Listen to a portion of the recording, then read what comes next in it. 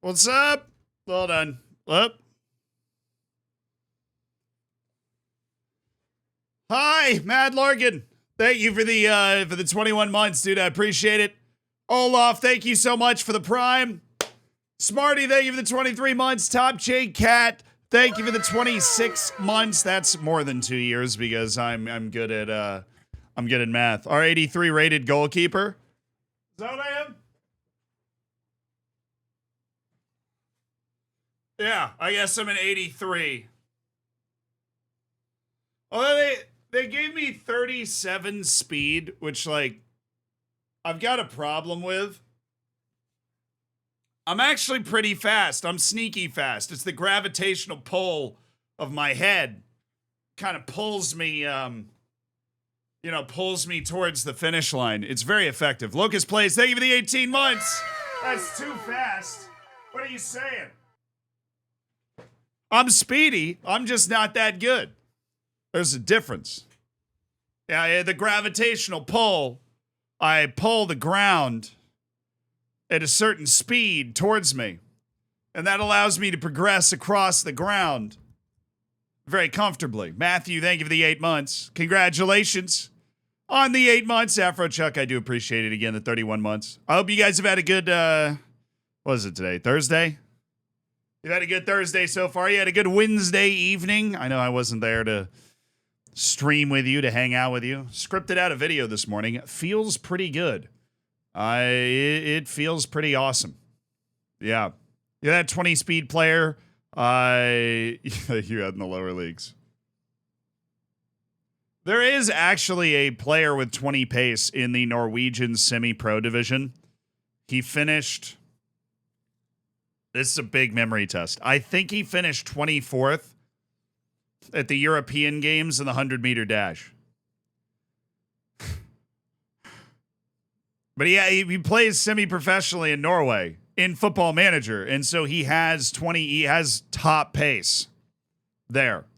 Been watching since Oriental Dragons on YouTube. This is my first time catching a stream live. Thanks for giving me so much to watch over the years. Astro Jin, that is a long time. Wow. And you finally taken the step over to the streams. Wow, this is the scary side, though. I can talk back to you now. That's very, very scary. That's very scary. What if I talk back to you and don't say the right thing? It's freaky, the internet. Now you're interacting with the internet live. I don't even know how you're gonna handle it. Welcome to the odd world of Twitch. Yes. Am I gonna watch the final of the Copa Libertadores? I don't know when it is. Should probably know that. It might have been you like the last couple of days. I feel like somebody's been trying to ask me that for a couple of days. Copa Libertadores final. It's Boca and Fluminense. It's November 4th. Oh, it's Saturday. Okay, it's Saturday at 4 p.m. I had a very busy slate of American football I'm watching. No, if I remember, I'll throw it on. I would be lying if I said I knew too much about either of the teams, other than I know who the teams are, obviously. But where are they playing it? The atmosphere should be electric. Oh, the Americana. Oh, yo. The Americana. That's fun. That's a fun place. Where is Fluminense? Is it going to be a big home field advantage? I don't know where Fluminense is in Brazil.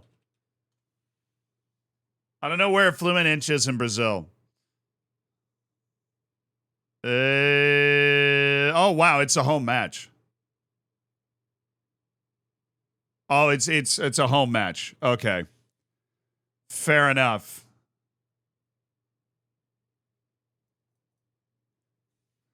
Kumquad, thank you for the 11s. Oh, dude. Thank you for the gifted sub, Estrogen. Welcome to the Hammers. Would I support the NFL? I'm from Tampa, dude. I'm born and raised Tampa Bay Buccaneers fan. Always rooted for the Tampa Bay Buccaneers. And we won the Super Bowl, so that's nice. Pebble Senior, thank you for the 21 months, dude. I appreciate it. Mad Larkin, thank you for the $5 donation.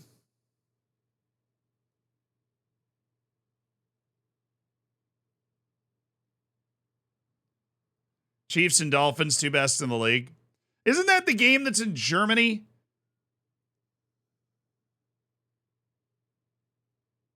Isn't that the... That's the game that's in Germany, right? Which is crazy. They actually gave Europe a good NFL game for the first, not for the first time ever probably, but for the first time in a long time. You only won the Super Bowl because Harry Kane wasn't playing for you. Yeah, the best part is that when Harry Kane comes over to be a kicker in the NFL when he decides his career is over, he will also not manage to win the Super Bowl because it's Harry Kane. Now, it is impressive because Harry Kane didn't even play in that game. The Bayern still managed to lose against Saarbrücken. Just in case you missed it, Bayern Munich played against Saarbrücken in the DFB Pokal, which is the FA Cup of Germany, basically. And they lost. Now, Saarbrücken is a third division team, and they're not even a good one. They're like 15th in the third division. And they scored with about a minute to go. And if you have the opportunity, I obviously can't show it here. But if you have not seen the goal, it is awesome. It was, the goal itself is like, you just cross it and stuff it into the back of the net. But, dude, can you imagine Bayern lost to Uraka? That sucks. You have like a 12-team parlay or something. You hit 11 and then Bayern loses to Saarbrücken. That's impressive. That is impressive. Impressively unlucky. Roberozzi, thank you for the 17 months. Harry Kane moved to Germany to save German football. Dude, the German Federation paid for Harry Kane to come over to Germany so that Bayern Munich would finally not win anything. Finally.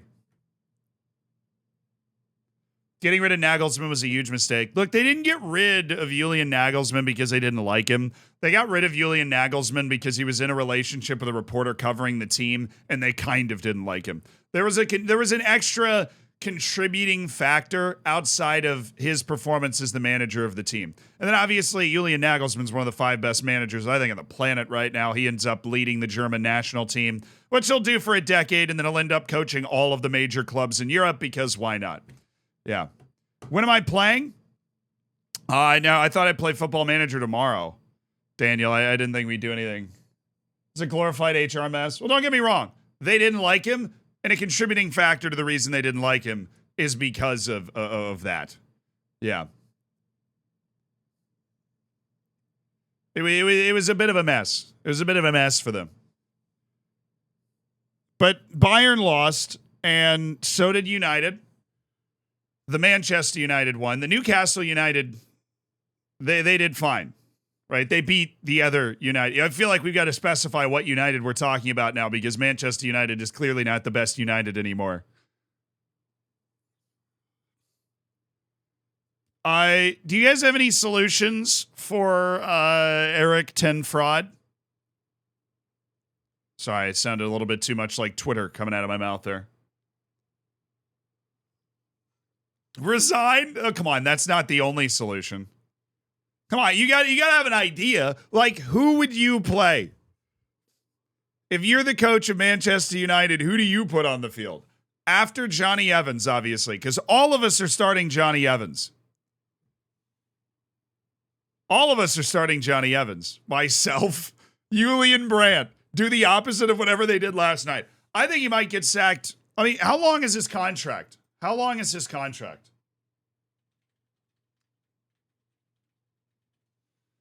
2025. It's worth around 11 million US dollars a year. So they let him go this year. They'll have to 24 to 25. They'll owe him probably like $10 million, like $15 million. That is rough. He said it's an $18 million buy. Dude, that's almost the full $20 million of his contract. What?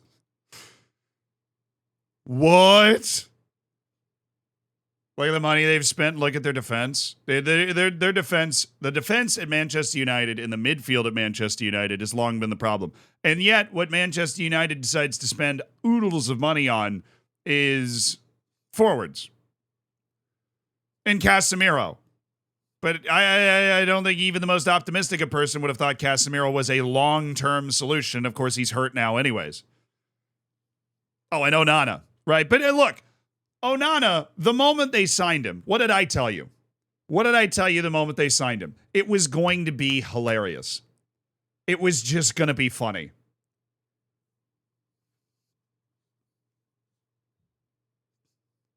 It was always going to be funny. Andre Onana is somebody that got kicked off the Cameroonian national team because he staunchly refused to play the way that the coach wanted him to play and was determined to play out of the back.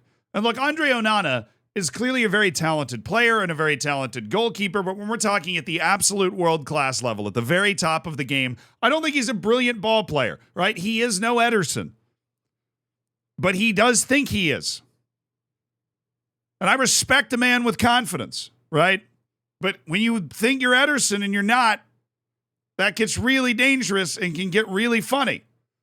And he is certainly somebody with a lot of attitude when it comes to that sort of stuff, right? I've never seen somebody get kicked off. Now, Cameroon's national team setup is particularly messed up most of the time, but I've never seen somebody get kicked off a national team for disagreeing with the way that they're supposed at a World Cup. It happened during the World Cup. I don't know. And certain times, I feel like you really appreciate having a goalkeeper like Andre Onana, but when you're in a team that is not doing well, I feel like it doesn't help. You know what I mean? When you're in a team that is doing well, I feel like you can get along with those vibes and that, you know, hell for leather kind of mentality. But when your team isn't doing well, I don't know, man. I think it's the players giving up. Yeah, really, really interesting thing that Erik ten Hag said after the game yesterday is he went, well, hold on. Let me see if I can pull up the quote. Ah, dang it. Let me see if I can pull up the quote. Hold on. He said, give me a few quotes here. Obviously, it's far below the standard, yada, yada, yada, right? Like, he's always going to say that. I take responsibility for it. It's my responsibility. Yeah. Where's the quote I'm looking for, though? I see it as a challenge. Cool. As a team, we're not good enough. Whatever the reasons are, it's no space for excuses. We have to do things better, and we have to raise our standards. Otherwise, you have to get the right levels of performance. Okay, I'm not seeing the quote that I was thinking of.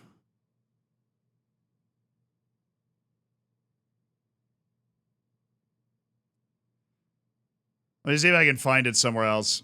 He said something like the players were trying and you could see that. And right when I read that, I was like, I can't see that. Oh, that's the Casemiro thing. He literally was, he was like, oh yeah, you know, the players are really trying. I'm like, they don't look like they're really trying, dude.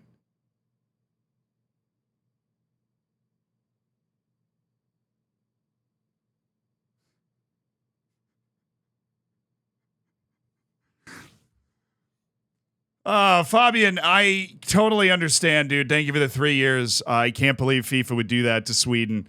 I think this is something that should be thoroughly investigated. Yeah.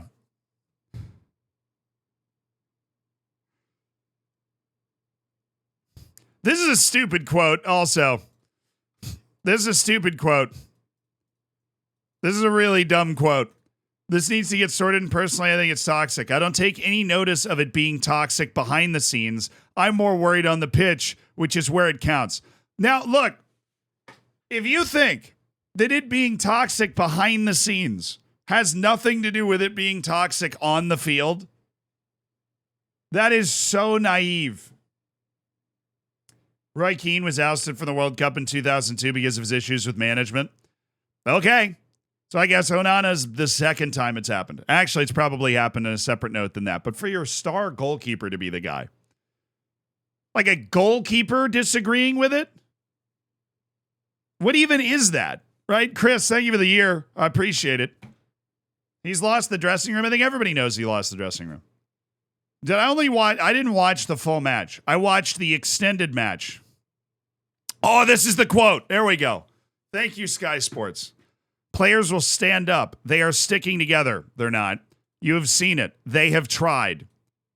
But we know this is not good enough. That you have seen it. They have tried. Dude, watch the goals Newcastle is scoring. People just aren't running. They're not closing down. There's no energy. Like, there just isn't. You know, when you're watching a team and they just know they're going to lose and they're just trying to get out without getting embarrassed, right? That's what it felt like I was watching. You can tell me if I'm wrong, right? But for him to come out and say, I don't care if it's toxic off the field, I care if it's toxic on the field. Well, the fact that it's toxic off the field, and Jadon Sancho is over there playing FIFA, right?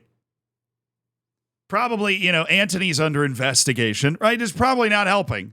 Nobody seems to like you very much, you know, for one reason or another. And then you come out and say, no, you know, I thought the team was trying. I can't imagine a much worse thing to do than to come out and say, I really thought the team was trying, when I think it's pretty evident they weren't trying at 100%. Yeah. It's literally, it's that meme. It's that meme video. That is no passion. That is no aggression. About 80% of United's players need to leave. I don't know if it's 80%. I think they need to believe in something. I don't think United or the players there really believe in it. Yoshi, thank you for dropping in. What's up? Andy, thank you for the 14 months. Chris Miles, thank you for the year again. Daria, thank you for the 7 months. Train of K, thank you for 35 months. You're about to hit that Z bacon. And Fabian, I really think we should look into this anti-Sweden agenda. So how do you fix it? Well, here's the thing. I think there is a path back for Erik ten Hag. I don't think that I'm not somebody that loves firing a manager every year, right? I think that's usually not the right way to do it.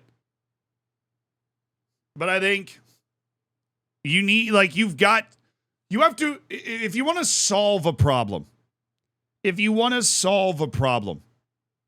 have to acknowledge that there is one. And I think a big issue that Ten Hag is having is that he refuses to acknowledge that there's a problem. Like, he goes, oh, it's unacceptable, I have to take responsibility, but, you know, I liked what I saw from the players. Like, no, you didn't. What's wrong with just going, yeah, we sucked today. They didn't try. We're going to have to figure that out. And if we can find 11 players that want to give it their all, like Johnny freaking Evans, then we'll put those guys on the field. Right? That's what you have to say. I don't know. I don't have any coaching badges. But I feel like if you're going to solve a problem, you have to acknowledge that there is a problem with the locker room, with the mentality of the team. Right? Because whatever you think, and I happen to not think that United has a ton of talent relative to like a Manchester City. But relative to the team Newcastle United put on the field yesterday, Manchester United had a lot more talent on the field than what Newcastle United did on paper, and I think in, like, practically in real life. Like, I think that if you're losing that 3-0, you're either incredibly tactically naive, which I don't think any of us would say that Erik ten Hag is incredibly tactically naive, or you're not getting the best out of your players and your team. Well, then why are you saying that they played hard and they played well? Well, you saw the effort. It just didn't work out for us. Ah, darn it. Gosh darn tootin' dang it. Just, you know, we got unlucky. We got FM'd out there today by a bunch of 6 fullbacks.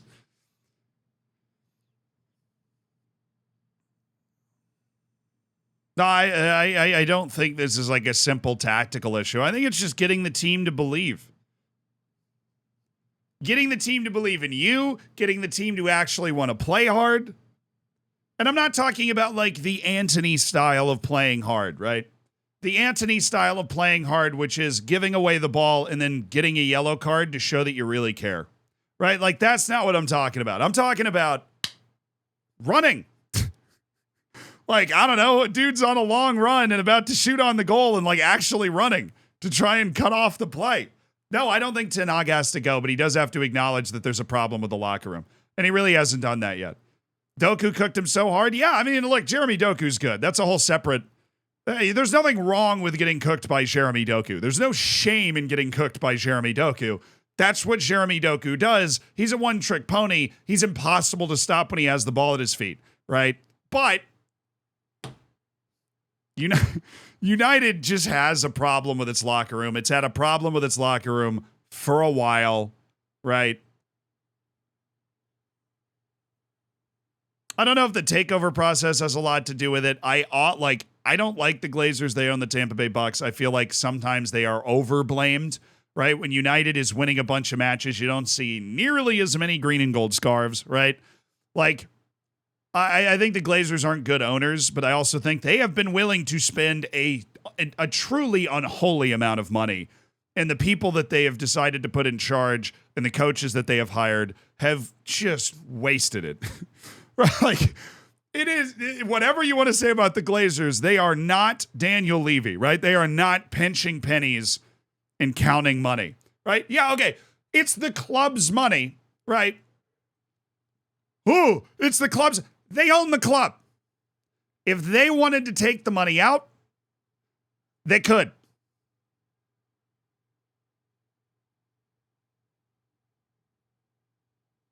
But they don't. Look. If I was the owner of Manchester United, you bet your bottom dollar I'd be making a profit. I'm not saying I would try to fleece the club, right? I have a soul, but I wouldn't be taking fat loss. Like if you, is it you, the human being, we're connecting through the camera. This is parasocial. If you, the human being, had access to $1 billion, would you spend it on Harry Maguire and Antony? Or would you make sure that you had a nice, cushy mansion somewhere? I mean, I'm sure the Glazers do, but you understand my point, right? Man, my forehead looks good from this angle. I'd simply donate it. Yeah, it's probably a better use of it than buying Antony and Harry Maguire, but the point stands. Right? You'd say like, oh, it's the club's money. I know what the Glazers did. They bought Manchester United with the money that Manchester United was making. And honestly, I can't believe somebody didn't think of that before. It's kind of hilarious that they managed to point it. Oh, Lucas, you donated to me. Oh, well, then I donated to charity. That would be too kind. But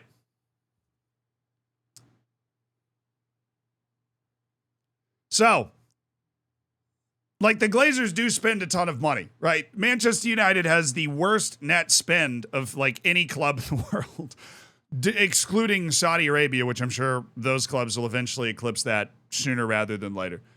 But there's been no result from that spending. None.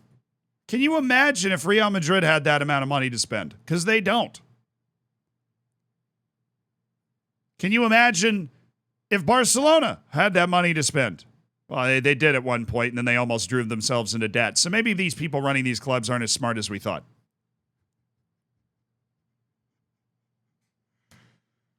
Okay, if one more person says they aren't spending their own money, bro, they own the club. Whose money is it?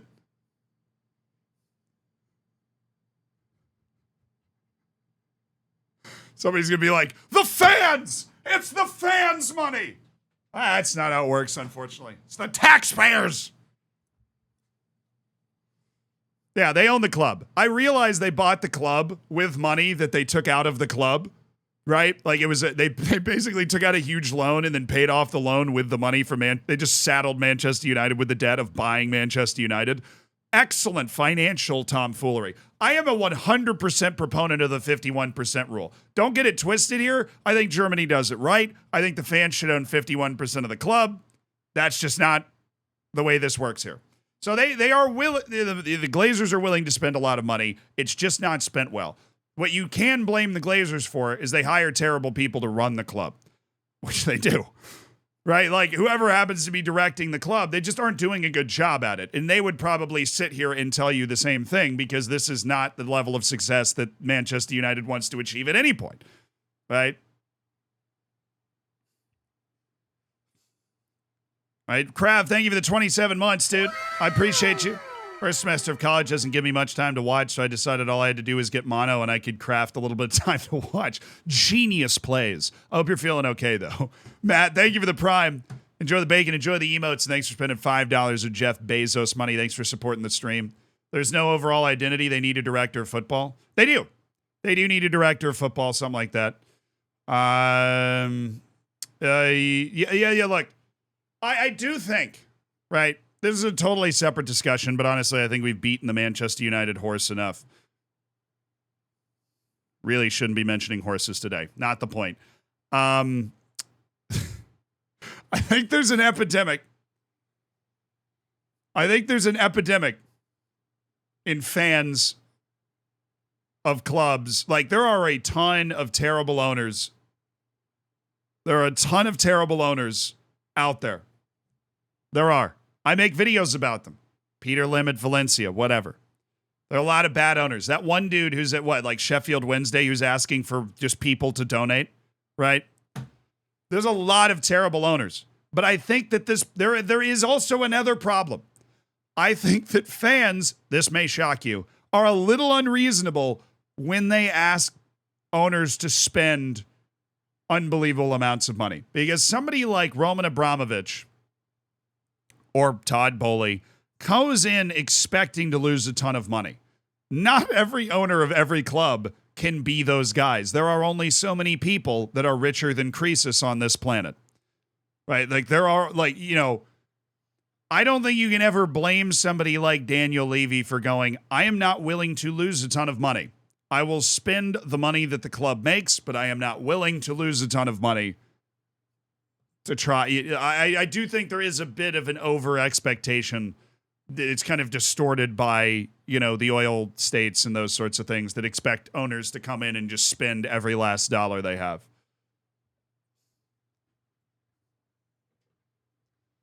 Yeah, Daniel Levy spends money with a plan. And guess what? Tottenham's been really competitive for a long time. And look, as much as I make fun of Tottenham, they're unlucky to have not won something, right? Like, as much as I love making fun of Tottenham, and I love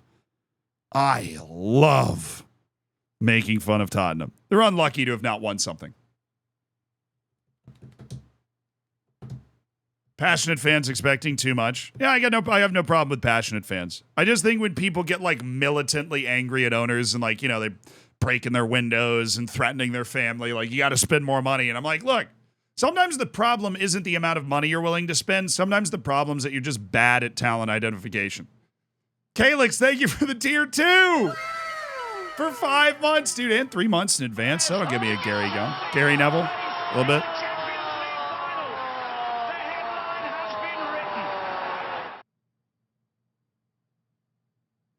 What do you mean they won the Audi Cup? That's true.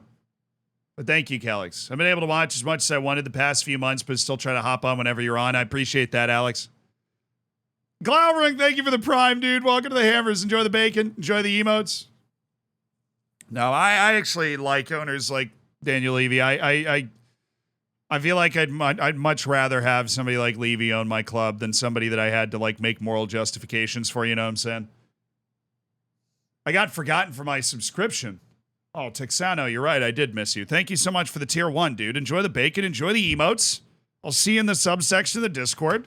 Welcome to the Elite Online Gaming community. Live to Prof. Kiss from Brazil. Zealand to Beast. What's up, dude? I know that probably in the next year, Manchester United's going to get bought by somebody with a truly ungodly amount of money. Manchester United's going to get bought by somebody with an ungodly amount of money, and we're going to start this whole process over again. I can't wait until the entire Premier League is owned by like the richest 100 people in the world. You know what I mean? I feel like that'd just be really funny. It's basically like the Saudi League full scale. Right, like the Saudi League, we're making a video about the Saudi League. So I've been doing a lot of research, a lot of reading about the Saudi League. And it's basically the richest people in Saudi Arabia competing against each other. Now, what we could have with the Premier League is just the richest people in the world competing against each other. The Super League is the Premier League.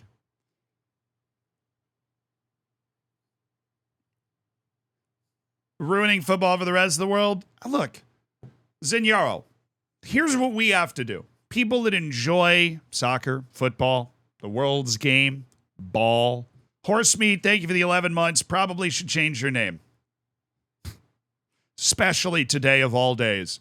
Probably should change your name. Tether, thank you for the 6 months.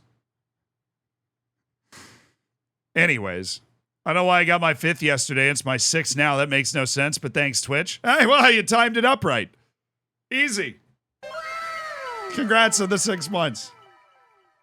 Yeah, look.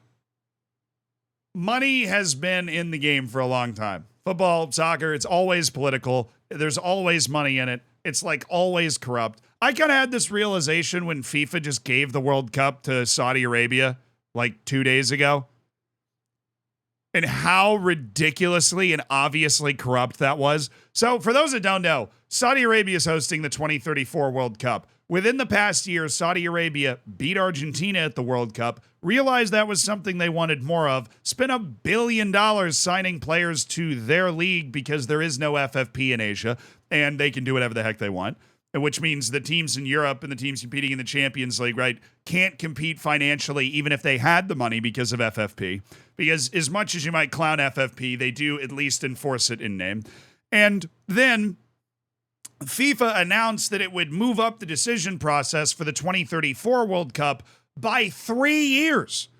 FIFA went, yeah, okay, so like we had this timetable for when we were going to make the decision about the World Cup. We're actually going to move that up by 3 years. So now we're going to make a very early decision about the 2034 World Cup. This is reminiscent, of course, when Qatar was awarded the World Cup because they just went, yeah, we're just going to announce who gets the 2018 and the 2022 World Cups at the same time. Right? Like, so they moved it up. And this is true. This was reported by a reputable source, a very good reporter for Yahoo Sports. 65 days? No. Hours? No. 65 minutes. Minutes after the World Cup announcement was moved up by 3 years. 65 minutes after FIFA said, well, actually, now you can submit your stuff for the 2034 World Cup. Saudi Arabia submitted its complete plan for the 2034 World Cup.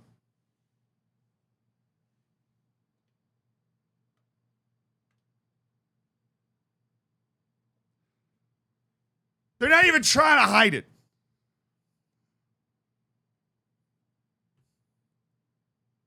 They're not even trying to hide it.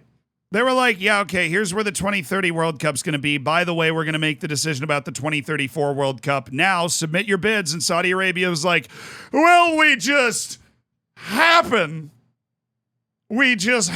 to have a full copy of our plan for the 2034 World Cup. Let's go, baby. Here you go. Take a look at it. Oh, did I drop that? There you are. Just peruse that one, why don't you? Matthew, thank you for the 100 bits. What are your expectations to switch to Unity in terms of graphics improvements? Like, how monumental an upgrade are we looking at? Have you ever watched gameplay from a game like Escape from Tarkov? Because that's on the Unity engine. So that's what Football Manager will be capable of instantly next year. UI will also be changed, and that's what I'm more interested to see. I'm already in love with the Unity changes, and I haven't even seen them, right? Does that end? The interesting thing is I think that actually means the U.S. is going to be hosting the 2038 World Cup. Because Europe, Africa, and South America, and Asia will not be able to host the 2038 World Cup because they will have hosted World Cup matches in the last 2 cycles, which means it's CONCACAF or Oceania. Gee, wonder who's getting that one, right? What country in those 2 continents has the ability to host? Mexico, U.S. Suriname host confirmed. Let's go, baby! Suriname! Woo! Here's the thing. Like, I don't know if Saudi Arabia paid FIFA or what promises they made to FIFA in order, none of that can be factually confirmed. There's no reporting that even indicates that money changed hands, that promises changed hands.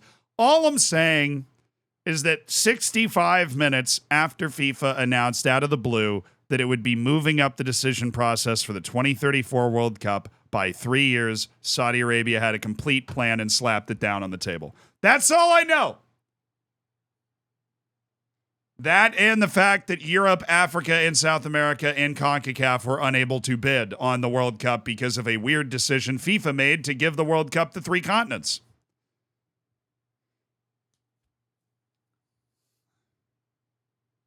Yeah, Australia couldn't host, though, because it's in Asia, Darioth. That's the issue. Sleevine, thank you for the 9 months. Appreciate you. Congrats on your Twitch child. Very important. Oh, look, Saudi Arabia is here to stay in the footballing soccer world. So this is not the last time we're having this conversation. When I go to Puerto Rico for the 2038 World Cup, they don't really play soccer in Puerto Rico a lot. Although their team's getting better, it's still a long way off. They do have their own national team. Gianni Infantino, never seen a man look more sus. Today I feel bald.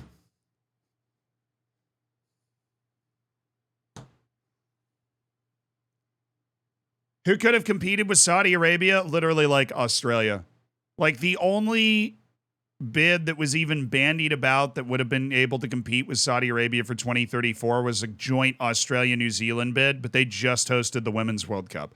And it's kind of hard to get a World Cup bid together 3 years before, if you were considering hosting the 2034 World Cup, you thought you had 3 more years to get your bid together. And then you had a fixed deadline to try and get the whole plan together. And I think everybody and their mother, including me and my mother, are sitting there looking at the fact that Saudi Arabia submitted their bids 65 minutes later. And you're like, well, there's no way we're beating them. You know what I mean? Like, if I were them, I'd be looking at that going, why am I going to waste years of money and time compete? Like, the game doesn't quite look fair. Saudi Arabia did call shotgun. Yes. But Africa was in the last 2 cycles. Africa is hosting in 2030. Morocco. QA guy, thank you for the 33 months.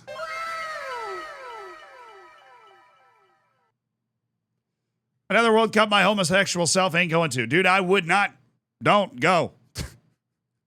It's not safe. Definitely don't go. But yeah, FIFA doesn't care, Matt. They don't. So, yeah. Why would we care who's hosting the World Cup as long as the World Cup happens and it's safe? That's all that really matters. Look, there are certain parts of me that really totally vibe with that argument. You know what I mean? There's certain parts of me that go it doesn't matter. But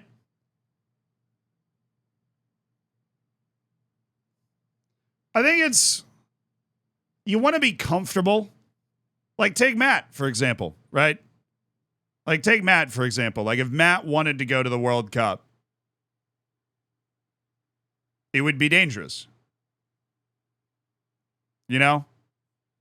And I get the argument that, it would be dangerous in a lot of countries. Like, the U.S. certainly has its own problems, maintaining public safety. But,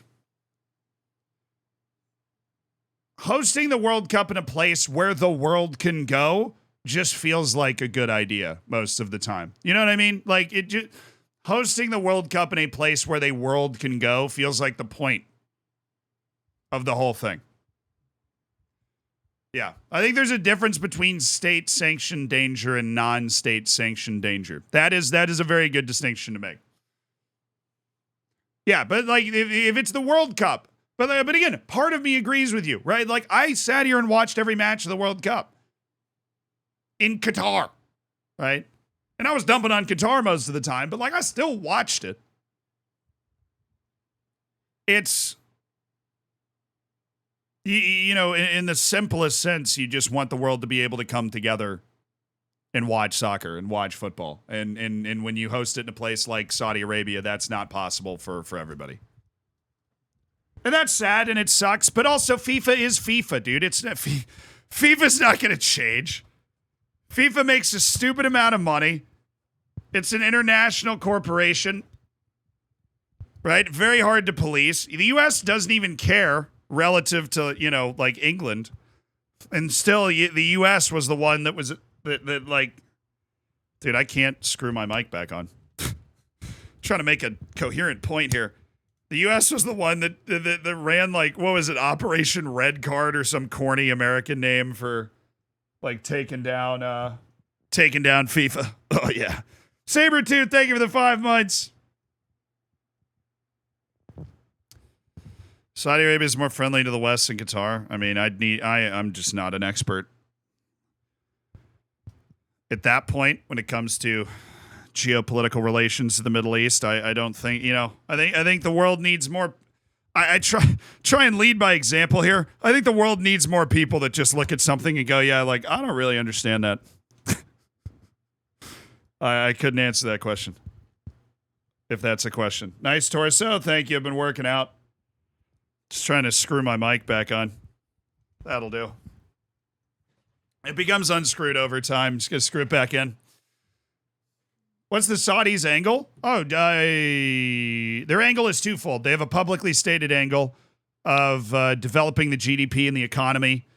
That's what, like, MBS, that famous interview where he's like, yes, I like sports washing. If you actually, like, read the interview, I didn't watch it. I read the, like, transcript. If you read the interview, MBS is going, yeah, I like sports washing because sports washing is growing my GDP, right? Like, he's doing the old trick where you flip the word and you're like, actually, well, the only thing we're trying to do is grow our GDP. Like, tourism's up from 3 to 7% of the GDP. They're up to 1.5% of their whole GDP from sport. The implicit reason they're doing it is to improve their image internationally. All you got to do is take one look at Newcastle Stadium to already understand that that's, like, you know, they're trying to make themselves less scary and less other. And they're also trying to say there's also an internal reason. This gets overlooked a lot. There's an internal reason in that Saudi Arabia has a growing middle class. And sport and the growth of the GDP and the growth of international relations helps satiate that middle class because it's an absolute monarchy. So they're trying to make sure that that growing middle class, which comes from, you know, modernization, globalization, right, is appeased and is okay. Yeah, so that's the implicit reason. It's fun when you research stuff like this because then you can actually talk about it. But yeah, the Saudi Arabia video we're going to drop sometime here soon is going to be hopefully really good. Hopefully it'll be really good. Something bread and circuses. Yeah, the Romans are the first people to, and probably not even the first people to come up with the idea. But yeah, look, every government does that, right? This is not just like an absolute monarchy thing, right? Like, watch the movie Invictus, right? I mean, I realize this is coming from the other side of the morality spectrum, right? But watch the movie Invictus, where you've got, you know, Nelson Mandela who's like, yo, if the rugby team wins the Rugby World Cup, that will bring the nation together, right? Like, it's the same idea. It's the same idea. Great movie, by the way. Watched it on the plane. Watched it on the plane to the Faroe Islands. Morgan Freeman, man. Morgan Freeman and Matt Damon. Can you imagine the pressure of somebody being like, yes, you are going to play Nelson Mandela in a movie. Good luck. Marcino Rajic, thank you for the 7 months.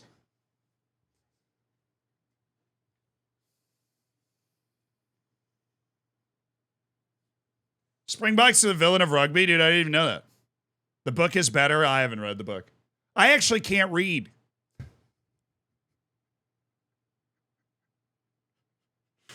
Plot twist. I can't read. I can't even read. What is it? What do these symbols mean? Are these hieroglyphics? Blimey, the size of that forehead. You like it? You like that? You like it? Tell me you like it.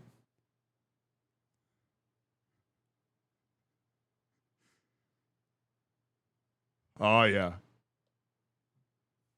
You're welcome. The foreheads, they're here to stay. I like how Stream Elements replies to the forehead. That's perfect. We love it. Oh, let's go.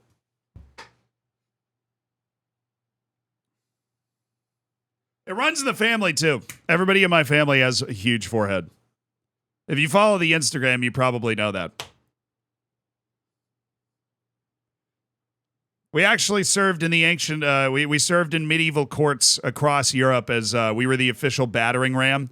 They would take us and carry us head first, and they would use us to break through the gates of castles because the size of our forehead really created a greater surface area of impact. And my family was famous because we were prized across the courts of medieval Europe because they would bring us in to be the battering ram. To break into castles. So that was, we inherited a lot of, I had a very fortunate upbringing because we had a lot of generational wealth from being the universal battering ram of Europe. I thought I saw you in Lord of the Rings. Thanks, dude. All right, we're top of the league with 13 matches to play. Let's go, baby. We're top of the league with 13 matches to play. The Champions League's here now, apparently. The Japanese League Cup, we're in the quarterfinal. The All Japan Cup, we are in the round of 16, playing against Iwata from the second league. And that's who we're playing right now. The last 16. And apparently this is who Sugimoto is loaned in from. We loaned him in from the second division. What is this league, dude? I mean that honestly. What is the Japanese league that we're playing in? What is this nonsense? I've had so much fun here. Rashford could have that forehead as a space to run and still wouldn't score. Hey, Rashford had a good year last year. That's unfair to him. He had a good year last year. Oh, Eduardo's suspended. Fair play.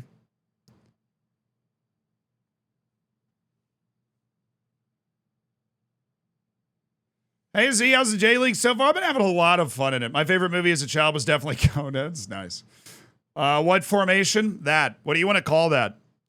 How would you number that? I mean, it's just a 4-3-3, really. It's pretty simple, pretty standard 4-3-3. Pretty basic stuff, honestly. Like if you guys understand tactics at all, like you'll totally get what's going on here. All right, we're playing a second division team. Do we have fixture congestion?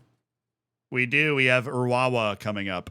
So I'm going to run Kunimoto over Alan Medina, and I am going to run Kita instead of Mizunuma. Mizunuma gets tired early, and we really value him as a playmaker. All right. Hello, second division opponent. Time to catch these hands. Please, we're going to win, please. A 4-1-2-2-1. Yeah, that's too many numbers, though. 4-1-2-1. I don't think you counted right there, Tyler. That's okay. So it's a 4-1-2-2-1. An asymmetric 4-1-2-2-1. So that's the official terminology. Hey, Jack, salt on the rim. What is it? 10 days until basketball season? Let's go.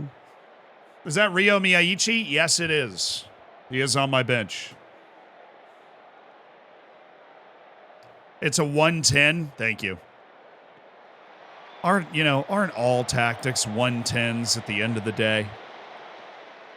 Can't we all come together behind a 110 tactic?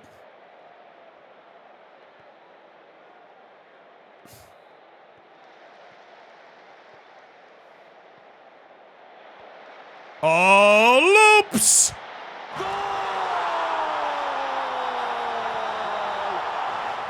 I can see clearly now, the rain has gone. Loops! Go team. I think it's a shame we can't have multiple keepers. I've always wondered, like, okay, hear me out. I realize this is probably a crazy sounding idea, but I've always wondered, like, teams do well enough with 10 out, like, with 10 players. Like, when you get a red card, teams are still able to totally hang on. You know what I mean? It's totally fine. Mize, thank you for the 27 months. Are we in Japan now? Yes, our early access save is in Japan. We're playing one season with Ange Postecoglou's old team, Yokohama F. Marinos. And we're in line for the quad. We just got to keep going. We won the Super Cup. We're in the quarterfinal of the League Cup. This is the round of 16 match in the All Japan Cup. And we're also top of the league on goal difference. So we got a lot going on. But, yeah, it depends on the coach. Whatever. If you built a team specifically to play with 9 outfield players, there might be, I don't know if anybody would ever be crazy enough to try this. There might be a rule literally against it.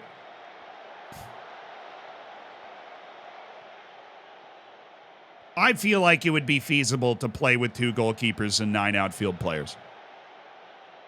I feel like that would be entirely feasible. The biggest issue you'd run into is that everybody's on side all the time. But you'd just play with a deeper formation.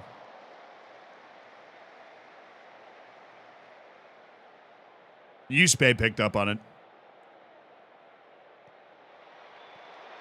But if you built a team of people with like nice goal, with high work rates,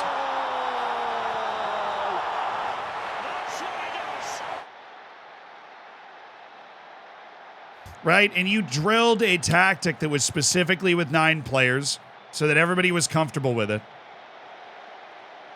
Yeah, but the reason I think it would be illegal is there's probably some obscure rule in the rule book about how, like, only one person can be the goalkeeper and can touch the ball with their hands or whatever.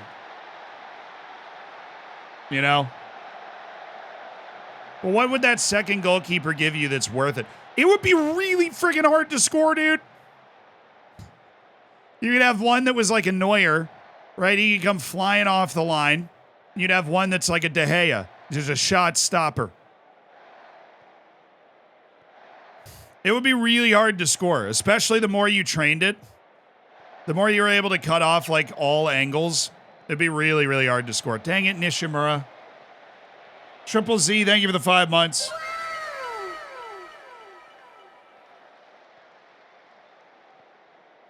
Imagine you shoot in the middle and their heads clash together. Look, I just want this to be possible. Like, if I'm ever managing a charity match, I might just try it. If I'm ever managing a charity match, we might just give that a shot. Like, if we give them a couple of quick goals, just throw a second goalkeeper back there real quick. Oh, that's a nice goal, Nishimura. Yeah. What if they wait. What if they can both only use one arm? This guy is thinking. This guy is using that noggin for more than bumping into kitchen cabinets. What if you have 2 guys and each one can only use one arm?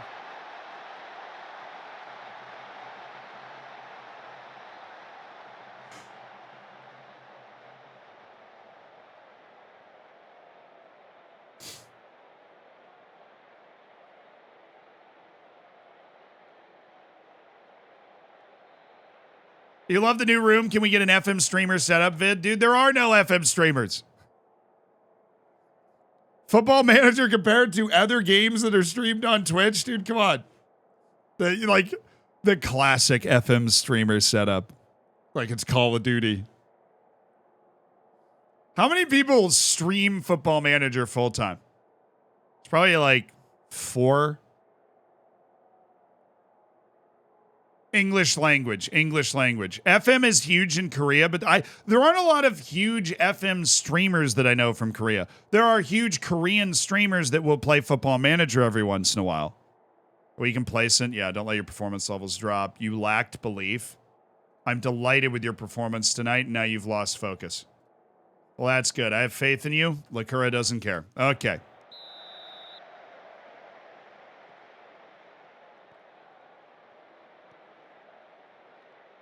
I don't know who's full-time, honestly. I was going to say Lelujo. Jack doesn't stream anymore, but he is full-time just doing Football Manager stuff. Dr. Benji. Tom. But Tom is mostly YouTube, too. Tom FM. Omega Luke. I don't really know what Omega Luke's doing. Well, that was a sick move. My guy just got embarrassed. Is RDF full-time? RDF is full-time? Okay, then RDF.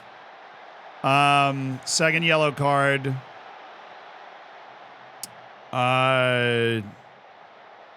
That's it. What about Crew?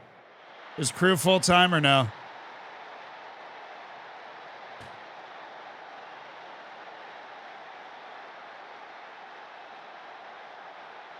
Yeah, Loki doesn't really stream at all. Loki does stream. Loki actually rated me way back in the day. When I was averaging like 5 viewers. He was the first time I ever got rated was Loki Doki. Oh, score it. Is Butts the Net full-time? He's mostly YouTube, though, isn't he?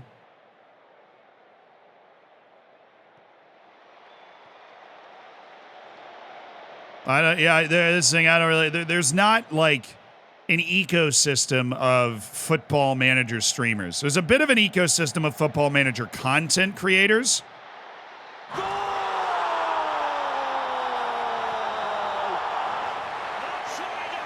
Chef.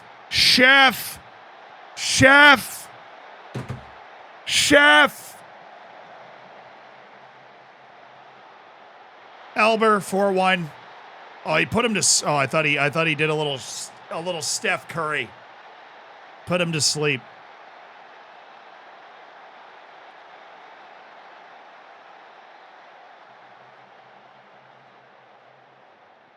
There'd be some sort of competition for FM streamers. There was for a long time. There was the FM Showdown. It was actually tremendous. It was so much fun.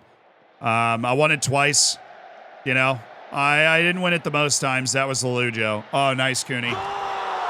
Takahiro Kunimoto. All right, let's check subs for fitness. Guys, I have great news. We can beat a second division team in the cup. Huge news. Guys, I have massive news. We can beat a second division team in the cup. Ryo Miyaichi. And Mateus.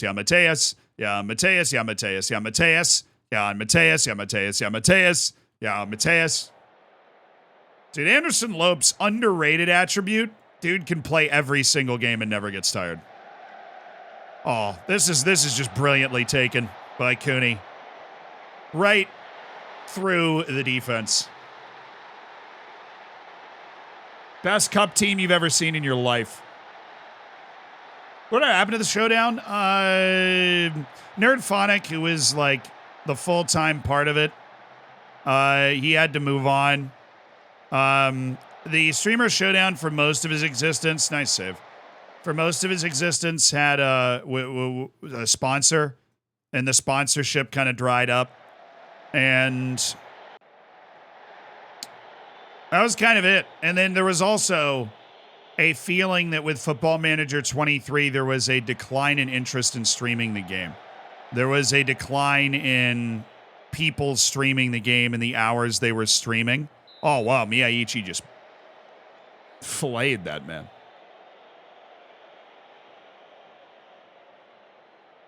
Any clues what your main save will be? We had a meeting yesterday, and in that meeting yesterday, I decided what my main save will be for FM24. So I do know now. But I won't give you anything. I'm not telling you anything.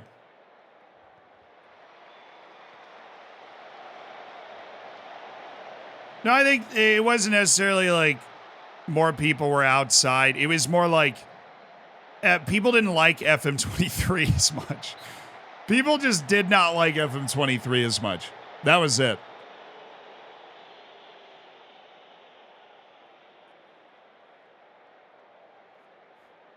No, the Showdown had a bunch of different sponsors. It was KFC, it was Manscaped. There was one other one I can't remember. But it had a bunch of different sponsors, which, you know, paid the staff for the event, basically. Nice defense. Yeah, so I would be surprised if there wasn't at least one streamer showdown in FM24, just because there seems to be a much more generally positive response to the game. Which means people are probably going to be more enthusiastic about streaming it and watching it and playing it, you know.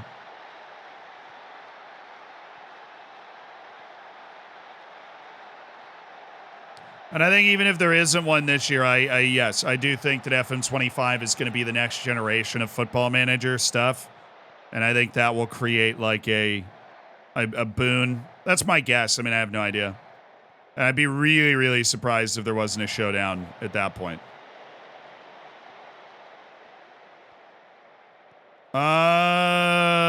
Okay.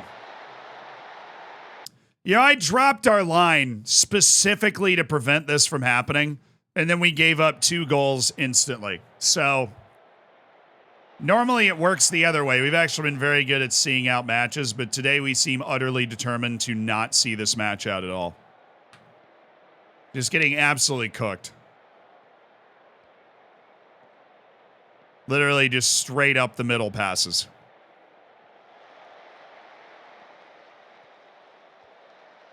That's a decent ball.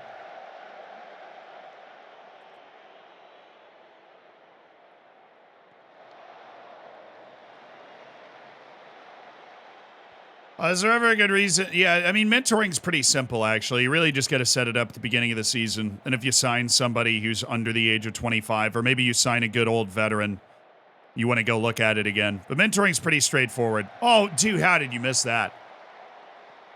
He literally Avatar airbendered that one out of the goal. We found the second to last airbender.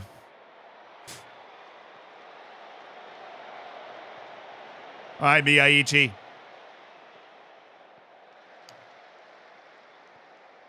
All right, Lopes. What are we thinking? Miyaichi. Still Miyaichi. That was actually a pretty good run.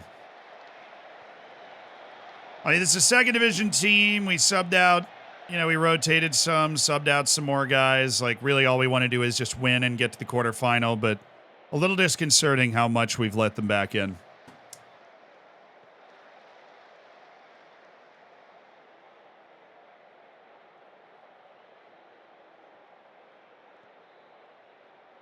Every time I see their goalkeeper, Miura, I keep thinking of King Kazu. And how much I want that 56-year-old beast on this team. And I keep thinking they have Jeremy Doku at right back. It's a very confusing game for me.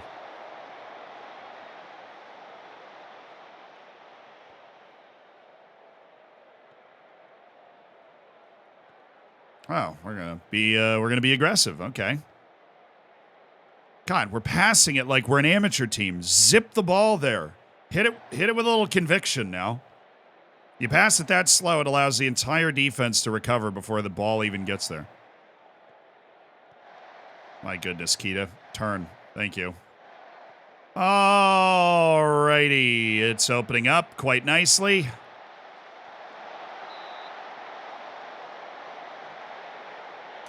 Any good training schedules for FM24? Where the game came out on early access. The game isn't even fully out yet. So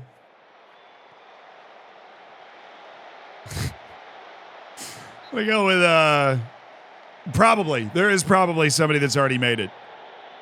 I mean, you can transfer training schedules from last year, but honestly, early access, I'm always using like basic training schedules. Just you want to check things like injury rates, what development of players looks like, which is not very good. A lot of my players are actually getting worse over the course of the season. The development rates are suboptimal.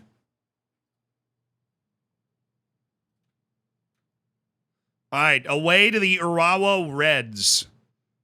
Ooh, we're in the last 8 teams. There is only one non-J League 1 team left. Okayama. Right down here.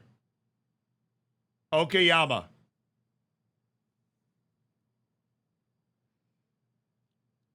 That's who we're getting. Got Kashima Antlers. Well, I mean, it's the Cup quarterfinal. Oh, they dropped the semifinal? Oh, sweet. We don't even have the opportunity to get Okayama. We have the Urawa Reds or Sapporo in the semifinal if we are able to get there. Okay, All Japan Cup. I see my path to you.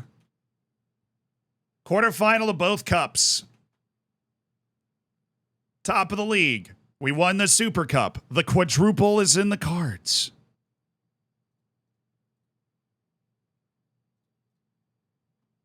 Dang it, I didn't want to set a target. Parting comments, develop. Have fun. Transfer window is open. Oh, dude, Lopes just got hurt. Anderson Lopes just got hurt. That is not good. Rico Yamane somehow could be back in as little as 6 weeks. Right above my head here. That dude broke his leg a month ago. Shattered his leg. What do you mean?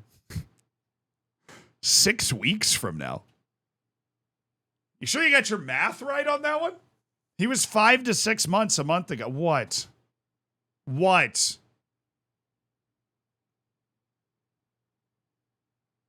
We're lacking quality squad depth, dude. What?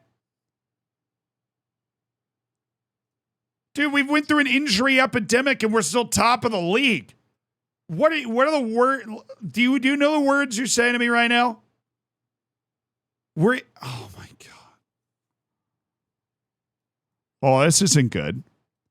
This is the opposite of good. This is very bad. This is very bad. This is super duper not good.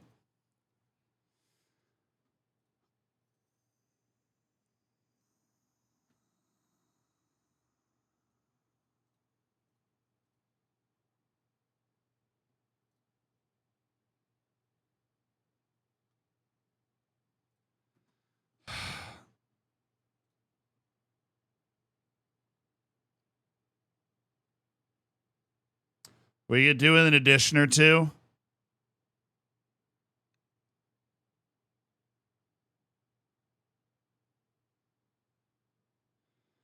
Oh, boy.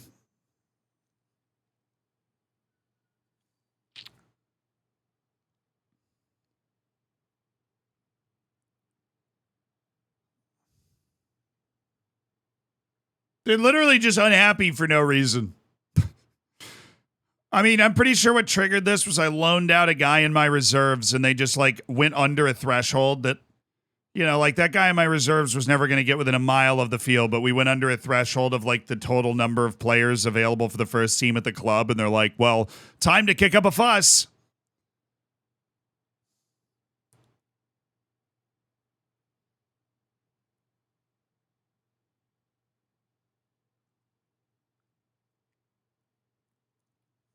Okay.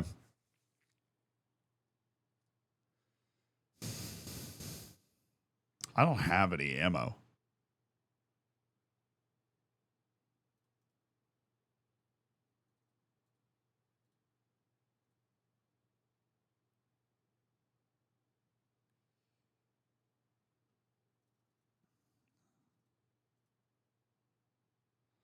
Now I'm literally going to have to sell a player in order to bring in the squad depth required.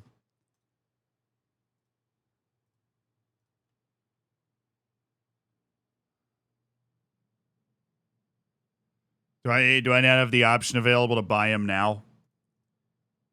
That's normally an option. Is that option not available in this country? I thought this was a free country. So we do have one guy in an end of contract.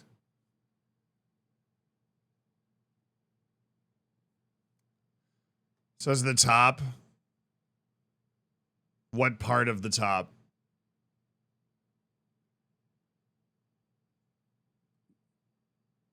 Squad depth.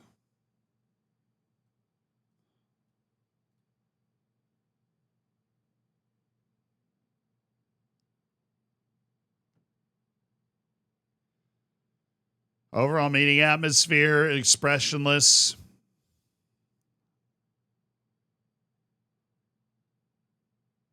Teammate happiness, attendance, 11 players. Goalkeeping department.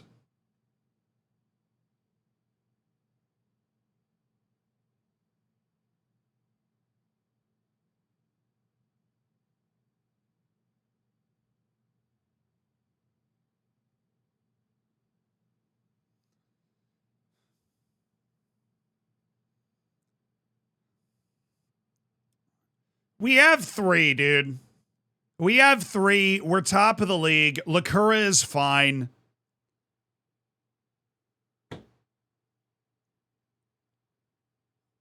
That somehow frustrates me even more.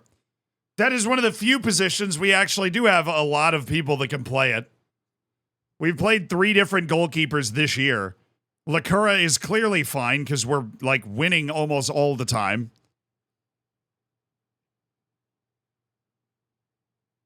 But I have to do the promise. I have to do the promise because there's no other way that they'll all be happy.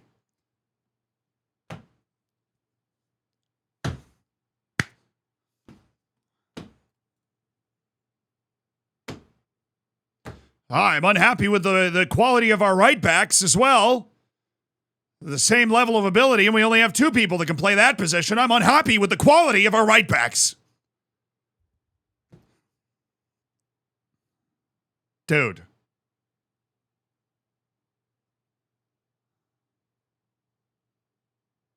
You know what really steams my clams? Is that's going to cost me a substitute spot as well. Because with this, our backup goalkeeper is a grayed out homegrown club player because Rico Yamane shattered his leg and he's out for the year. I think he might be making a miraculous comeback. I'm going to have 2 goalkeepers on the bench because now we go sign another goalkeeper and Lakura is here or he's here and the goalkeeper we signed is in this empty spot. And then the grayed out homegrown goalkeeper is going to be on another bench spot.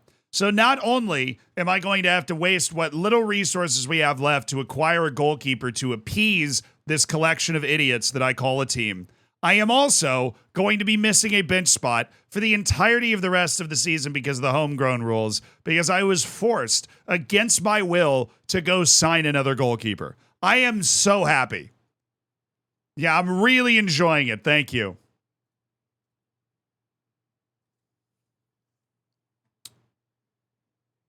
All right.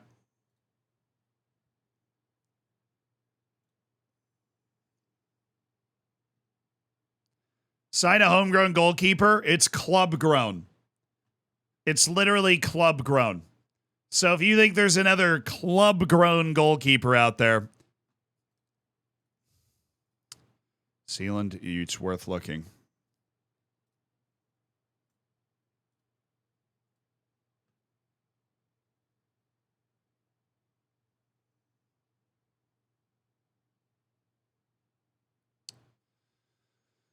Where is Trained in Nation? Trained at Club.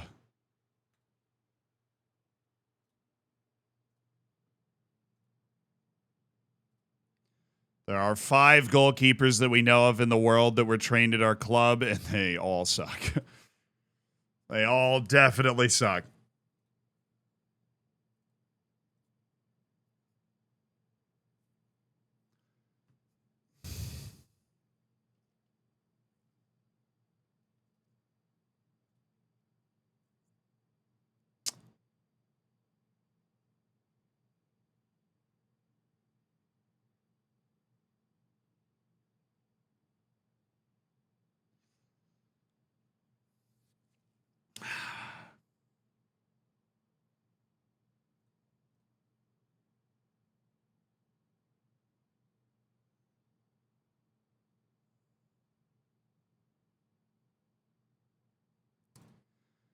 All right.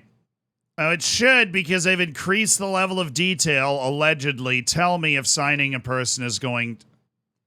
There's no transfer screen for this guy. Ideally, it would tell me if signing a person is going to meet our promise. But I don't think it's going... I don't think it's going to. You would say in the bottom left, like, this would satisfy your promise.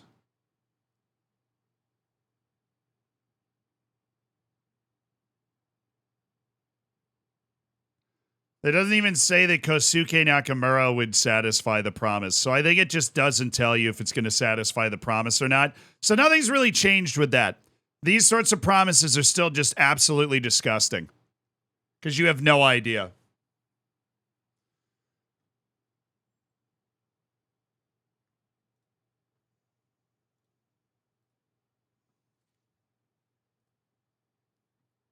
If I scout him, I have 14 days, dude. I don't have time. We have 14 days. There is absolutely no time to scout.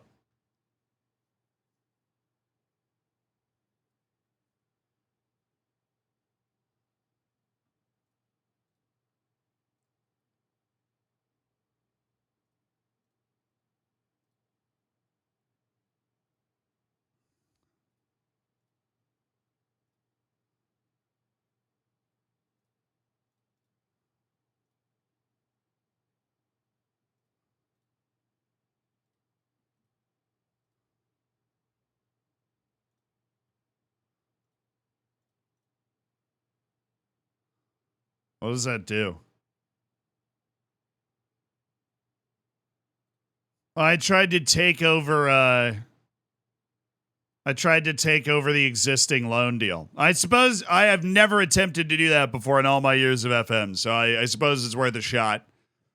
Because he's on loan at university, which is another, like, I don't know if we'll be able to steal him.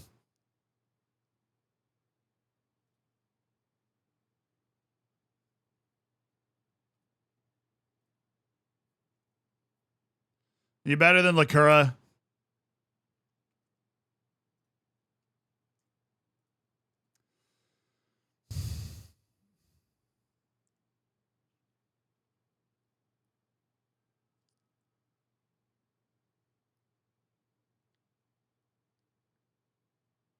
It's kind of a push. Although Kojiro Nakano is literally 6'7", which is kind of nuts.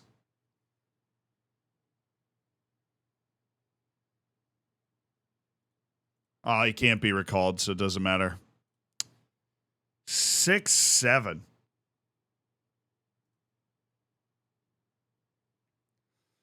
All right, and then we'll go to the players search, and we are also going to sign one of these guys just to see if anybody satisfies it. Ryoya Kimura is just not very good. We're going to scout the other four. Probably won't have the time to make use of that, but on hold. No, you will not be on hold. You will tell us in a week, please. Thank you. Okay, we actually have enough room that everybody's going to be told in a week. So, Ryoya Kimura, you're joining the team as a youngster on a ridiculously small contract just to see if you satisfy it, and we will continue with a worse locker room atmosphere because they don't like Lakura. What does that say about freaking Lakura, by the way?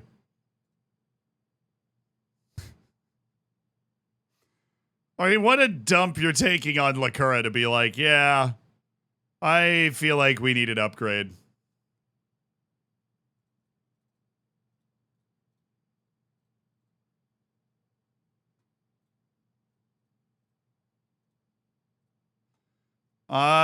This is going to be close.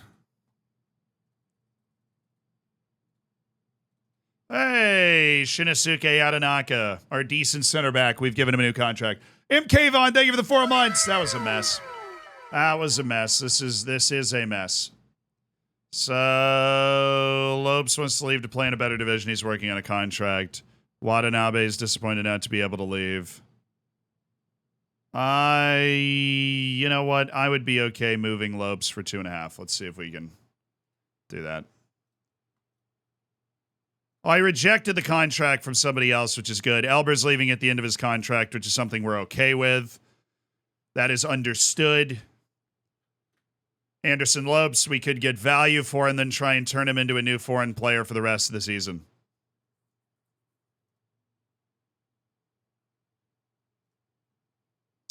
Yeah, I'm not really in the business of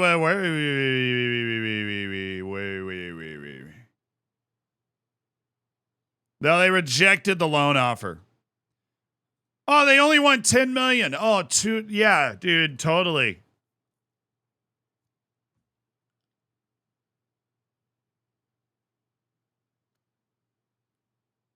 Yeah, I got that. I'm good for that, dude. I'm good for that.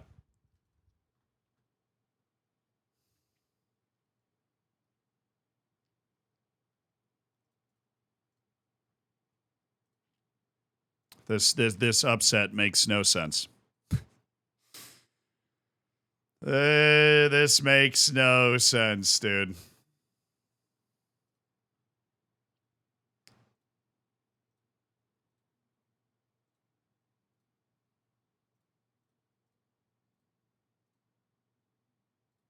All right, Takura Kubo, you would want a loan in?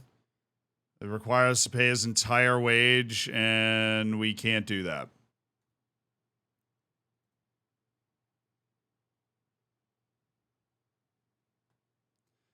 Well, this is fun. I'm having fun. Yeah, this is great. You know, nobody ever warns you. Nobody ever warns you that the person that's going to blow up the perfect balance that you have within your squad is your squad itself. Your squad itself is going to be what blows up your squad. Nobody ever warns you that that's what's going to happen.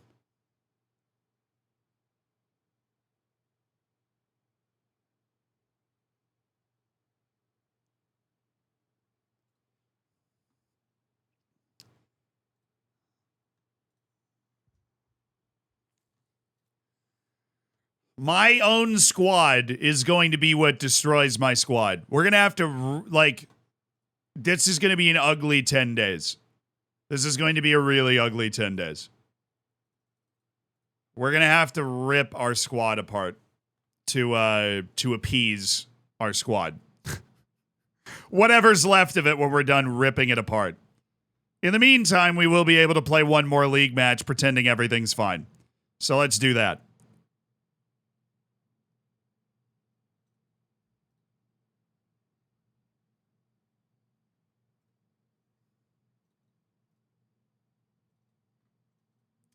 Onward and upward against the Urawa Reds.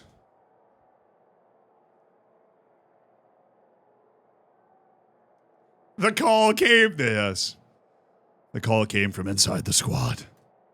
It did. It was the entirety of my own squad that went, you got to sign a new goalkeeper, as if they were blissfully unaware of the fact that we have no money. And we have to sign, apparently, a good goalkeeper.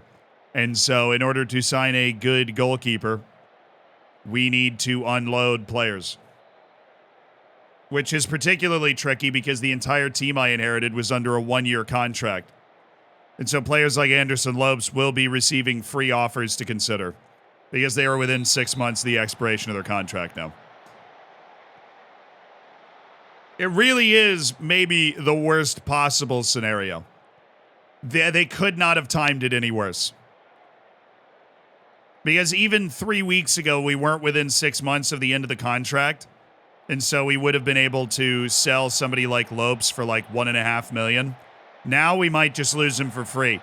At which point, if we do lose him for free, we're probably still going to have to let him go early, literally for free, just to free up the wage money so that we can potentially loan in a goalkeeper to continue to appease our team. That's where we're at. Oh, Elber, that is disappointing.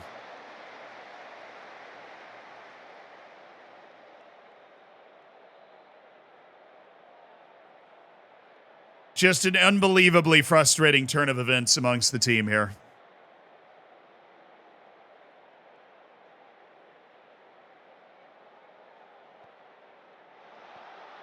I was so distracted, I forgot to put Mizunuma in the team. We literally just started Kita again and Natsuda.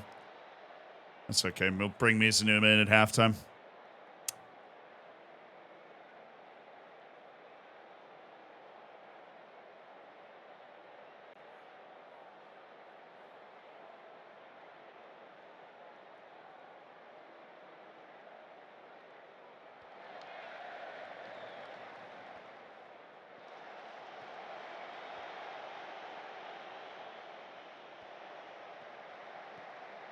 Oh, Pluck left, dude.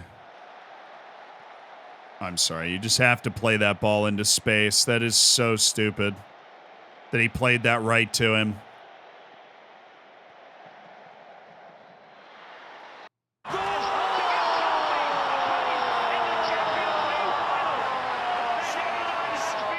Sorry, Flannel. I'll let you out for the bathroom now. Thank you so much, Nishimura, for an absolute banger. Oh, mamma mia. Nishimura. Bar down 1-0 Yokohama.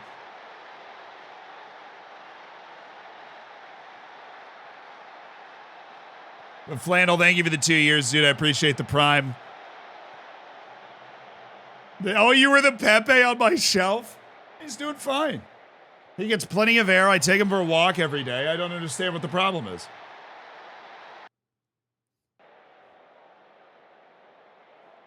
I take the Peepo for a walk every day.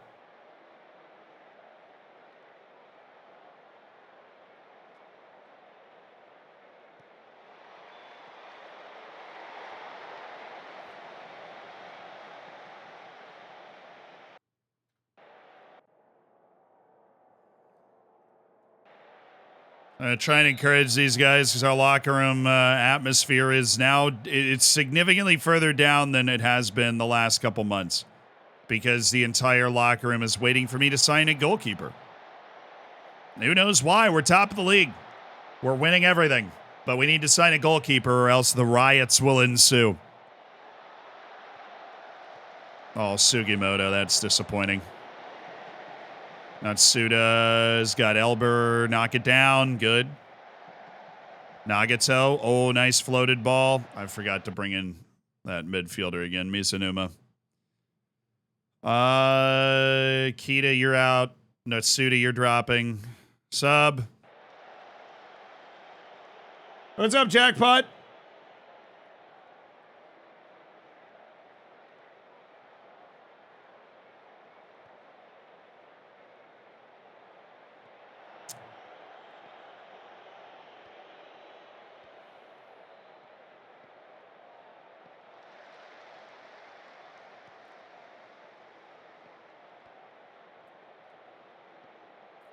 There we go. There we go. Kita, right before he subs out. Kunimoto. Yeah, baby.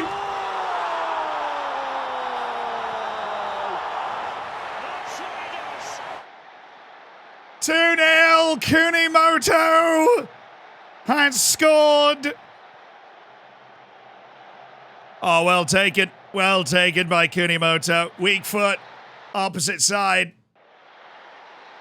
And Kita just got the assist and then subbed out. All we have to do is keep turning in wins. There are only 13 league matches left. We keep turning in wins, we will be fine, regardless of what this locker room wants me to do. Regardless of what this locker room wants me to do, if we keep turning in wins, we will be fine.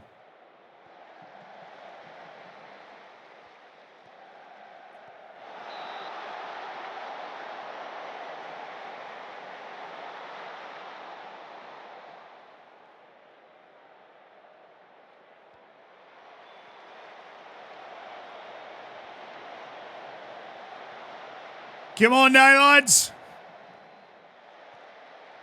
Nagato going. Oh, yikes. Yikes. Have I lost the dressing room again? No. Well, they want me to sign a goalkeeper because nothing says, you know, you need a new goalkeeper like we've only lost 2 matches all year. And there's also no option to go. There was no option in the team meeting to say we just don't have the funds for that. And they also give you 14 days to do it. So it's a really fun thing to get confronted with. You then have 14 days to just figure out how you're going to get your hands on a goalkeeper. Moscow, we're playing in Japan with Ange Postecoglou's old team.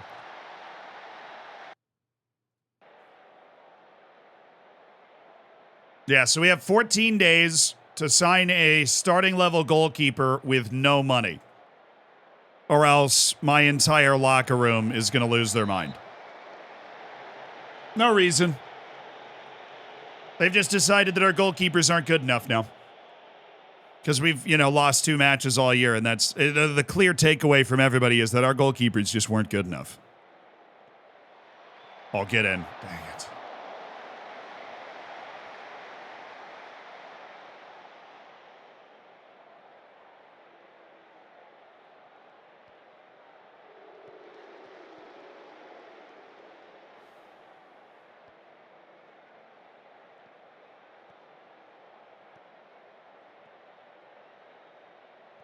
Nice play by Nishimura.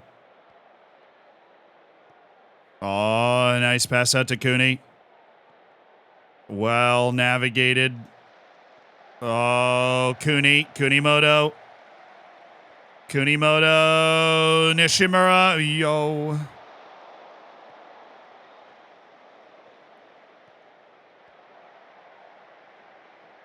Oh, that's well done. That's well done, Koike.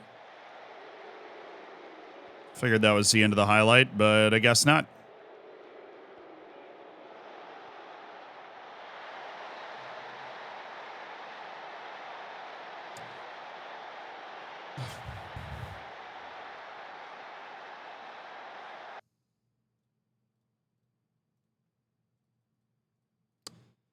When it rains, it pours, chat. When it rains, it pours. How close was it?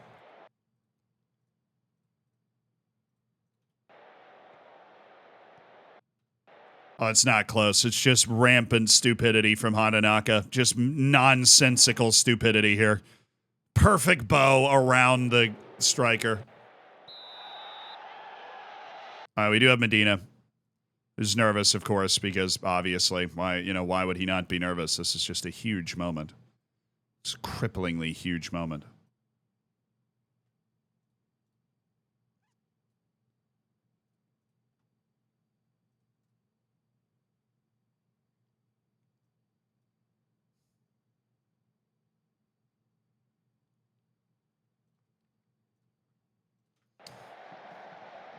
Bring him in.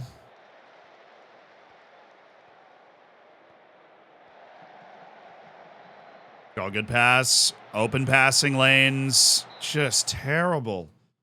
Dude, we don't use the space at all. We aren't using the space at all. We pass it right to the player. We don't... They're leaving a space behind their line. We got to play through it.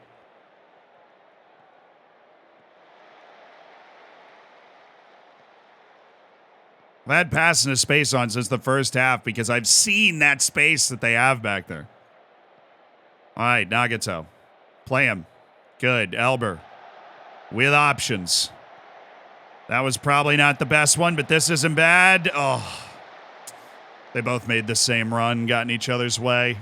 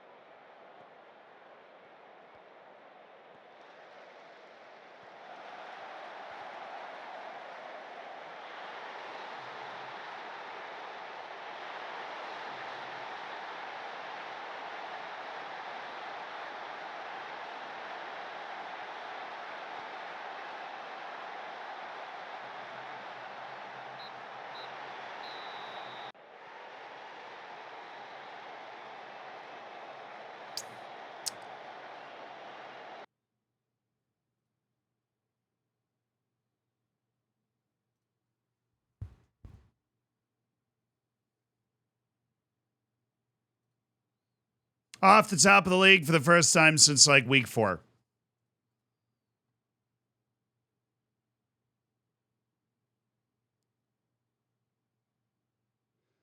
What is wrong with you guys? You feel my team talk was too harsh? Did you watch the game? What?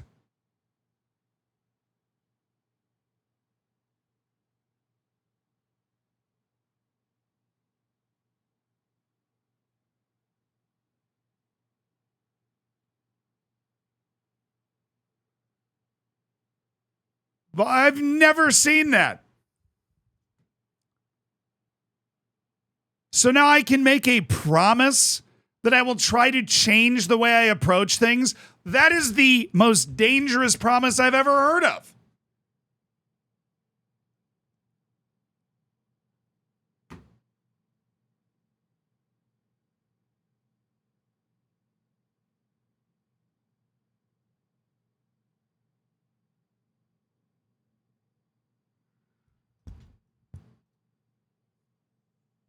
Respectfully, I didn't mean to cause any offense. I'm not sure I can happily leave it alone. It matters to me. I don't care about anything this much in my entire life. It was one team talk in a game that we lost, and I said, gee, you guys probably should have won that game.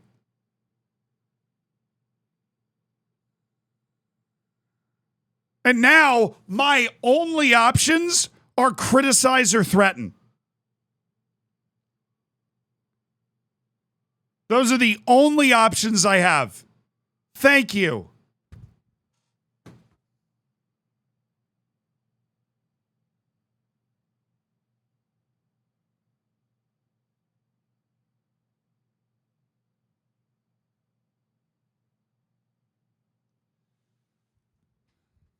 Is this a joke? Like, is this actually a joke? My starting left wing back just like deciding to go nuclear over a team talk? Like, legitimately nuclear. I just apologized. I went, you're right. Sorry, I probably went a little... No, I can't leave this... Square up, bro! Square up! He's doing that in my office to my face. I'm like, dude, I just told you probably should have won. I'm really disappointed with how you've handled this. I don't think I'll be able to let this one go. 11 people agree with him.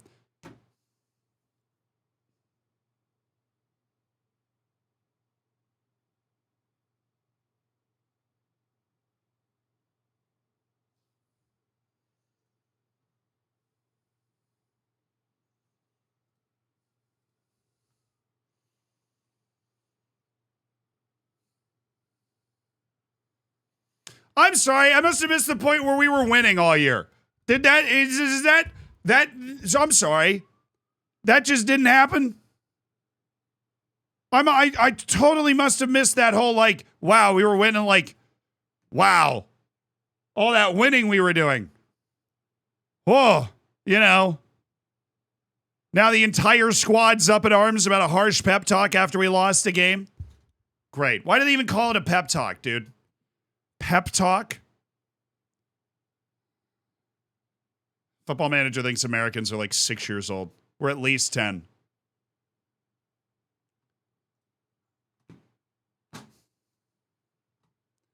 I was having too much fun playing FM24. I should have known.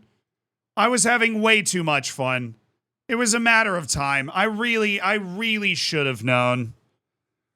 I was just having too good of a time playing FM24. Like, there was gonna be something. I was having too much fun. I was just actually having a good time playing FM24. Does that satisfy the promise? No, because he's not good enough.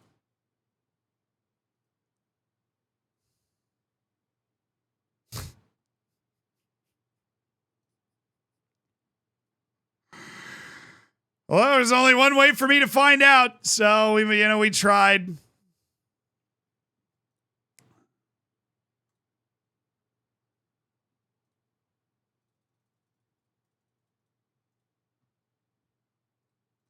All right, we just sold our center back immediately for $150,000. We've got to get money in. Dude, how much was Hatanaka getting paid here? $5 a month? We didn't get any of that money into the payroll budget. What is that? All right, board request, finances. Okay. Can't improve finances at all. This is good. This is great. This is awesome. Every single thing that I'm interacting with makes complete sense. I can totally feel the logical improvements that they've made to the player interactions in FM24. I can feel them. I can feel them in my bones. They feel perfect. Wouldn't change a thing. Oh, I'm hot. I'm hot because we were cruising and I was having a great time and I was loving it.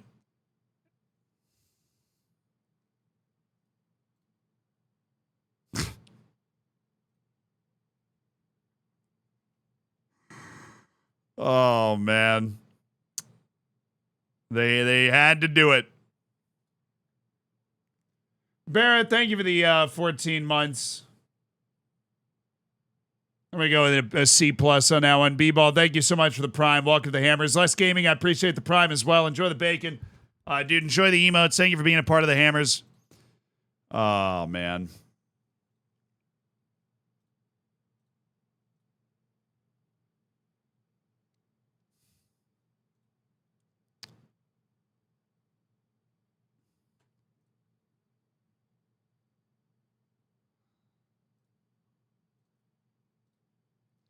His contract runs out at the end of the year, dude. Just give him to me for free.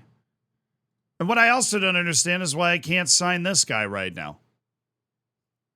He's joining me in January. It's a very simple transaction, and normally you can just ask to buy earlier and they give you a cut rate price, and you're able to bring him in 6 months earlier, but that option's not even available. It was available for Heracles Almelo buying Hatanaka, who is my starting center back.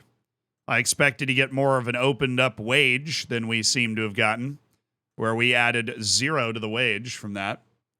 I don't even know how that's possible. He literally just left.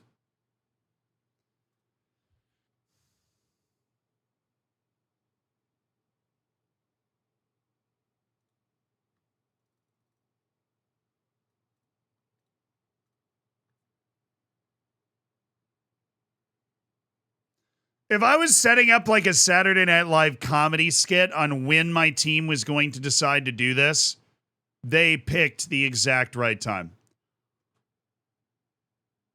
Koike didn't even take my contract either. Okay. Just rebuild the team. What's Koike getting paid right now? $229. Let's sell for some money then.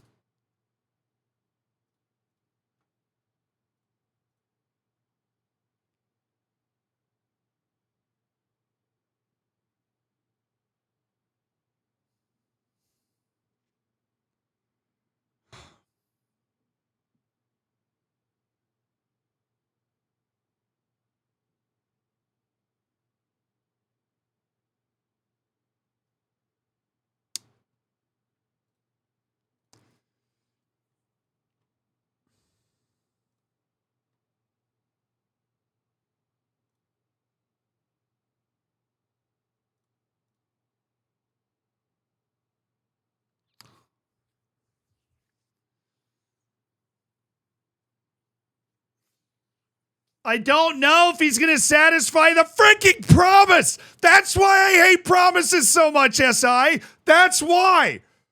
Because I don't freaking know.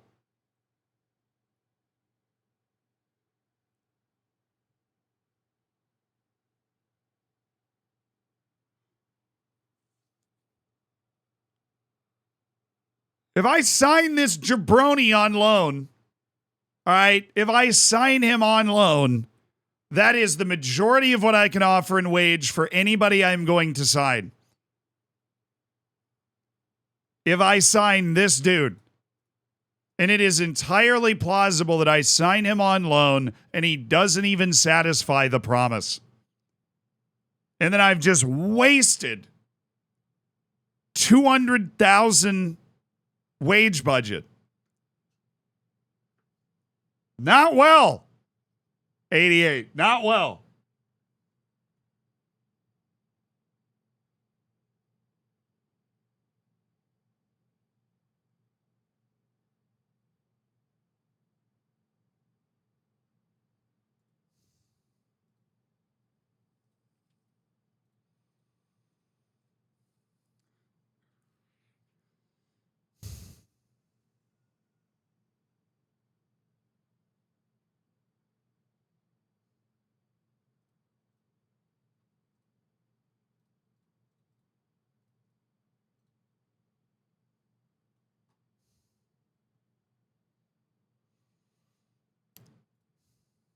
They don't want to move Gondo this season. They need a star player. Don't want to sell him. Okay.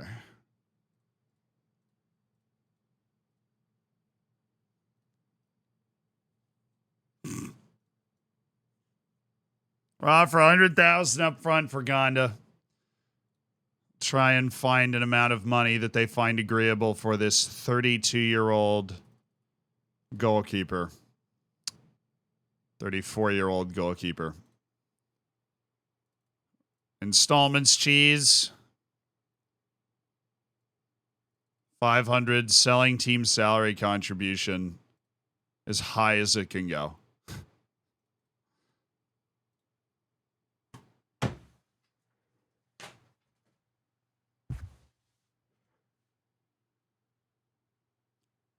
I'll be honest, I thought math education in Japan was better than that. I really did.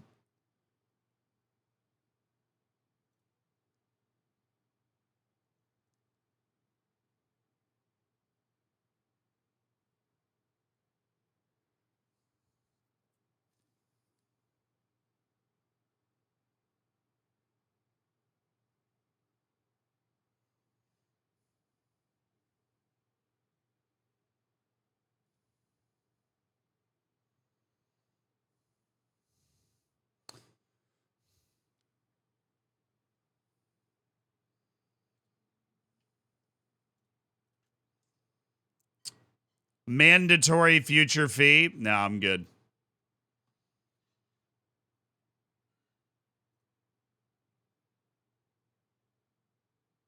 Lakura is like clearly better than this guy too. What a waste. What an absolute waste. I had to move a starting center back, and that's just the beginning. We're probably going to have to move somebody else because nobody's under contract at this club at all.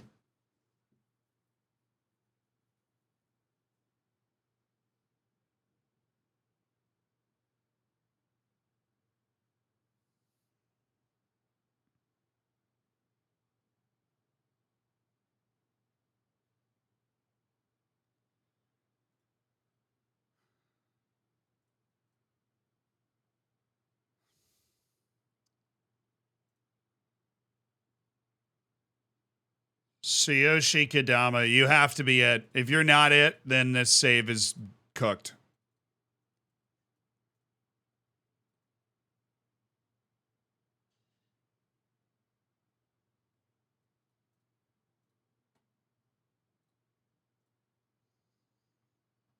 All right. Has to be that guy.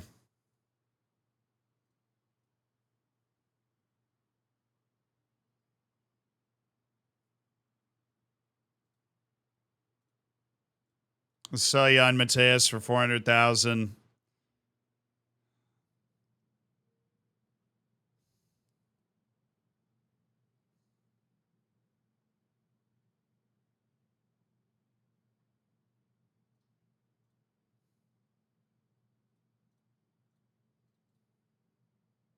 He has to satisfy it or else we're doomed. I don't know what they expected from me. There was no option for me to tell them that we just didn't have the money to do it. I really don't know what they expected from me.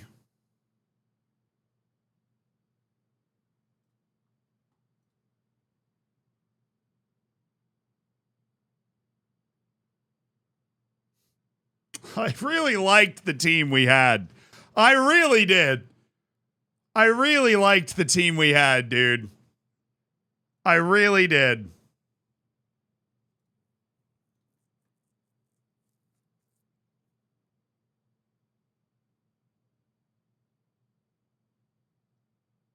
I'll try and dump Elber's contract. That might give us the opportunity to bring in some people on freeze. It could help to round out the depth that we have now lost, committing squad murder in order to try and satisfy this.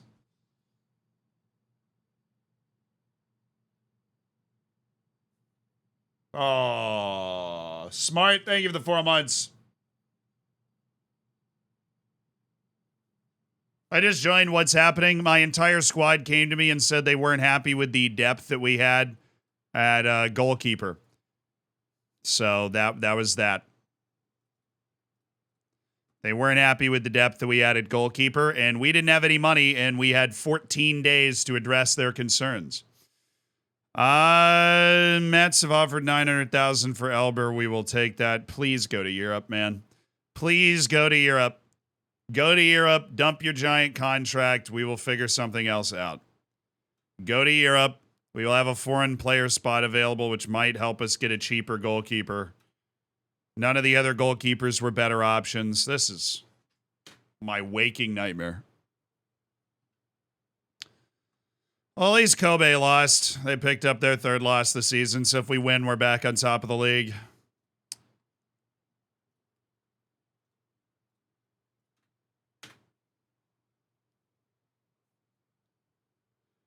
Snevea, thank you for the 2 months.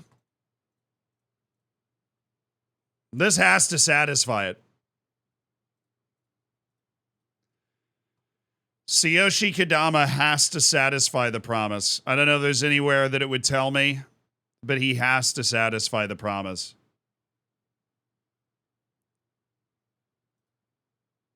And I have a sinking feeling that he won't.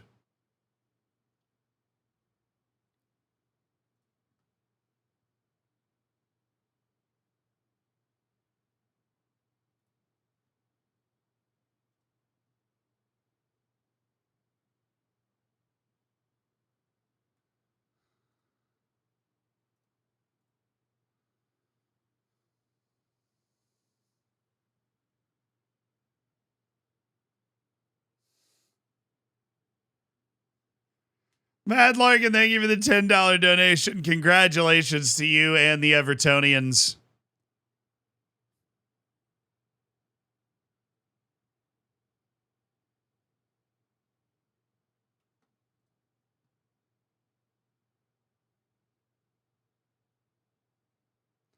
It says sufficient quality depth. They're not asking for a, they're not like, yo, we need a new starting goalkeeper. The way it's worded is a lack of sufficient quality depth. They hate our backup. At least that's, I hate our backup. And the guy we're signing is way better than Paolo Benaobi. But we already knew that.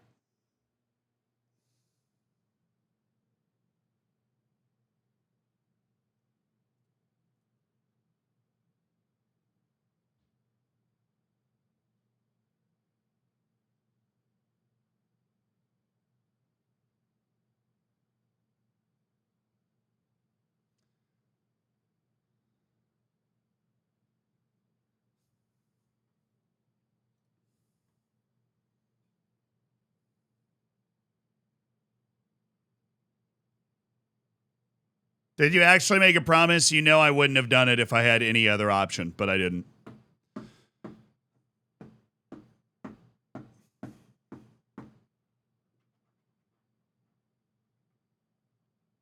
On Squad Dynamics, it says no promise. Well, it's broken. The promise is right here on the promises screen.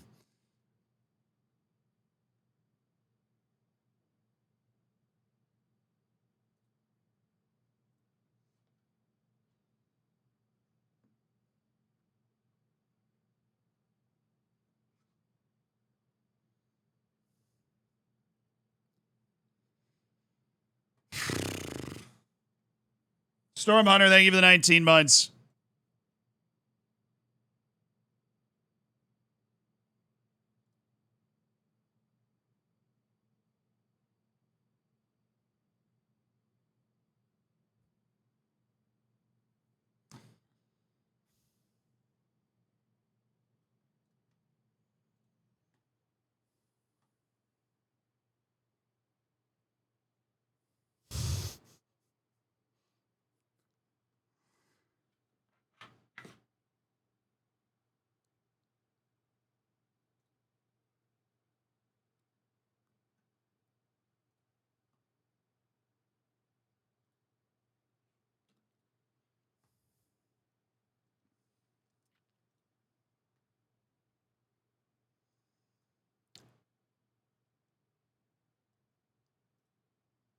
You won't load him out to a division rival. Oh, okay. So we would have to buy him.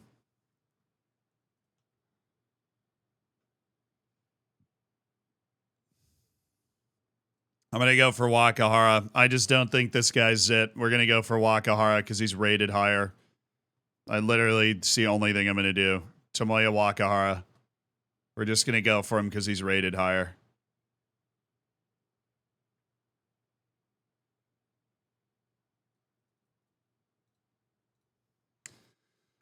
I was saying he's 2.5 dude, and he's supposed to be an emergency backup for the love of all that's good and holy, man. No. Oh, and he hates big matches. Thanks, world.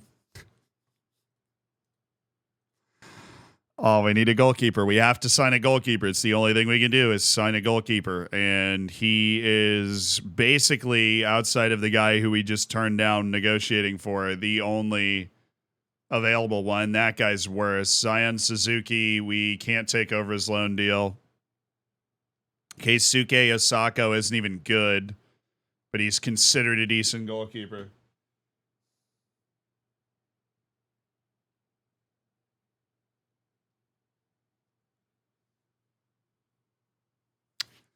Okay.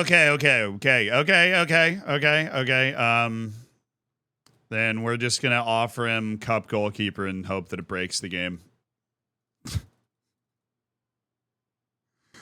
Hey, man, he's got that potential, you know? That's quality goalkeeping depth right there.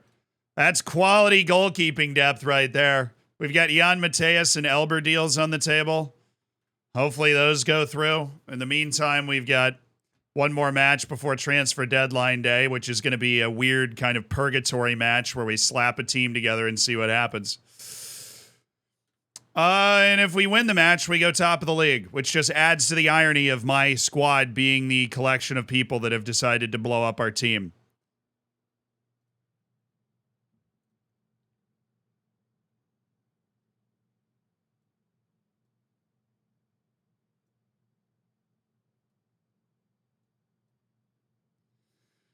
All right, Mizunuma, you're in.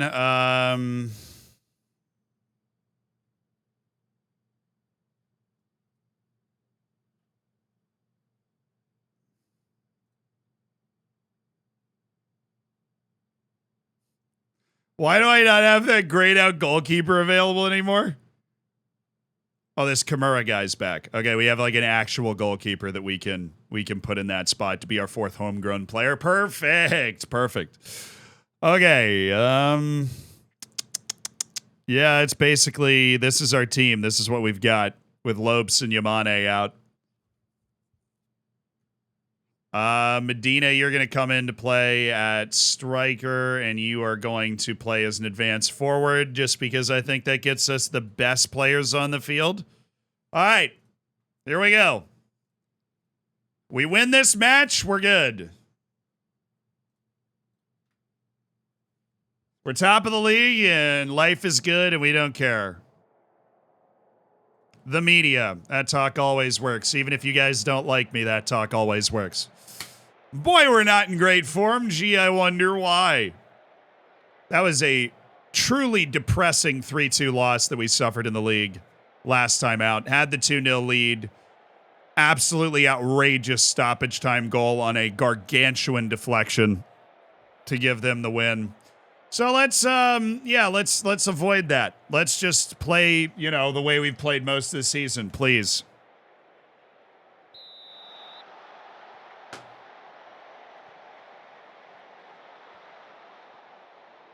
Dude just got megged. Hot start.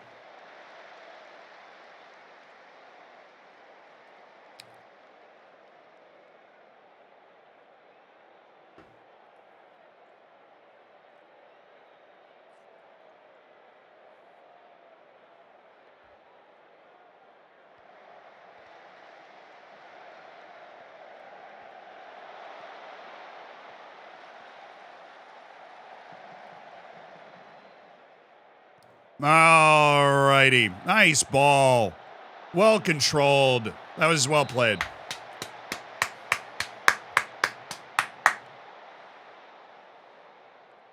Encourage.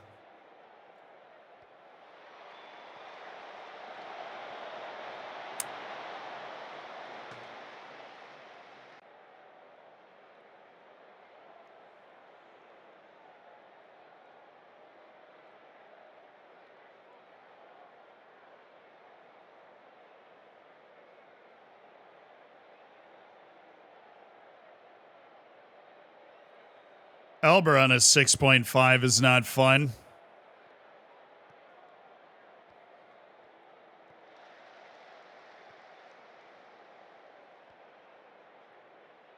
Nice, Cooney. All right.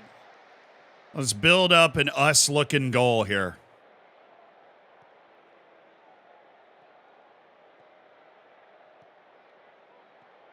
Oh, my. Okay, that's better. That's better. That's way better. Oh, that's brilliant. And they have the flag up on Elber. Oh, my. That was lovely, though.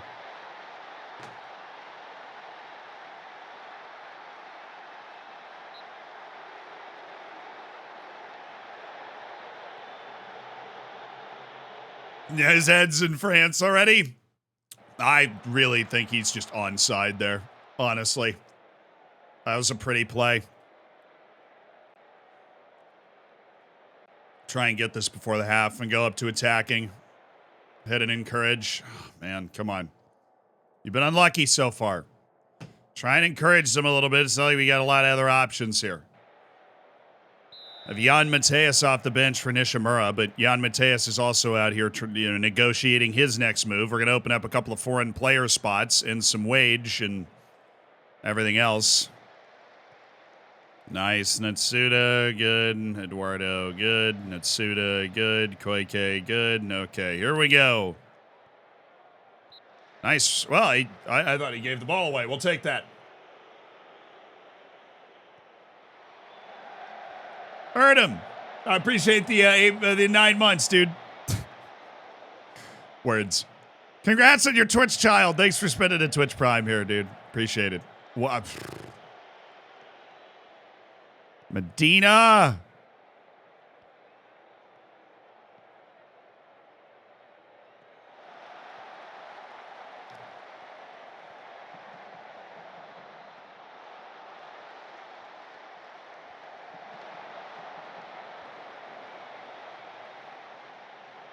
We've had, we have currently we have 5 goalkeepers on the roster, actually, is what we have.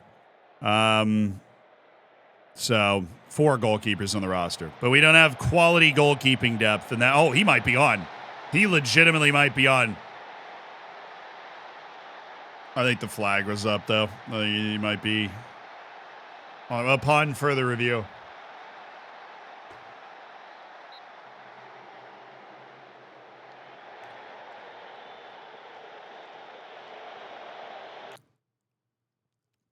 Second one that's literally visually onside, dude.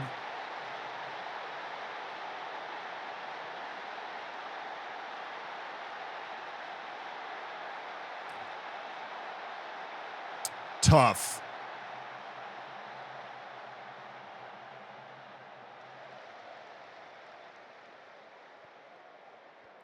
All right, Mizunuma. Goodness gracious, man. So bad from the good, from the players that aren't supposed to make bad plays. We do have players that are supposed to make bad plays. He's just not one of them. Kunimoto, Mizunuma, look to the left side, please.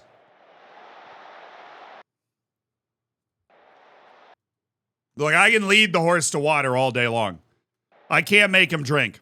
This is my playmaker and my best passer on the team. Now, I don't know what the plan is here, but there's a pretty decent window, and even so, you can loft the ball to him. But instead, we've allowed one defender to defend 3 people here. That was painful to watch.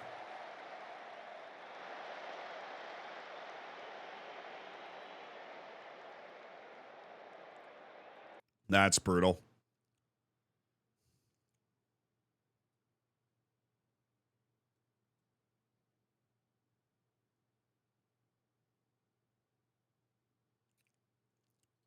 This isn't going to work, but I have to try. Miyachi and Jan Mateus are coming in. Miyaichi.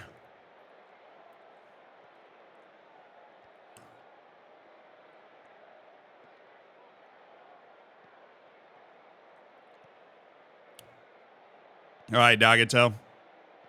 There you go. Miyaichi showed us some good stuff. Certainly a good athlete and a good dribbler, so Hopefully he can offer something. Elber's just had a bad day.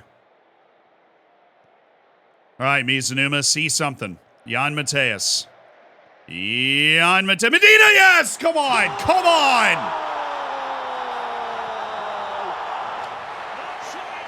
I don't want to change the way we're playing too much. That's a huge goal. That's a huge goal. Puts us top of the league right now. Jan Mateus with a driving run. Tees it up. Alan Medina. Easy as you like.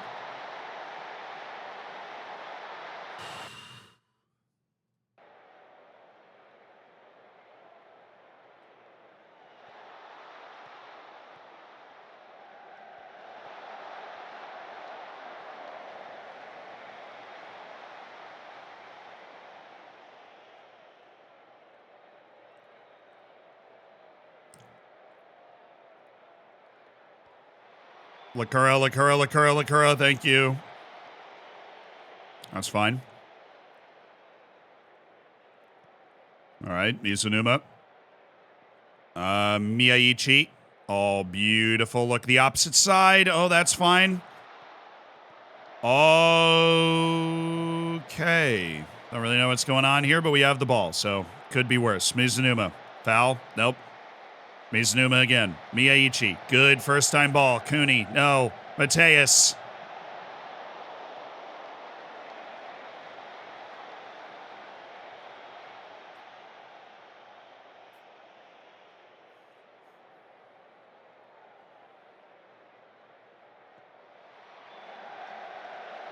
Come on. Thank you. Koike. Kunimoto. Kunimoto. Oh, let's go!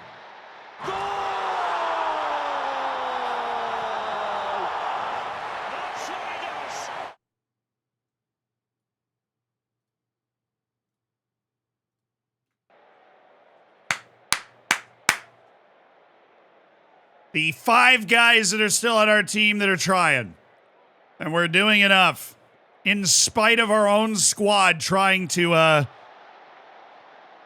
destroy us. It's 2-0.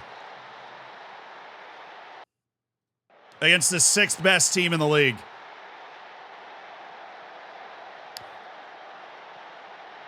All right, Kita. And Cooney. Okay, Kita.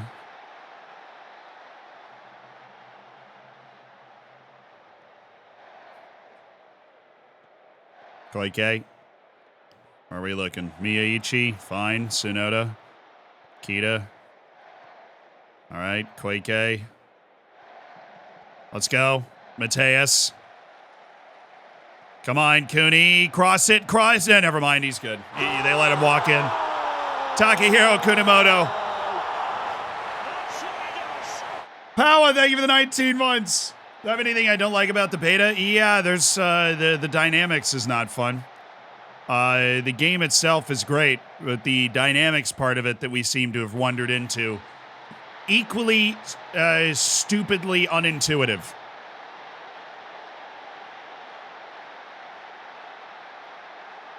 But everything else about the game is great.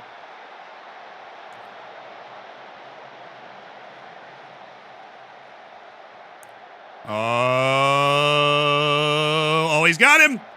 Wow, that should have been a hat trick. It's like unlucky that didn't go in. Yeah, Cooney is immense. Kunimoto is immense. Very surprisingly adept goal scorer. He was brought in as a playmaking winger.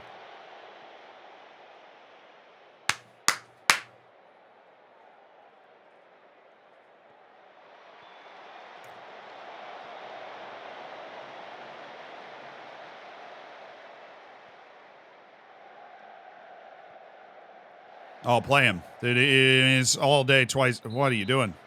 I mean, you got bailed out by a call there, but we got to get that wide to the left. We are rewarded for not backing off after the first goal. We made some fresh leg subs, but we stayed on it and tried to stay on the front foot because we were on the front foot, and it worked. That is a very important 3-0 win over Osaka for the boys. Very well done. That is a very nice result. Puts us back top of the league. 11 matches left. Oh. Dude, stop trying to do the Gegenpress training. That's how you end up with deaths in the squad.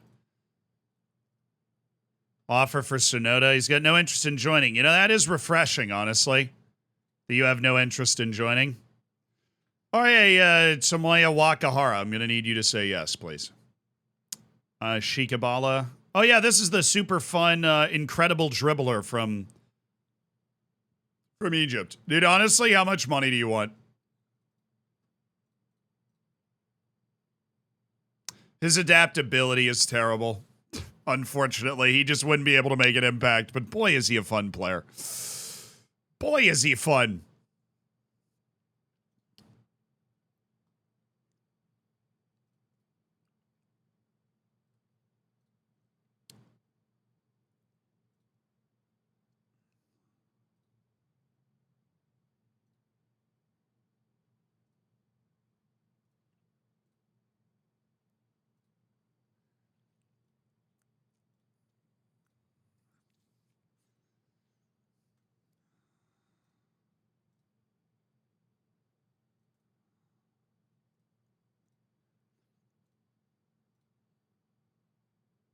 Oh, Suriname's national goalkeeper just popped up in my scouting stuff. That's fun.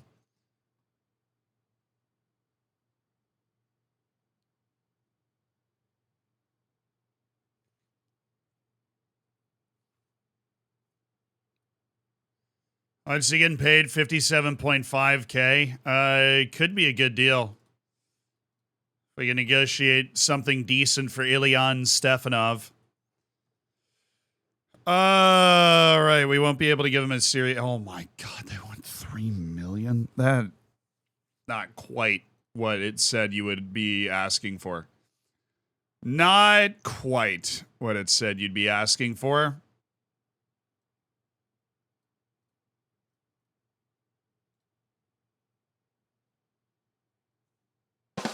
Phil, that's an A-. I actually really like that one. That's a real good crack at a dad joke right there. Wooden Potato, thank you for the 10 months as well. I appreciate you. Looking forward to the golden bacon in a couple of months. Oh, that was a good one, Phil. Deserve the credit. This is too much money.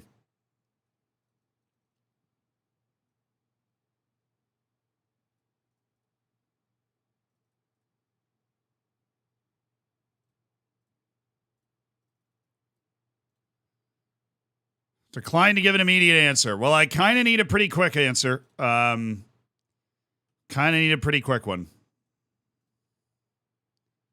Yeah, sorry. Shikabala, we're not making this happen. Okay. Things can happen very quickly. Things are happening very quickly, in case you haven't noticed. We're doing some stuff.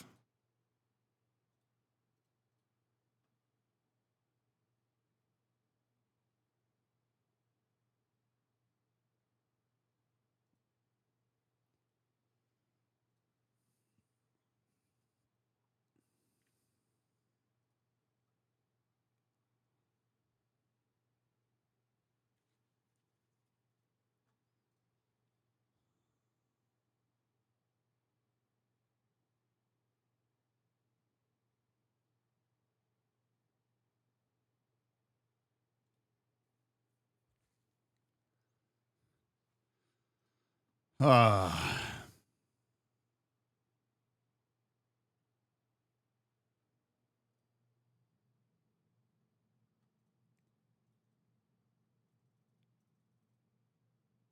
Yeah, they're going to ask for $5 million. Awesome. Great. Peter Atebo. Probably not. You're getting paid $1 million a year. That's just not something I'm really interested in. Not something I'm really interested in.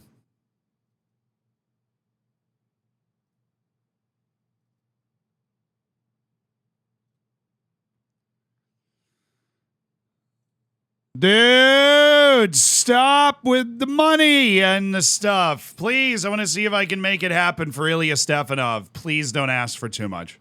Please don't ask for too much. Please do not ask for too much. Please do not. That I can work with that. Yes. I can work with that. 100%, dude, I can work with that. You had a $5 million release clause for foreign clubs. That makes complete sense. I can work with that. Especially with the sales we have coming in, I can totally make this happen. Okay, Ilyan Stefanov. Trying to replace the players we are losing. This will be replacing Jan Mateus. We've also lost a center back, and we will also be losing a winger. Fun.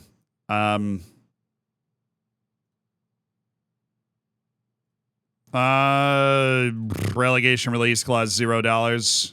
Oh, good. Oh, sweet. We'll lock in a 5% sell-on fee. Love that. That was really abrupt. I appreciated that. How you did that. How that was super abrupt. I appreciated it. It's not even a lot of money compared to the amount of money that we're paying other people, but I don't know if extra years is good for him or what. I'll lower this to $4 million and you get 5% of the transfer. We'll add a goal bonus. Every goal you score, you get 1.5K.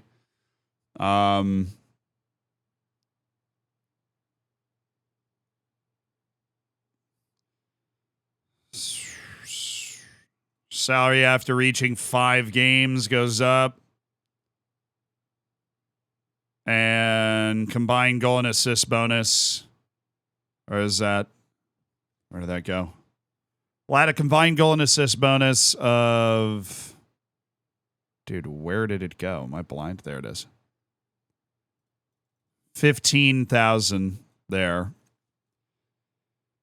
10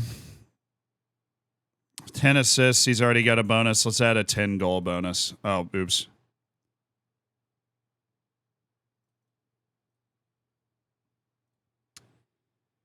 A lot of 5 goal bonus. That's 15. Different bonuses paying out to Ilyan Stefanov that will help make his contract more palatable, non-negotiable.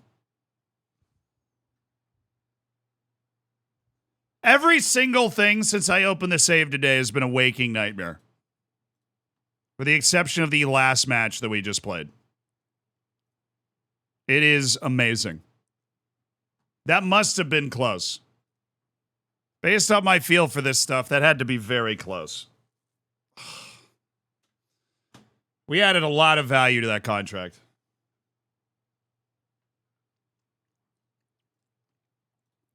It was going to be a vibrant deadline day.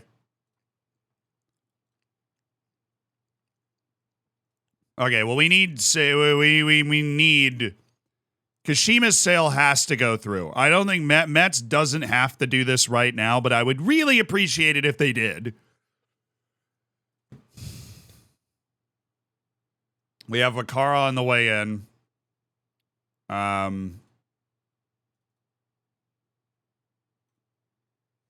Okay. We just have to find replacements for those guys.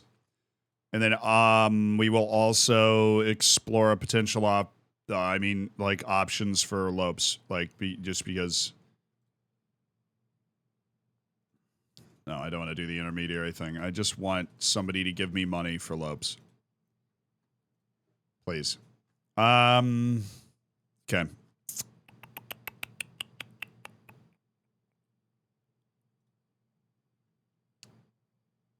Jun Song Wan, that is a very competent right wing option, high work rate, midfield option. We already have good midfielders, though.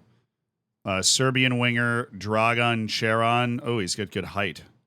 Oh, he's a target forward. Oh, and he's getting paid nothing. Oh, and he's 35 years old. Well, that's actually quite fun.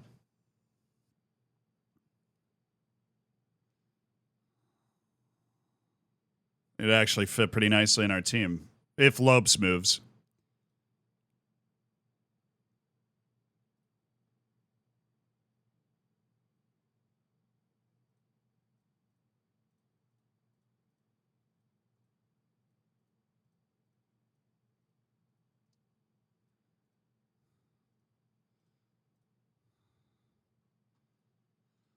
Let's see the best players we have hanging out around here. Crepin Diata, of course.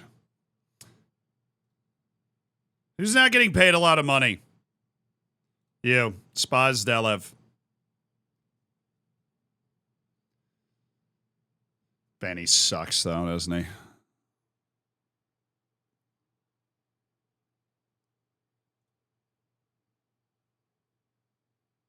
Dude, how are we supposed... Hey, what's up, Pyrenikos? How you doing? This is,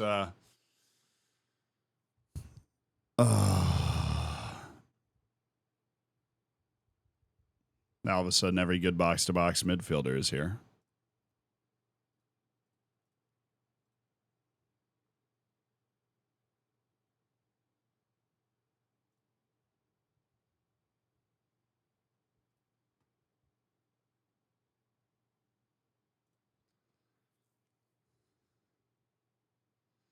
Oh, he's so expensive, too.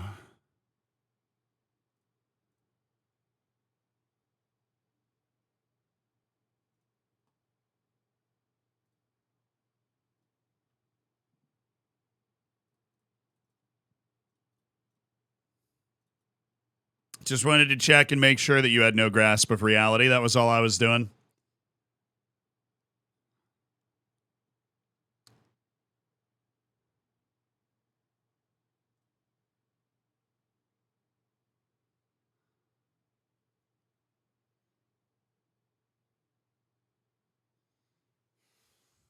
Oh, man. This is just not fun.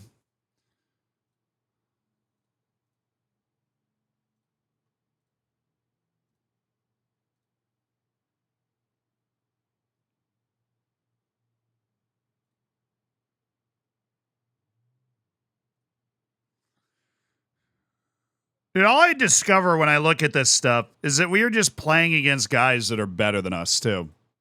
And we're still winning. And we are just playing against guys that are better than us. Nelson Deleuze. There we go. Who do you play for? Portuguese Premier League. Cheap. Who are you going to? Loan to Arauca. Do you want to play for me? I actually really like you. I think I have a crush. I think I have a crush on you. And I'd really appreciate it if you could just reciprocate, man, please. Oh, heck yeah. Oh, heck yeah. You add some value. I'll take some value off the front here. Per league appearance. I'm going to take that off and I'll do the 325. Oh, shut your mouth.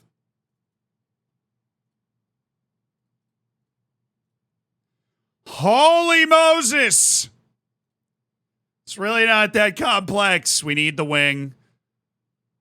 We need the attacking midfielder. So now I got to go to the attacking midfielder. Okay. Yeah, I know that Yasuda Wakazaka would be freaking awesome, but I can't sign Yasuda Wakazaka. I could sign Johan Court, who's been playing in friggin' France, but I have no idea how good he is. Or a 35-year-old Assis of Brazil. Love a free agent.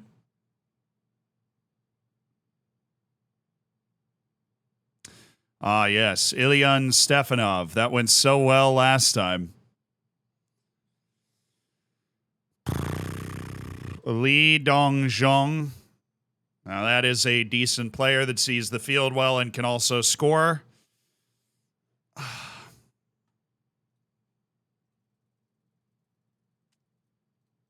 This, I'm sure, will go well.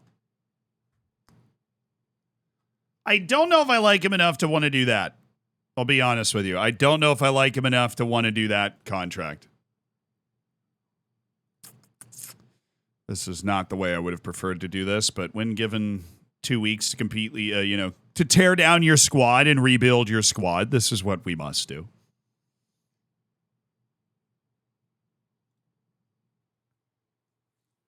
Love the work rate on this guy. Oh, he plays for Heidenheim. Oh, my goodness. This dude literally is in the Bundes. He's on a roster in the Bundesliga. That is, yeah, that's nice. That's not bad.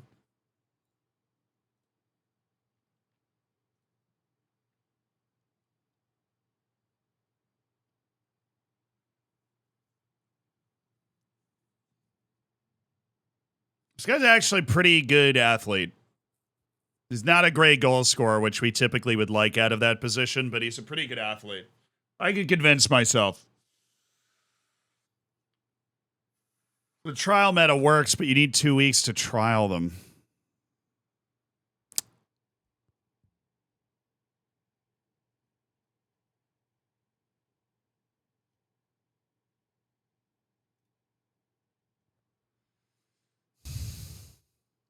Wow, he's getting paid $1 million a year? Yeah, I don't think so. Yuan Court. Let's see how much it would take to bring you in. Okay? I'm just... Financially, he makes sense. He's cheap and seems to offer a lot of quality based off the initial pass our scouts had at him, so... I would have preferred Ilyan Stefanov. We had a pretty good idea of what he was capable of and the fact that he was good, but... Just aren't a lot of players like that sitting around, which is why that was a big miss. Oh, hello.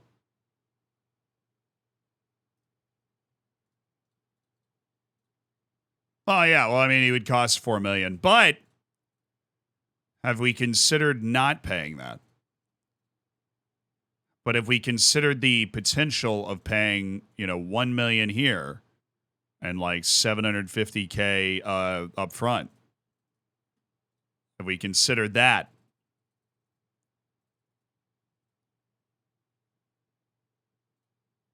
well, that actually worked. Fagundes. Okay, maybe.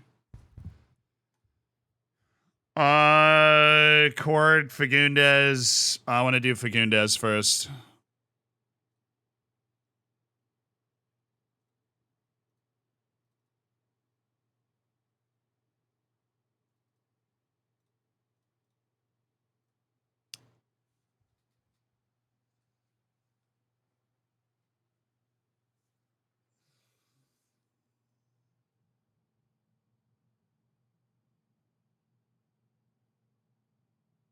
Oh. 5%. So okay, well, we were just gonna have to make this work because we have 16 hours. I'm not gonna wait to see if my 2 Brazilians are gonna be sold before we do this, or they're gonna be sold eventually. We just don't know. There's gonna be freaking 5 hours left in the deadline day, and they're gonna be like, "Oh, boss, I finished the contract."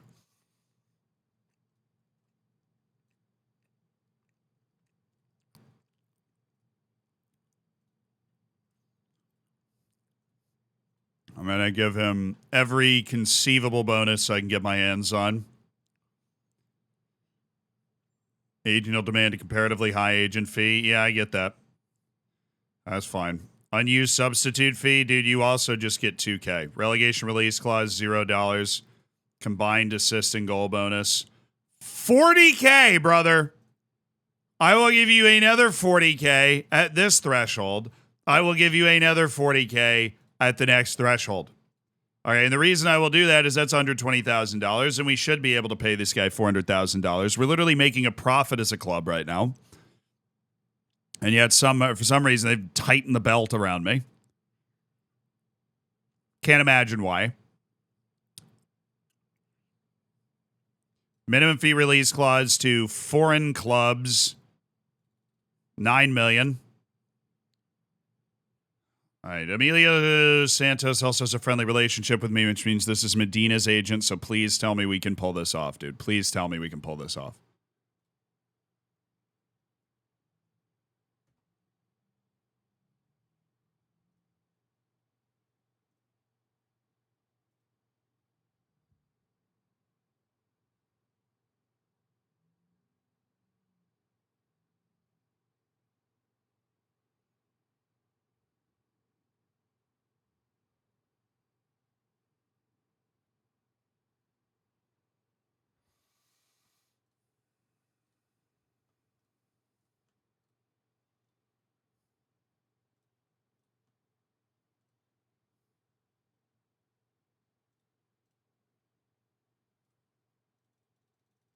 I'll give him a release clause of $3.5 million.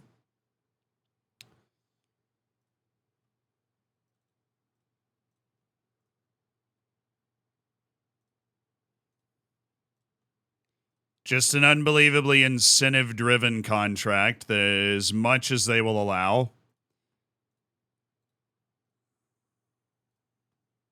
which is apparently a lot.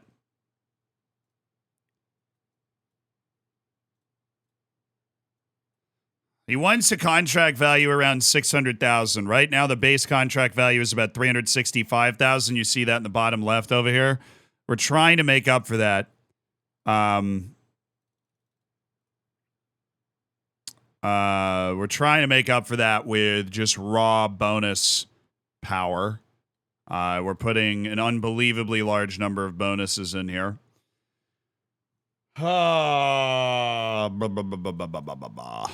To basically turn this contract into a contract that has a value if he plays a normal season of like $600,000 to $700,000 a year. That's what we're trying to do. So I think we are close.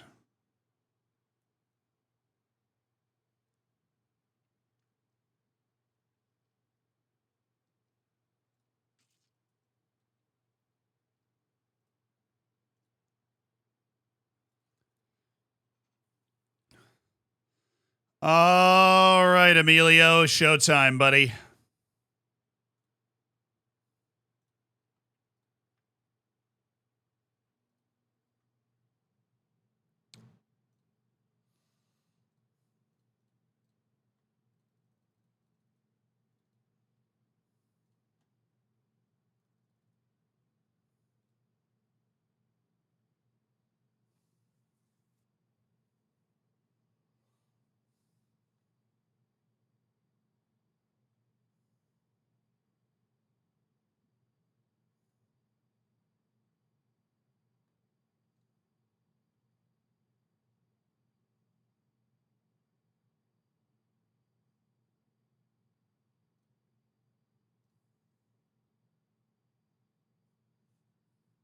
Grassy, thank you for the prime. I appreciate it, dude. Welcome to the Hammers. No, he wants the 3-year contracts. Stupid.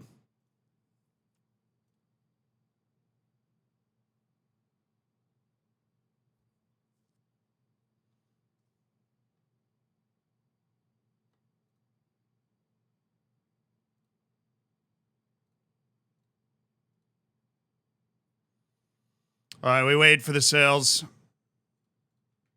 I'm not losing any other good prospective players because we don't have the room in the wage budget.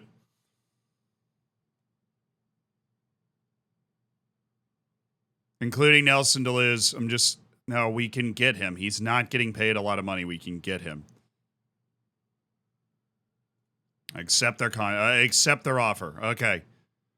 No, there's no way that's his salary demand, dude. There's no way that's his salary demand.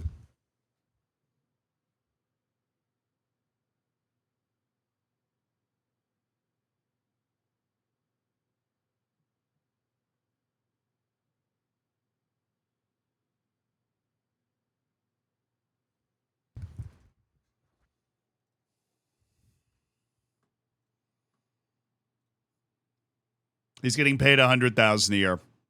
He wants a contract value of over $800,000 a year to play for us.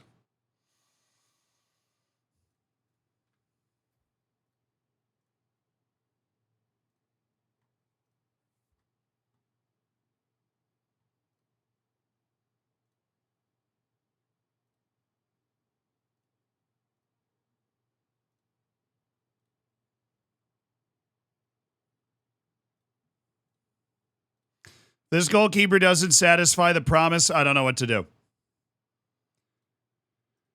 We've sold Jan Mateus for $400,000. He will be missed. We've signed Tomoya Wakahara.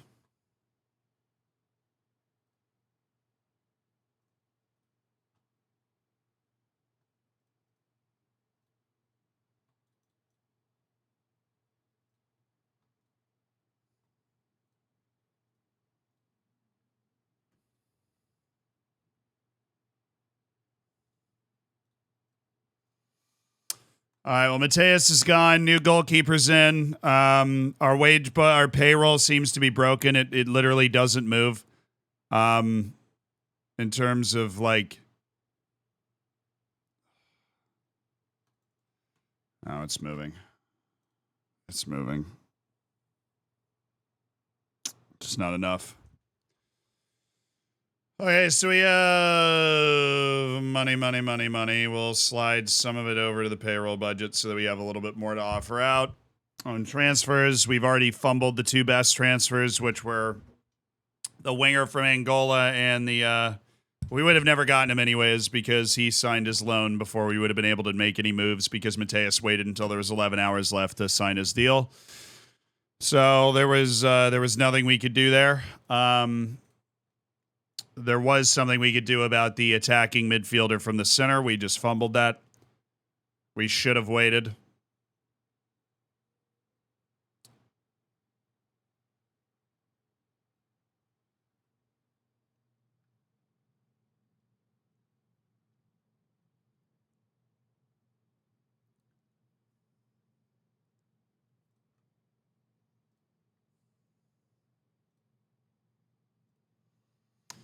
All right, we need to sign another goalkeeper, or else I'm going to lose the entire locker room.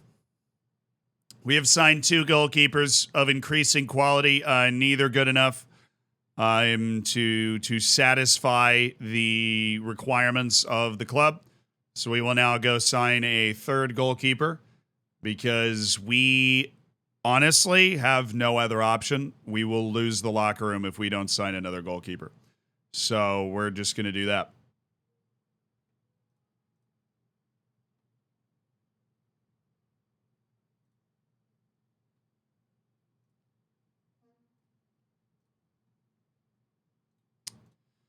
That is our only option.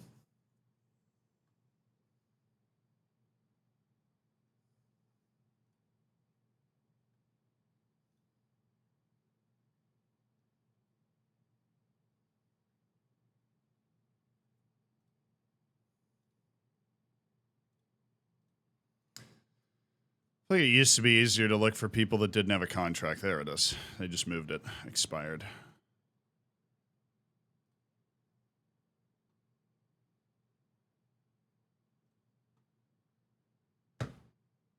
Don't tell me you want to be a backup, dude. If I sign a third goalkeeper and he's not good enough, this guy is clearly good enough. He is definitely better than Lakura. He would be my starting goalkeeper immediately. Please tell me that he won't also not satisfy the requirement, okay? Now I have a foreign player spot open. I'm going to spend it on a goalkeeper.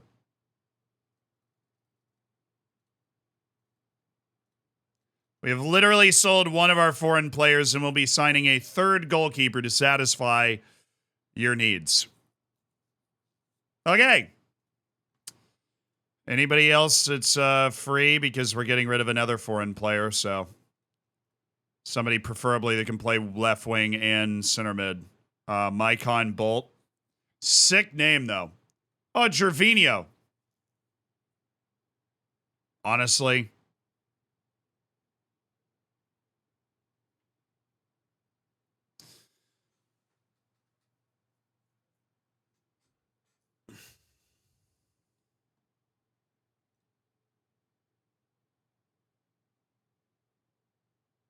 This is why we were trialing my boy Leonardo earlier. We were feeling out old Leonardo.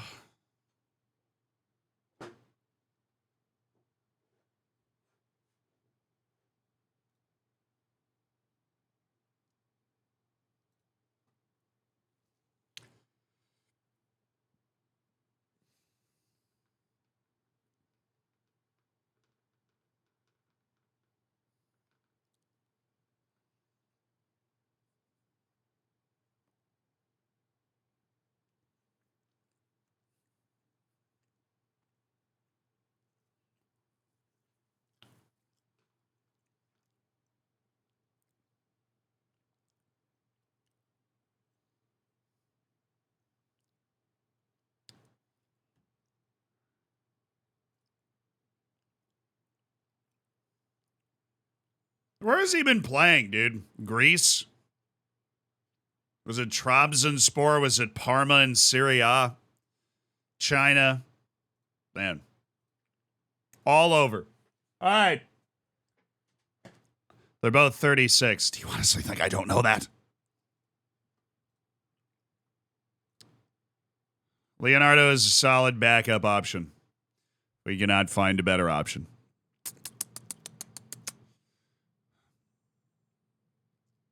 I don't really like you. I happen to just not think you're that good, Spaz. I think that's why you're cheap. I think you're cheap because you're not very good. Personal opinion.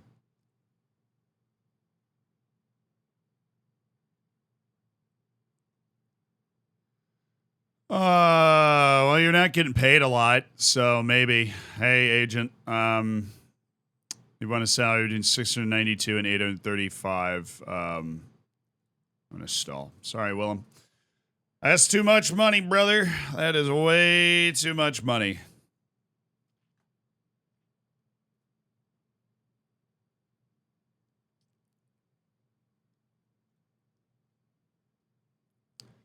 Oh, gee, he's decent. What would he want wage-wise? More reasonable wage? Lowered his salary demands. All right. I mean, I should have opened up a little bit more in terms of salary. Let's try this. Let's go for the Korean dude.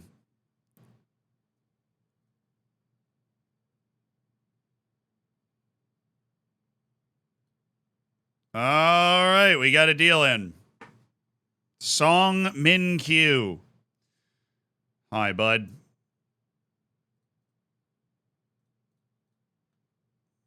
Oh my goodness, I've got wage available. It's amazing. Oh, it's such a miracle I have wage. So if Elber goes and Jan Mateus goes and we get Songmin Q in, yearly salary raise, remove team of the year bonus, top goal scorer bonus, goal and assist bonus.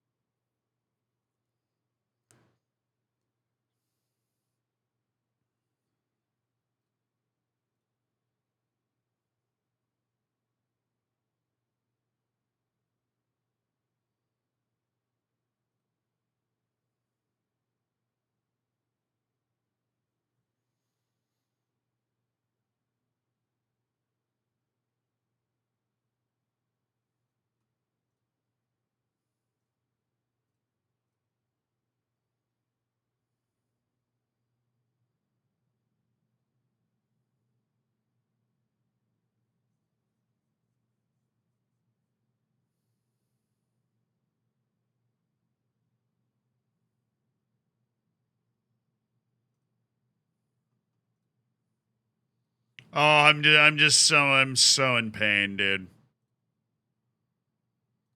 I really just like the team we had, and I've just been forced into this massive overhaul. And it's so not fun. It is so not fun.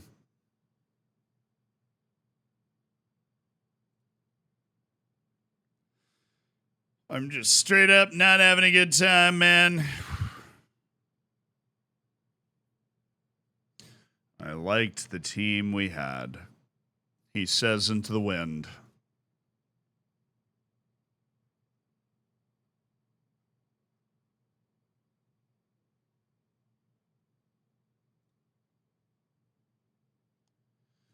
They're all so bad. Compared to what we had, they're all so bad.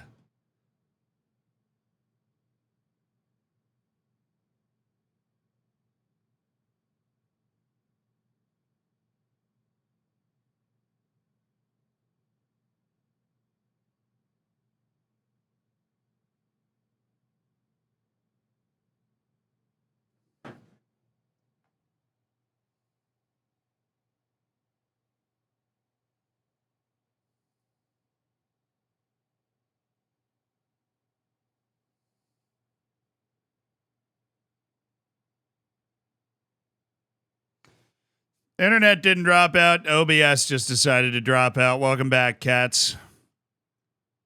We're back. We're very back. The stream is here. OBS just dropped out for a second. I don't know why. But we be here.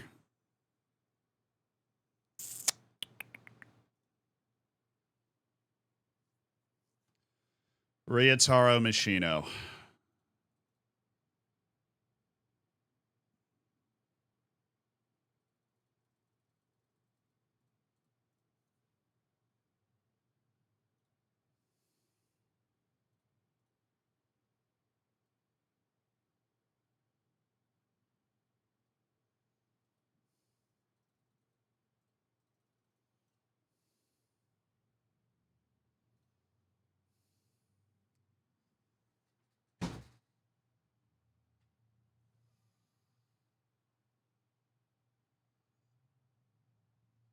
Oh, man.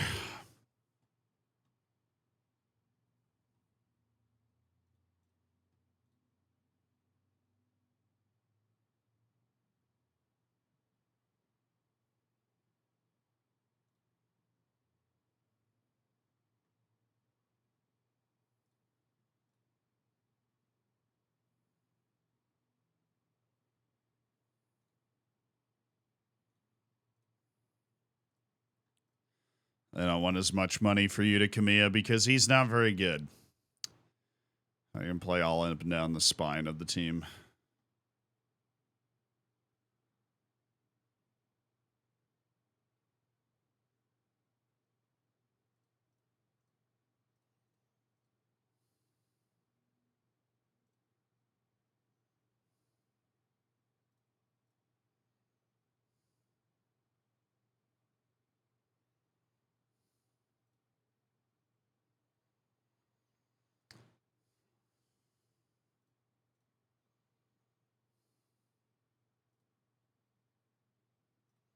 Can't pay his whole wage.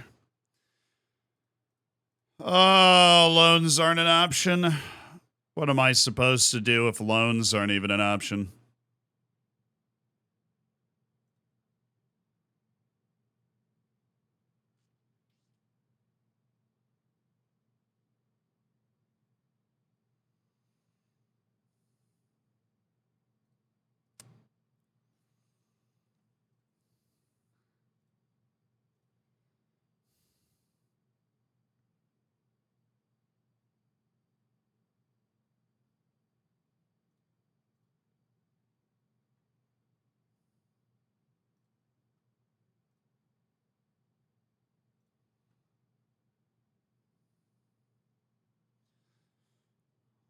Oh.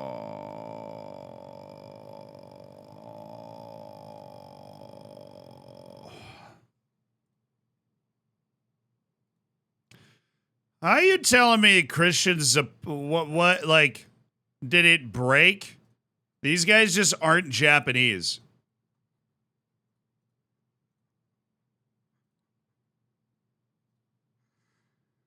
Now we're okay, but if I have attacking midfielder and everything else, it's a problem. Okay. Sorry, I'm not talking a lot. I just I don't know if I've had to try this hard at Football Manager in a long time. Like the enthusiasm with which we have been screwed by our own squad here and have had to react to that and somehow try and fill out a rotatable squad for the rest of the season, which is literally like 11 league matches, is hilarious.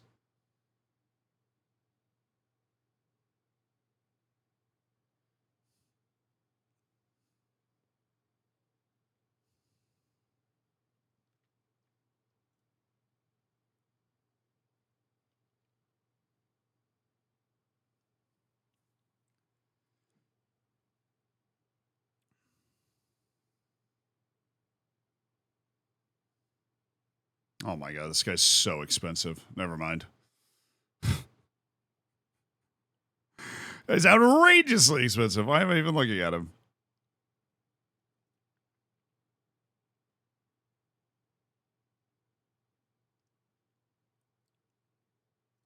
Hi, how much would they be asking for?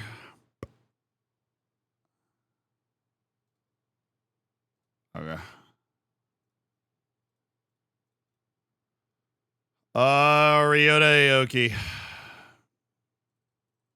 You and the South Korean winger and the Georgian goalkeeper. If we don't sell Anderson Lopes, that's what we're looking at. All right, you. Yeah, we need this to work. Songmin Kyu, South Korean national team guy, Aoki. All right. Cool. We've got the money available still. Even without the sale of Albert. There's no way, dude. I'm sorry. There's no way. No. No. No. There is no way.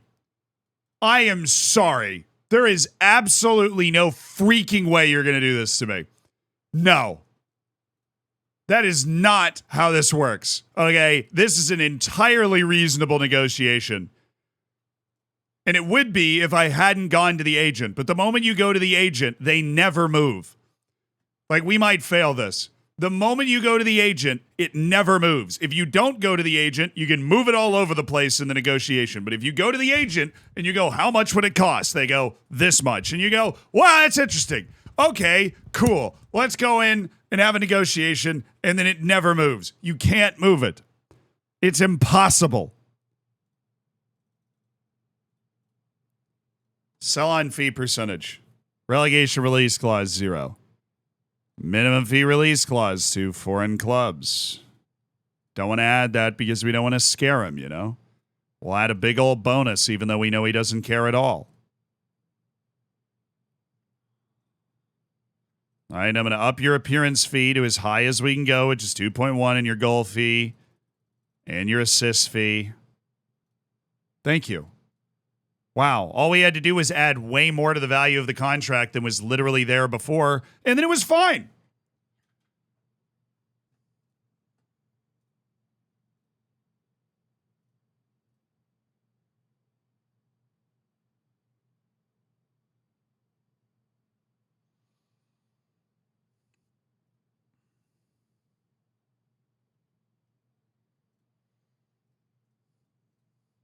All right, Aoki's in.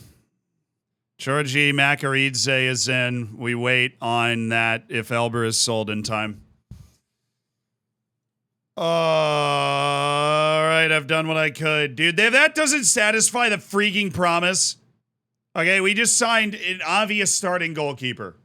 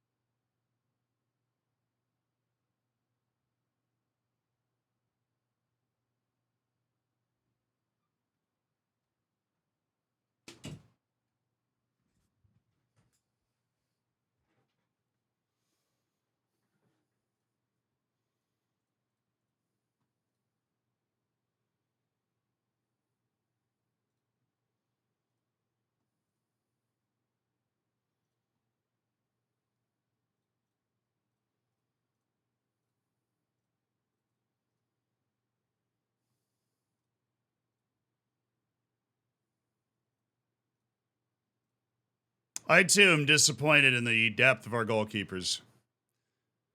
I find it offensive how not deep our goalkeepers are, and I am about to light the entirety of the locker room on fire because of how offensive the lack of goalkeepers is.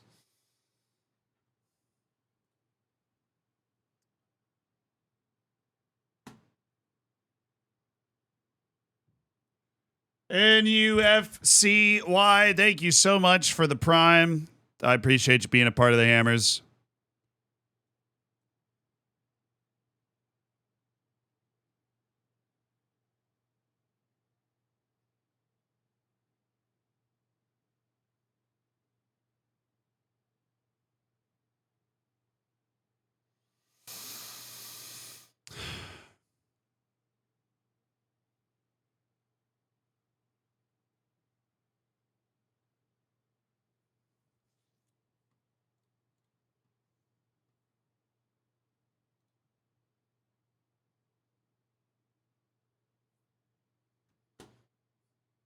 Report the bug, dude. I don't think it's a bug. I think that's just the way they designed the game. That's the way it's worked for years. Every promise in the game is a Where's Waldo of pain.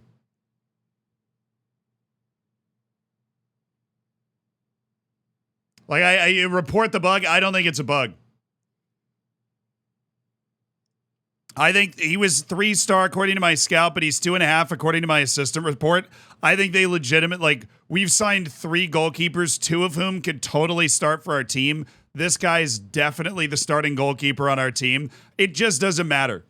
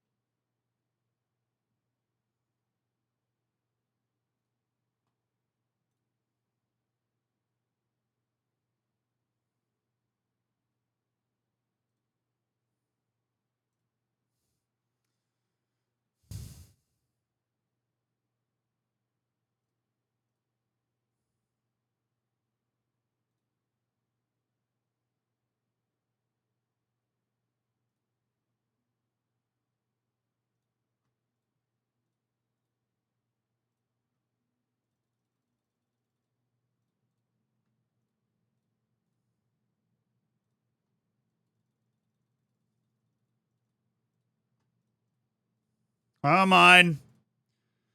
Sorry, I'm like, I've gone mute. I'm just so mad.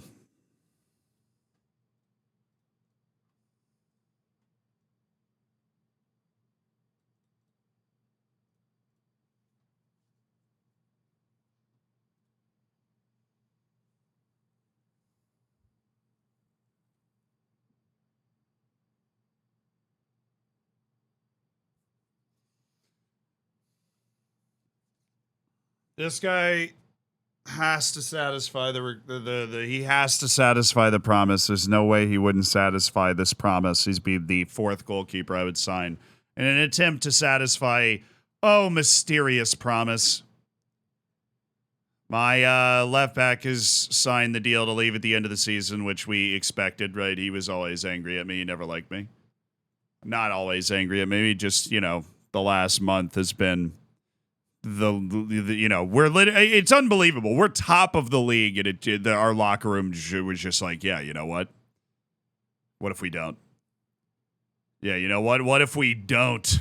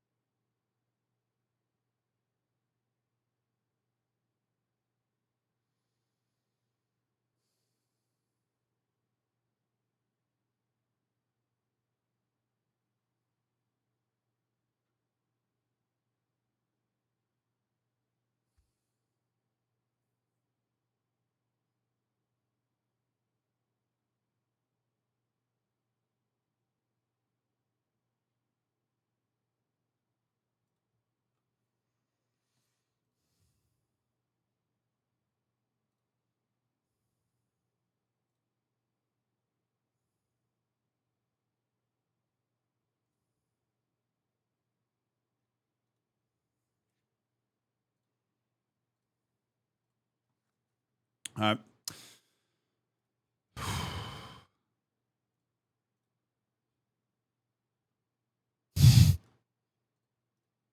And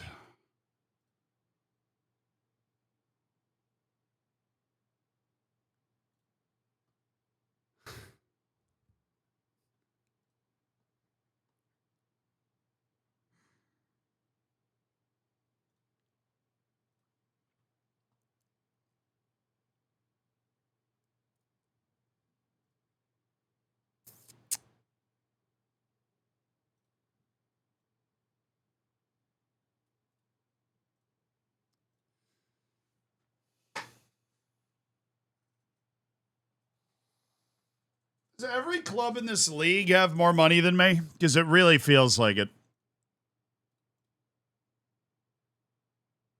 Honestly, all I've learned on this stream today is that we have no business being in line for a quadruple. Absolutely none. Every freaking team in the league seems to be spending more money than us. Rico, thank you so much for the prime, dude. I appreciate it.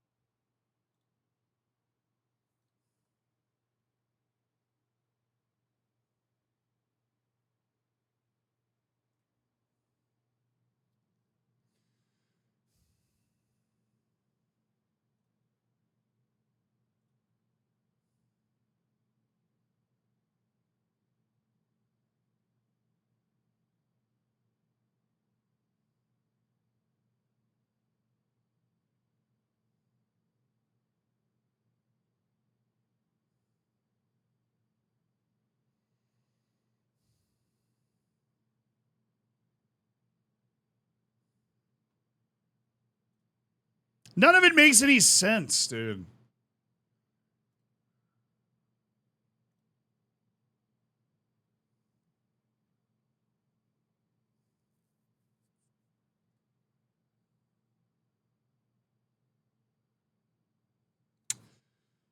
We need the Elber sale to go through, or else we're just unbelievably screwed. We need the Elbrus sale to go through, or else we are screwed in a way that, you know, we are unfamiliar with.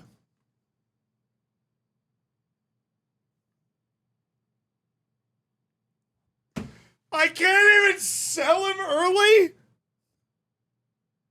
The option isn't even there to sell him early? Oh my god.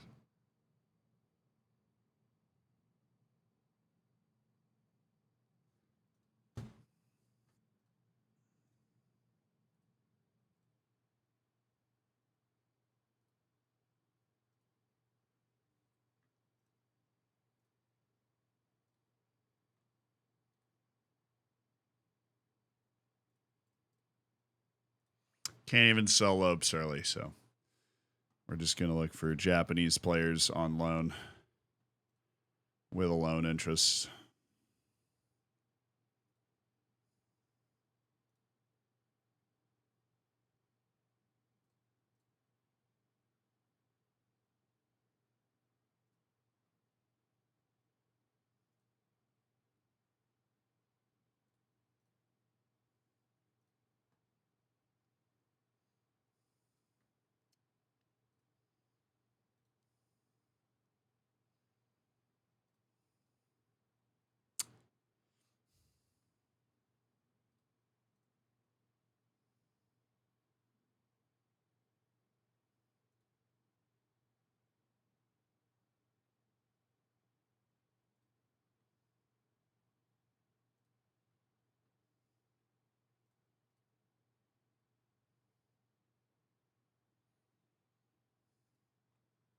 Any loan rules in the league? Because I might actually be able to round out the depth of the club with just random loans.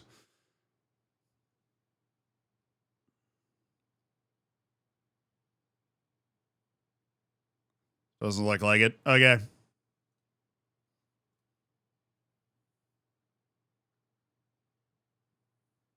Fire up the loan machine. Any one of these guys center backs, any one of them at all. Yeah, sorry, Kyle Bartley looks super Japanese, dude. Can we be serious for 1 second? I mean, really. God bless it. If you're going to screw me, at least give me the right information to be able to get out of it. These aren't center backs. Or Japanese players. Okay, whatever. I'll look for them this way. Rikito Inoue. Well, yeah. I mean, can't afford it.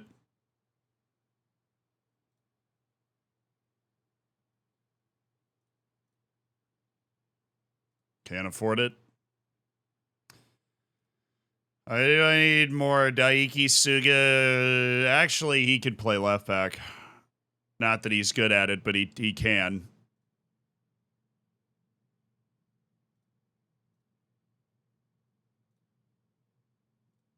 So I'm going to get Daiki Sugan, and then Tomoaki Kubo is a passable winger, and they don't want any money to bring him in, so we'll bring him in, and then maybe one more loan option, perhaps. Some other really cheap option. My scouts are just bad. This guy's the best center back I've seen.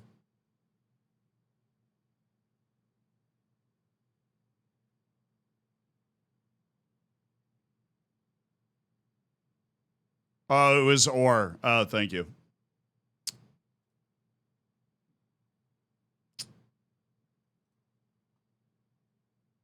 Okay.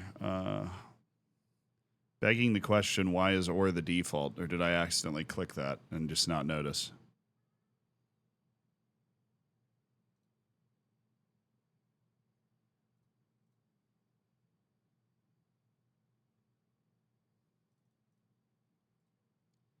Is there an optional future fee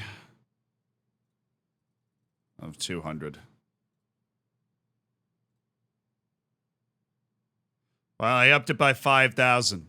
Okay, 3 loans. to help round out the team. Let's go, baby. Albert, please, man. Please. Okubo, Iazuma, and Daiki Suga. 3 loans to help round out the team.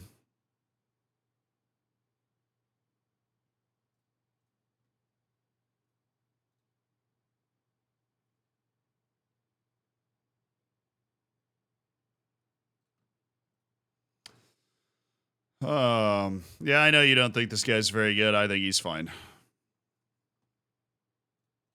We've done a lot with a little in this game, so just let it happen.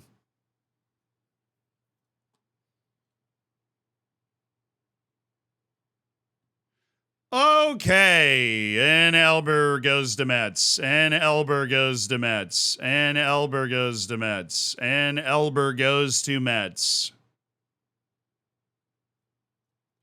And Elber goes to Mets, and Elber goes to Mets, and Elber goes to Mets, and Elber goes to Mets, and Elber goes to Mets, and Elber goes to Mets, and he's not going to Mets. He's not going to Mets.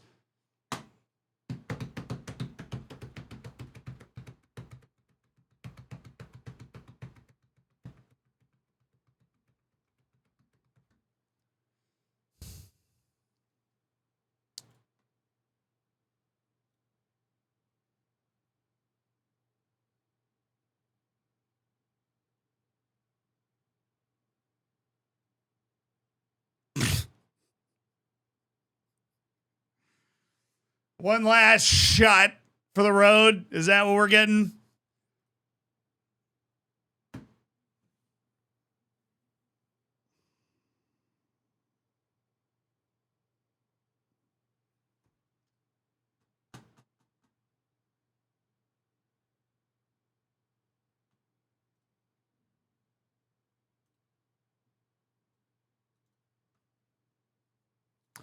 It's a good thought. There's a way to use your brain, try and go over the scouting budget, but the budgets are locked up because of the transfer offers.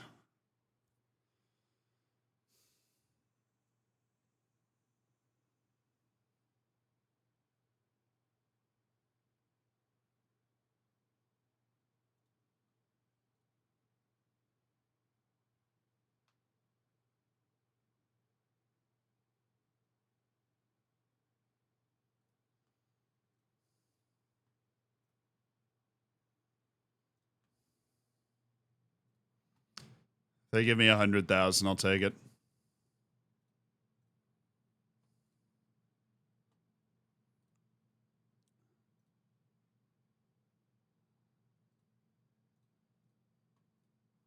We confirm Samuel Suarez by moving Watanabe, which we have to do, or else we'll lose the locker room. We sold Watanabe early for 100,000 to bring in Samuel Suarez and just have enough money to be able to do it.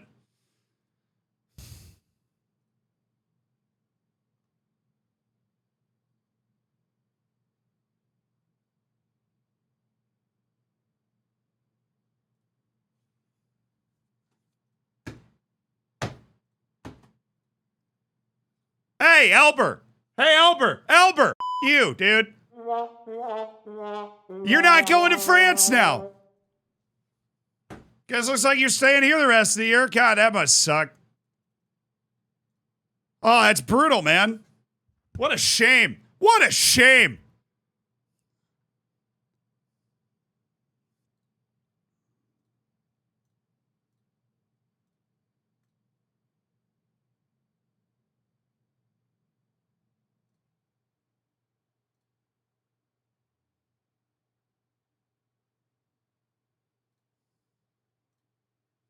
I think I might have just accidentally made a promise.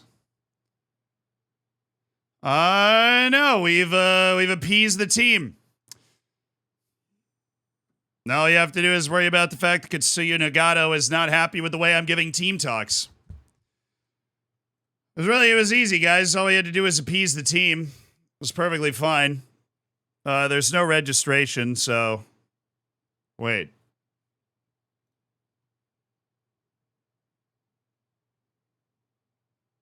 No. I like Albert more than the guys that we can sign for free. There's no motivation to move him. So he can go sign with one of those Brazilian teams if he wants, but he is not going to France. He is staying until the end of the year because I do not have the depth to handle him not being here. We went and signed a bunch of players on loan to be able to survive.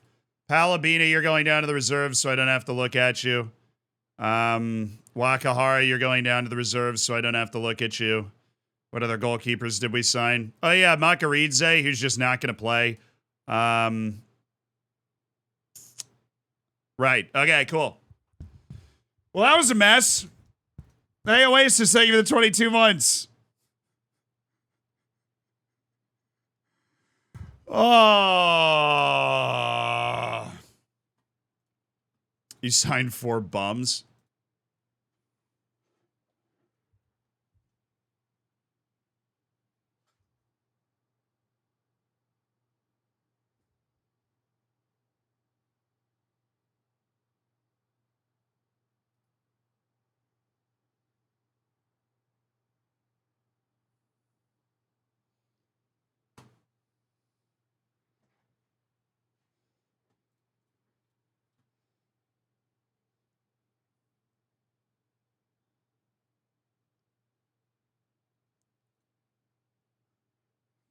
Who the f are you, dude? I don't even know your name. And you come to me on the day of my daughter's wedding.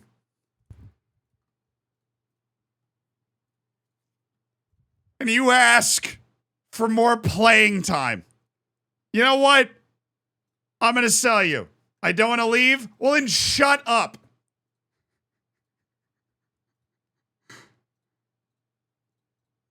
Then be quiet. You're in the reserves. I forget I have a reserve team all the time. This is not the time. Read the room, okay? Not the time. Not the time. Goodness.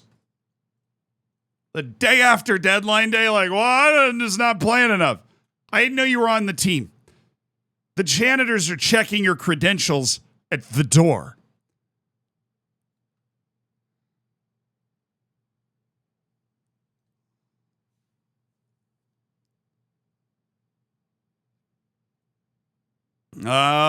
Alrighty, we have the depth. Yay. Where's my goalkeeper? Suarez.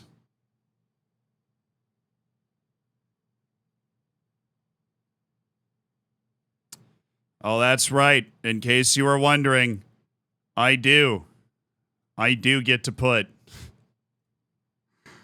2 goalkeepers on the bench for the rest of the season. Thank you for asking.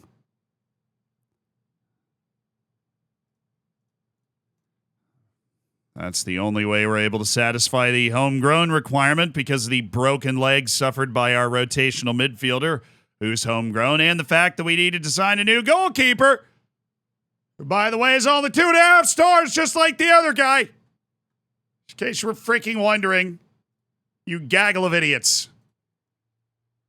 Okay, we have a game to play. Somehow. I don't know. Natsuda, Kunimoto, Mizunuma, Nishimura, Elber, Medina. Okay. Hey, Elber, guess what? You're still here. So let's chop it up here. Chop. Ryude Aoki, you get 42. You get 69. That's because you were the most unserious signing in the history of my football manager career because I was forced into signing you.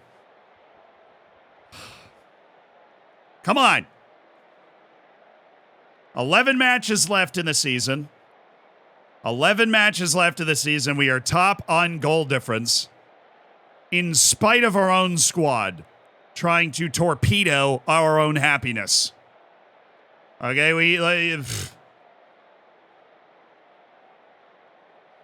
I get it. It's the Yokohama F. Marinos Stadium. It's awesome. Us and FC Tokyo. Thank you. Okay. We still don't have Anderson Lopes back from injury either. So this is just a real happy, happy fun time. Yo. Huge, yo.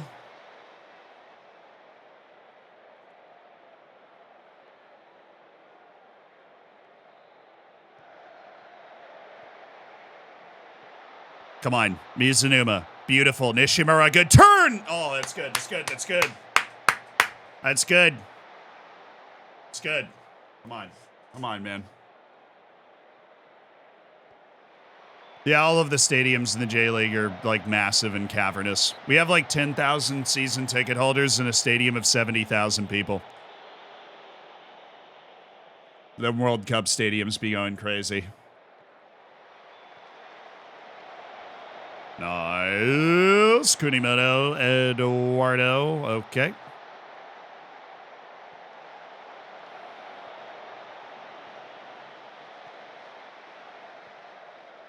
Oh, there we go. Kunimoto should have passed it.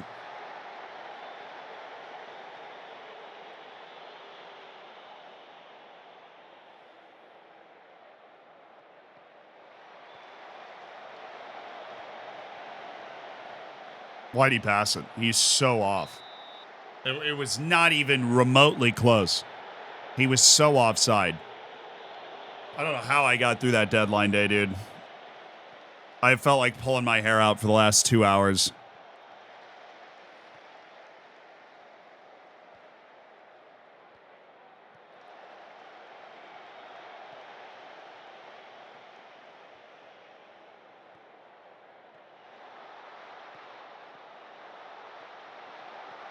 Good block. Alrighty. Oh, Medina. He's going to try and just go. No, he didn't. That's nice. Really taking away that space. The 4-3-3. He collapsed on that. They go into attacking because we have so much possession. 80% possession like 20 minutes into the game. Ooh, that's mine. Kunimoto, yes. Oh, you dove into why you were... I thought you were faster than him. Sorry. Oh, no. I feel like Elber is invisible. Like his Halloween costume is Casper the Ghost. Because how many times is he just wide open? Like if Mizunuma just takes a one touch to put that out wide, the defense is in shambles. Elber's in there by himself. Somebody's sprinting towards him. He skips by him and either delivers a pass or shoots. Like it's just a great spot for us to be in there. All you got to do is my advanced playmaker, instead of going for the world-class volley attempt, just knocks it down to the far side. Might even add a room to take a touch. Just, caress the ball out to Elber. It'll be fine. Here's Nagato, who hates my guts because of one team talk. All right, Mizunuma. Nice. Elber. Okay, well. Oh, let's go, Natsuda. Good play. Natsuda. That's...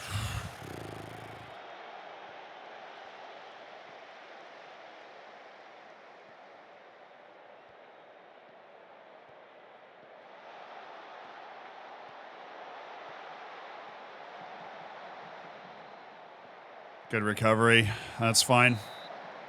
They had us there for a second. They split our whole press. They had us for a sec.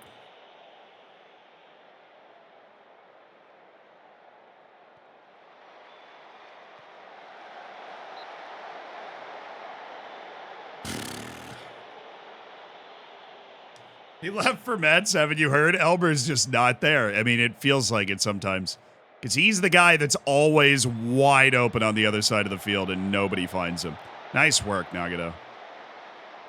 Nice work.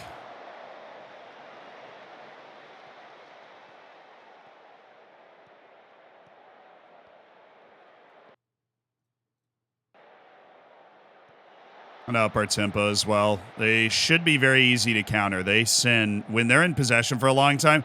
Look at the numbers. Be serious right now. 1, 2, 3, 4, 5, 6, 7. Like, oh my goodness. I don't know if I've seen a team all year that had their numbers up the field like that when they've got possession for a little while. That's crazy. All right, I try and give some sort of team talk that's going to calm him down.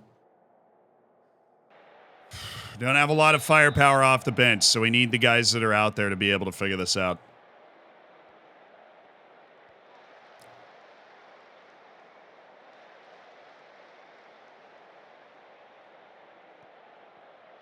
There you go, Elber. Come on. Alan Medina. Well, this is not the normal combination, but it is working. Elber Mizunuma. Okay. Reclaim a little bit of the momentum here.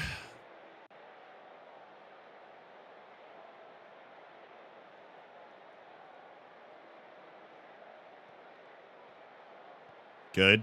Mizunuma. Good. Wide. Good.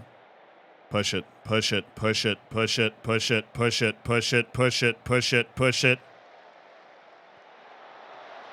Honestly, the wing didn't get out of his way. What happened to all that positional awareness?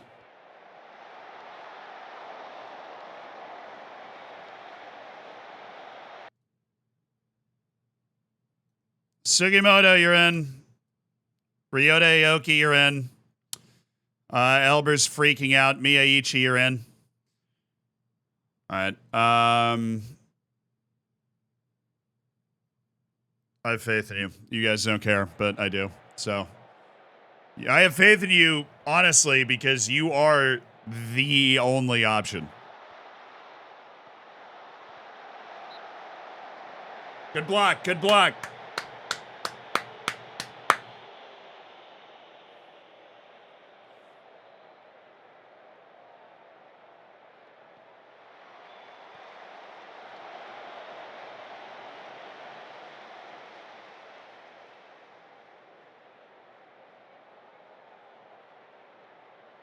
Oh, let's go. Big spot.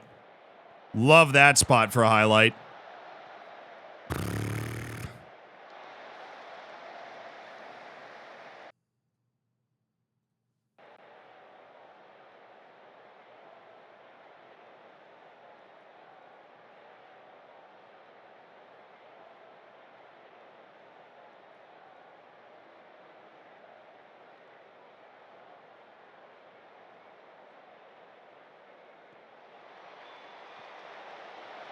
Eduardo, the hero.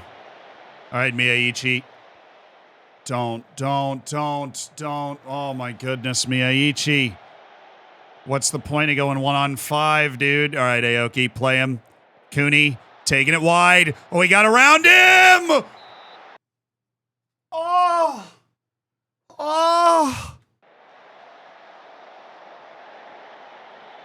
Dude!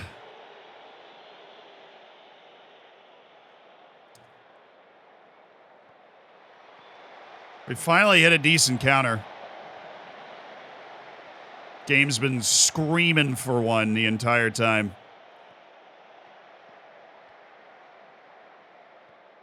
All right, we have to be on that touch. That is a Darwin Nunez level touch.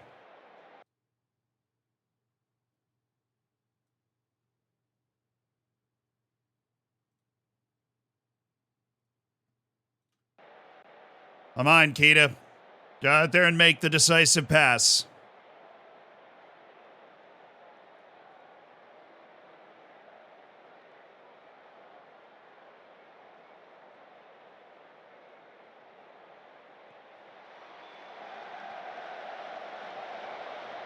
That's cool. Just chill. You're a sub. I didn't bring you in for your fresh legs. I brought you in for your cool intellect.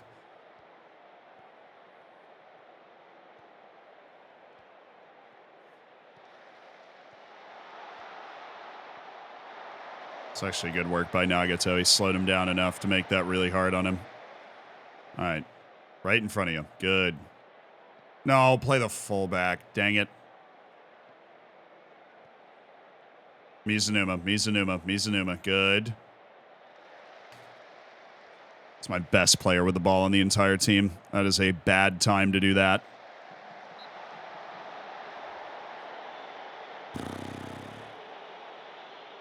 Hey, Shoga Segoga, welcome to the stream, dude.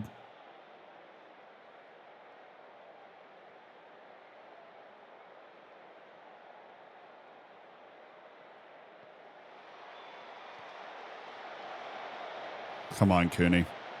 Come on, Cooney. You're like the only guy that can do anything anymore. Oh, my goodness. No, what a terrible touch.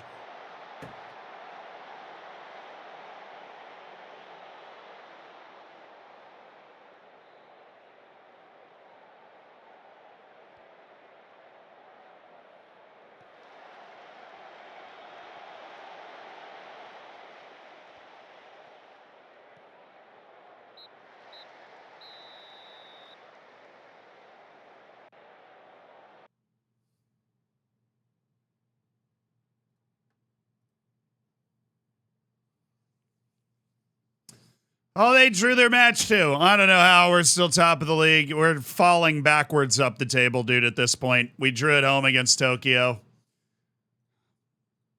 We missed maybe a chance to win, but we certainly didn't dominate that match at all. That was pretty even. That was just an exceptionally stale proceeding. Please tell me Anderson Lopes is back so that we actually have, like, some options coming up. We do, however, have some fixture congestion coming up, which is going to be my mortal enemy for the rest of the season. We've got Yokohama away, which, you know, at least on paper is a match we should be able to, like, handle, you know. Oh, Shikabala got an offer. The 37-year-old Egyptian's not done. Lopes is back. Thank you. Ilyan Stefanov's gone to Claremont Foot. Okay. So when can I ask the board for more money? Because we are very financially sound. We're actually secure. We've made money this year.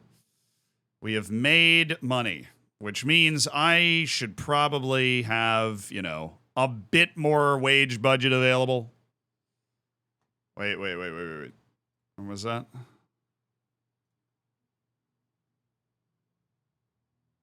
When was that? Up here? Oh, I'm confused. Whatever.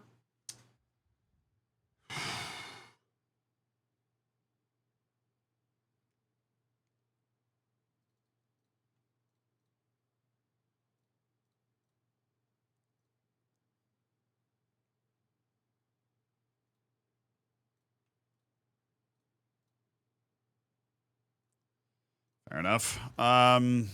Why am I... Oh, the Champions League draw? Ah, I don't care.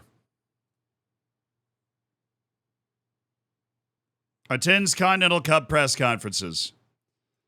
Let's see. This says, I'm just checking. It's not my job. So then why is it my job?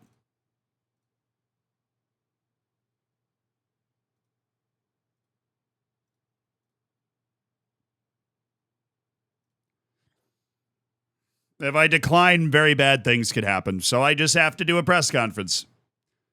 The level of excitement is super high.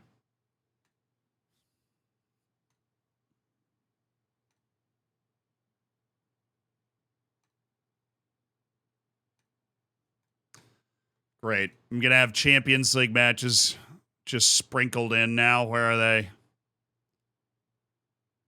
Ah, yes. Murderous fixture congestion towards the end of the year. That's what I was hoping for.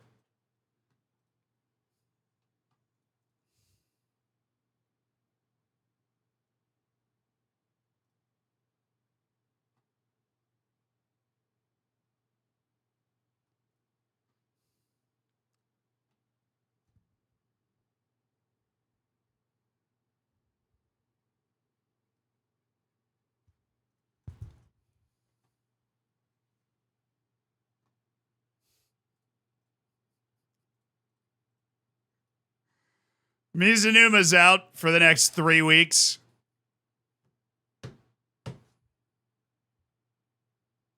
Great.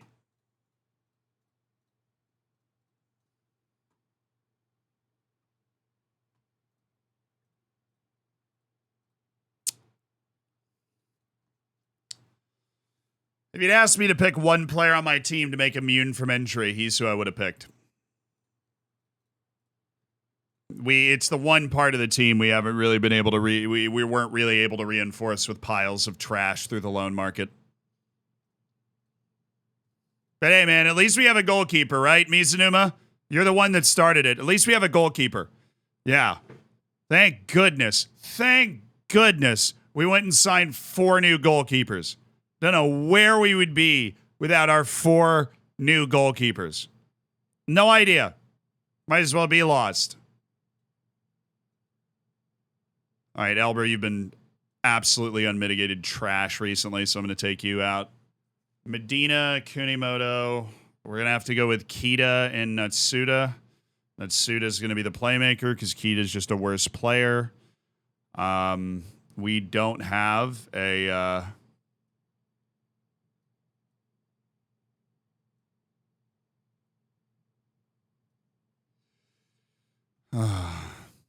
we don't have a natural sub for this position now. Aoki can technically play it. Miyaichi can technically play it. So we'll grab, like, Sugimoto. All right. Yeah, we're fine. Let's see if we can pull a rabbit out of a hat and win a game here.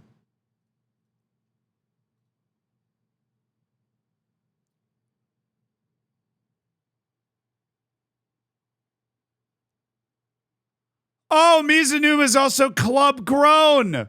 Oh, that's even better. Oh, that's so neat. Now I have 3 goalkeepers on the bench. That's even better than 2. Wow. Thanks, world.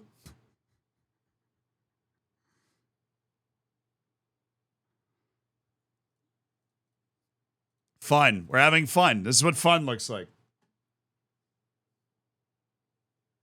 Chester, thank you for the 39 months. Think of it as just paying for the Faroe Islands video.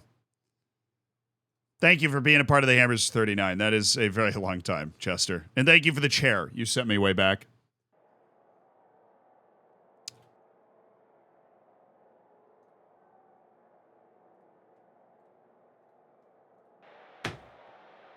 Eduardo's just starting the game away against the 18th team in the league, nervous.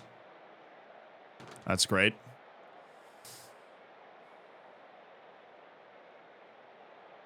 I just checked the reserve squad for homegrown players, but the reason that we have an auto-generated gray player who's a homegrown player is because there are no extra homegrown players on our youth team either. It's been a spectacular fun ever since one of our homegrown players broke his leg a few months ago. We've been kind of scrambling, but now we are and then we were forced to sign a goalkeeper, which meant our homegrown goalkeeper, who was a starter, was supplanted because, we had to go sign 4 goalkeepers. So eventually, we found somebody who was a starting quality. Basically, everything has been ergonomically designed to be as frustrating as possible and to also remove homegrown club players from our everything. Because it's not homegrown Japan players, it's club-grown players. And we are attempting to win the league in spite of the utter catastrophe that has taken place here today. Entirely self-inflicted by our own squad. Saying that we needed new goalkeepers. Set off a chain reaction of unstoppable disaster. And then some preventable disaster with my own poor transfer work. But I don't know if actually, because Albert didn't leave, I don't know if we could have actually done anything differently that would have really changed what we had. Please score.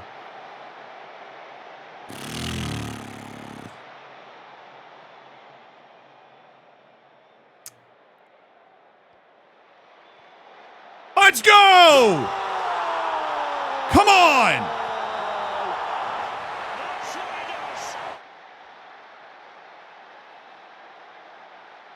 Come on, Eduardo. Big header. Battling his way through the crowd, big Eduardo. Cooney, Lopes. Oh, great ball. Oh, wow, that went out for a throw. That wasn't touched. That's their throw-in. That's how bad that shot was.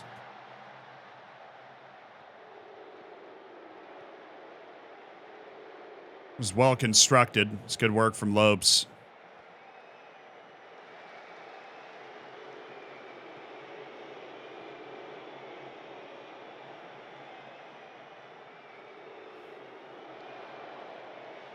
Got it, got it, got it. Good.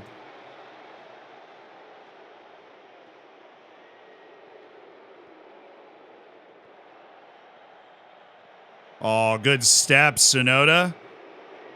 Who's been turned into a starter because we had to sell one of our starting center backs to help address the ongoing goalkeeper issue.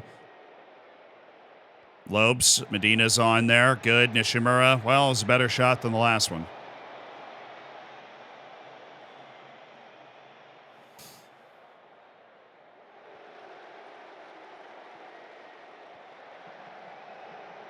All right, Medina, sweet.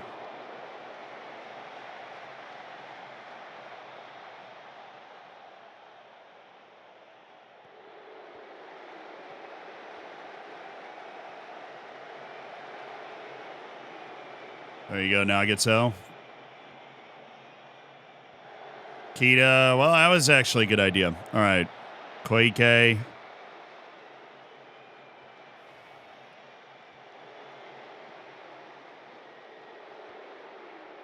This is somehow working out.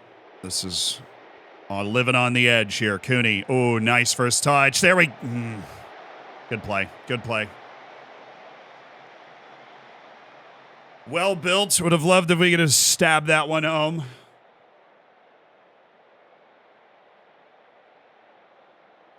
Isn't the Georgian goalkeeper also good enough to start? Yeah, but this guy's better.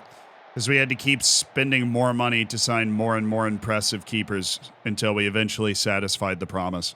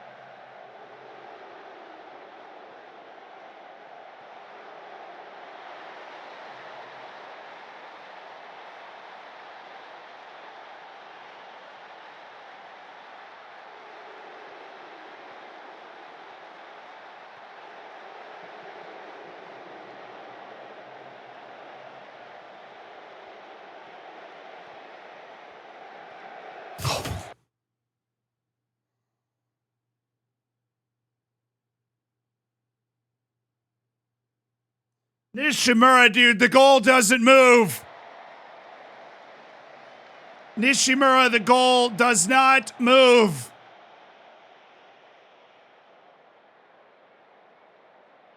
It stays in the same place, man.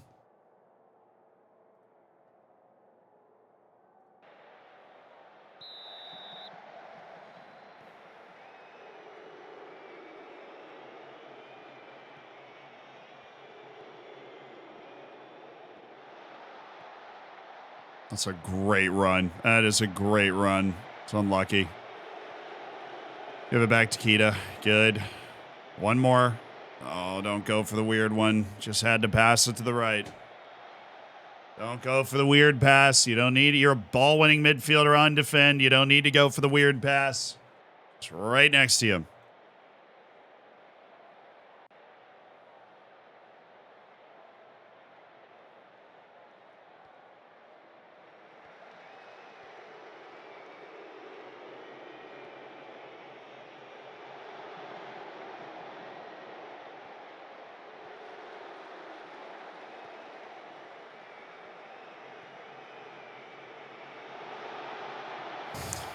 Dude, if you can't score from right next to the goal, what makes you think you could score from there?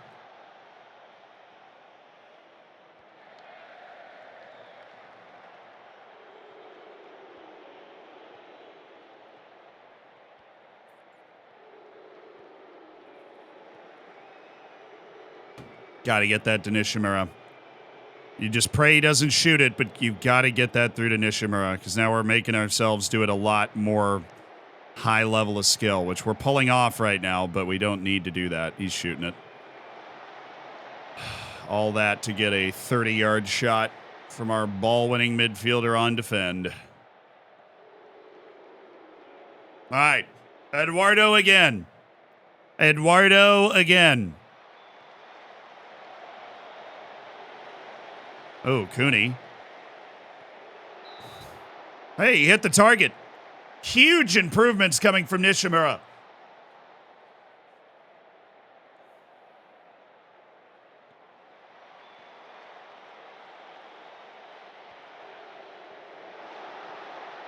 That's just tremendous work by Cooney. He's unlucky. All right, Medina, please be the star. Oh. Why did you touch it?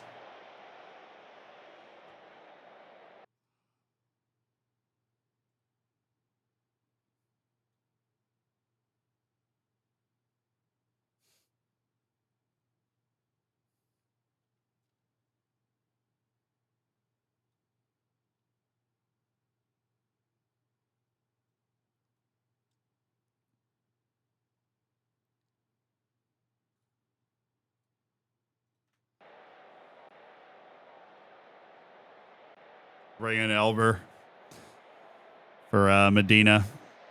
Nice header, Eduardo. Huge header.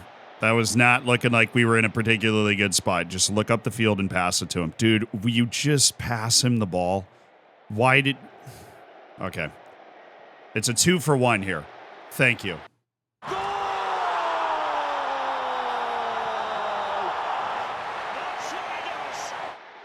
We finally scored again! We've finally scored again!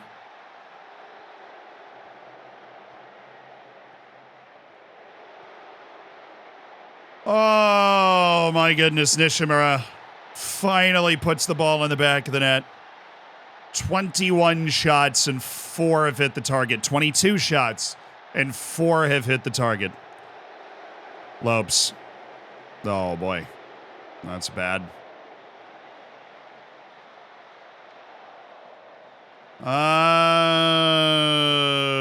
Fitness-wise, we're actually looking pretty okay.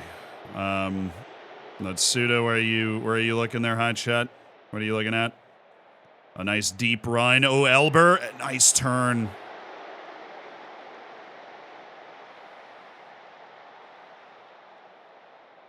We're Yokohama F Marinos. We are not Yokohama FC. We're not those losers. We're Yokohama F Marinos. Come on, Nishimura. Well, that was also bad. So you continue to do bad. Oh, wow, bad giveaway. All right, Nishimura, Elber. Love the lack of pace and explosiveness in this attack.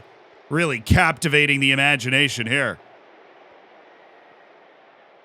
God, you'd think we were trying to decide what numbers we were playing in bingo on that. Like, seriously, dude, we had more players than they did. It's not that hard. Somebody's open.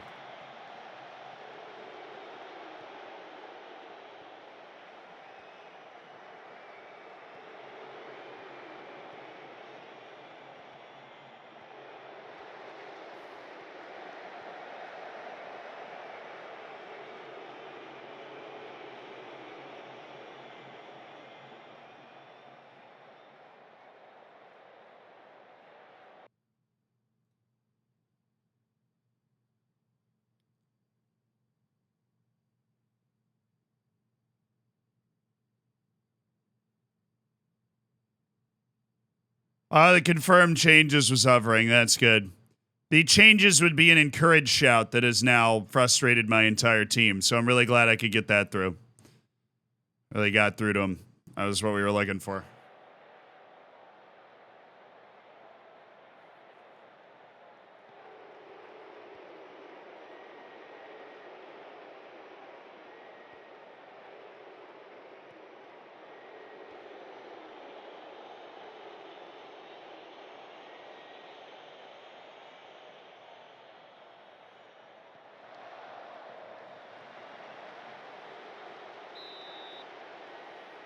We've gutted out a win against the worst team in the league. Hallelujah.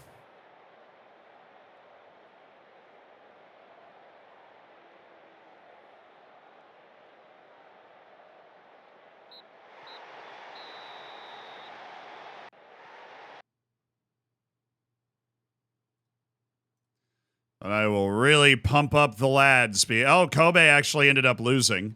They got flattened by Tokyo. So we're actually 3 points clear at the top of the league all of a sudden. Wouldn't you friggin' know it? All the chaos and all the disaster. And here we are, top of the league by 3 points. Seemingly inevitable, aren't we?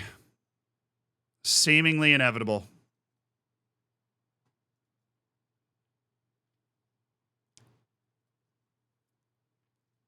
Don't want to do an outfield right before the match. That just seems mean.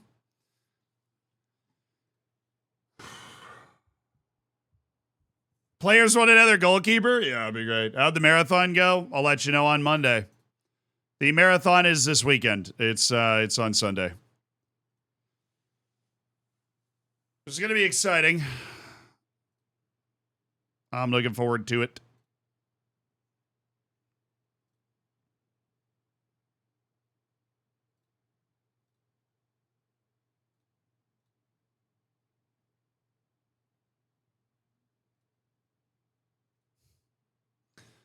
Dude, that guy's salary is a third of what everybody else is paying players in Japan. I have no idea how we're able to maintain a level where we're top of the league. I just really don't.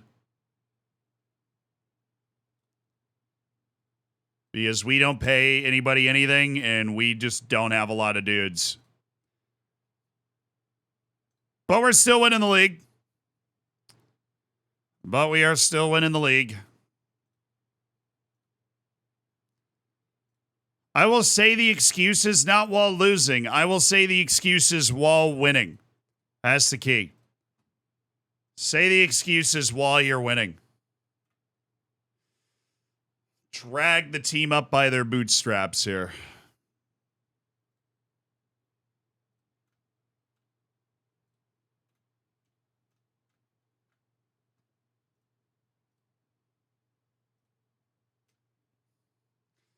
Kashima Antlers All Japan Cup quarterfinal. The Emperor's Cup. One of the oldest trophies in the world, if I remember right. Yeah, I would love to renegotiate for Fagundes. I just don't have any money because we canceled Elber's move to France now. Transfer window's not open anyways. I can't sign you. But you know that, don't you?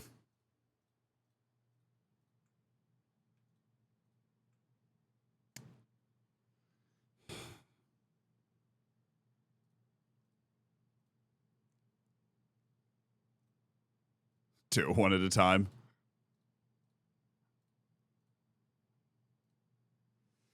Got it. Okay. I'm going to go back to my favorite corner.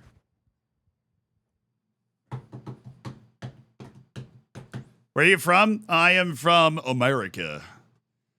The Estados Unidos. The United States of America. Born and raised in Tampa. Florida, if you don't want to have to break out the map. We're actually able to field a full bench. The next question I have to answer is, do I want to field a full bench? Yeah, I do. We'll take the guys.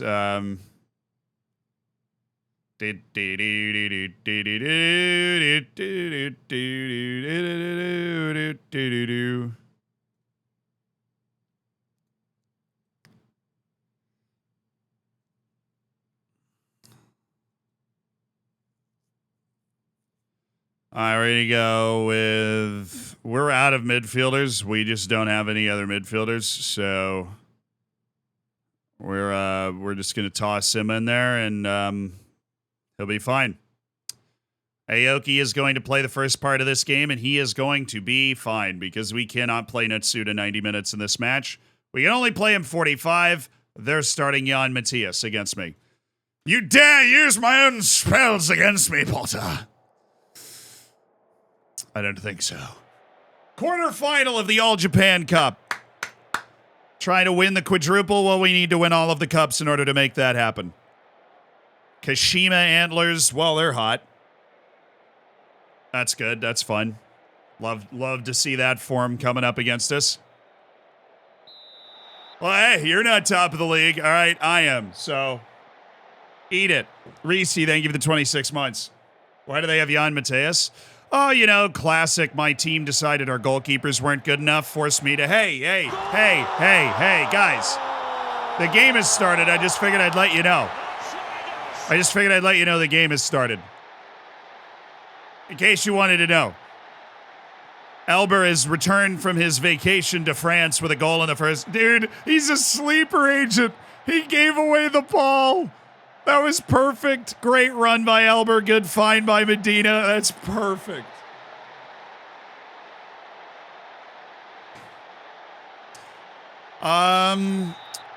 Yeah. So Jan Mateus is on the Kashima Antlers because one of my highly influential players, joined by the vast majority of the rest of my squad, came to me and said that we didn't have enough quality depth at goalkeeper.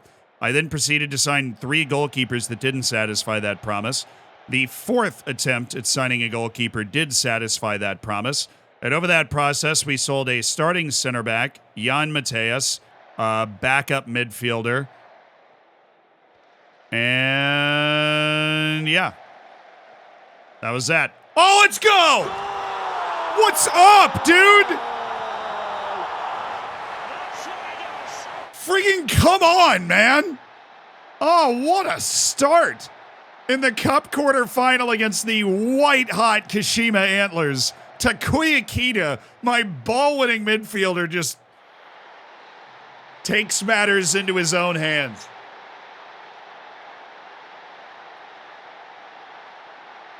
Oh, how did Takuya? I know you just made a great play and scored, but how did you not end up with that? Oh, he was off. Okay. As we continue our quest for the quadruple.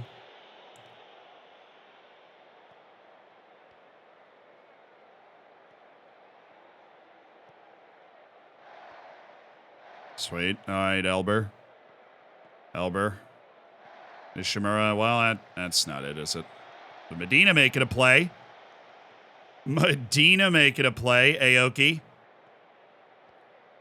Aoki. Oh, this is a nice run. And did Jan Mateus just give me a penalty?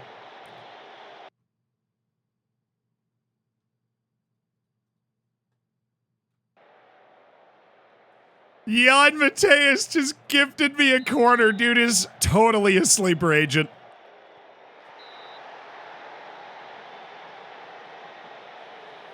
Dang it.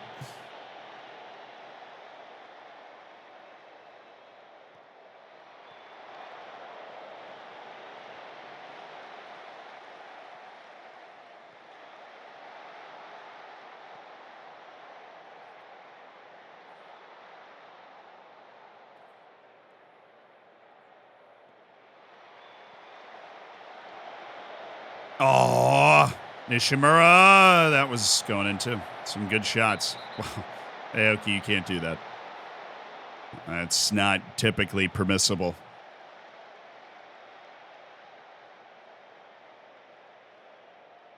All right, let's just keep the good vibes going, though. Lopes, Kita, Aoki.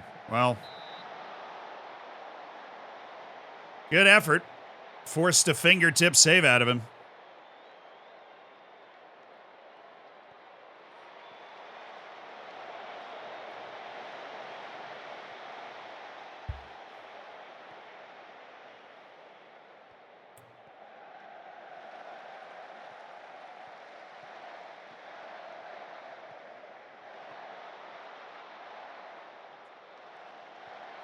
Eduardo figured it out eventually. All right, Kita, Eduardo.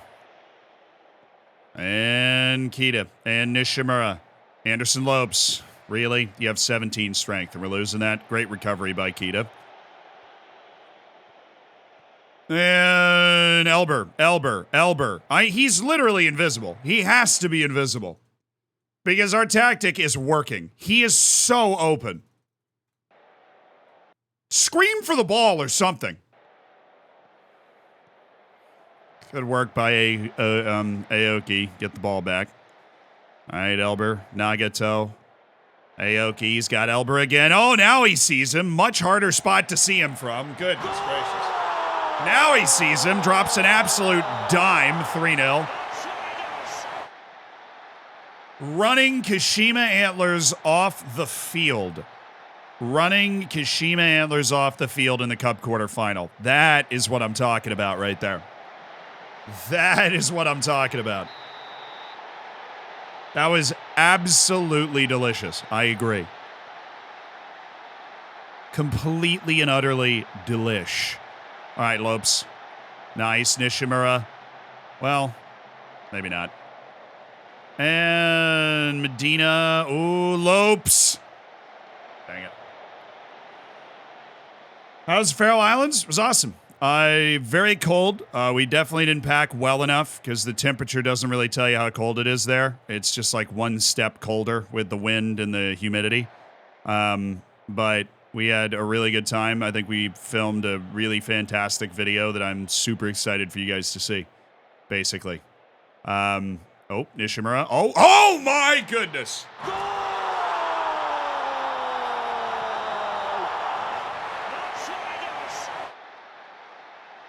I mean, you want to talk about everything just coming together. Like, this is destructive. I mean, Nishimura couldn't hit the broadside of the barn in the last match. He's scoring dimes.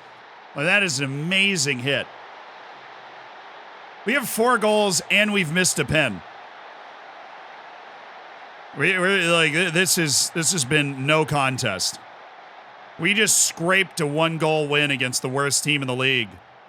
Granted, on the road, but this is much needed relief for our form here. All those extra goalkeepers are definitely helping. There's no other explanation. Kashima Antlers is a very good team. Nishimura, I mean, I can't blame him after the last one. I thought he had a through ball to Medina there, but I can't blame him.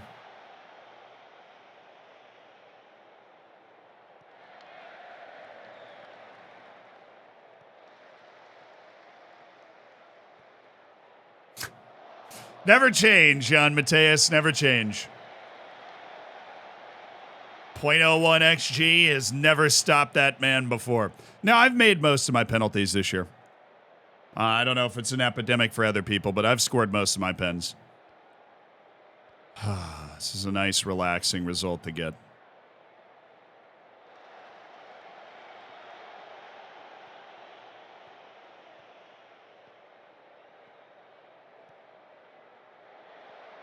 Hey, watch it. Dang it. Oh, nice defense. How did he keep that in? How did he keep that ball in? Okay.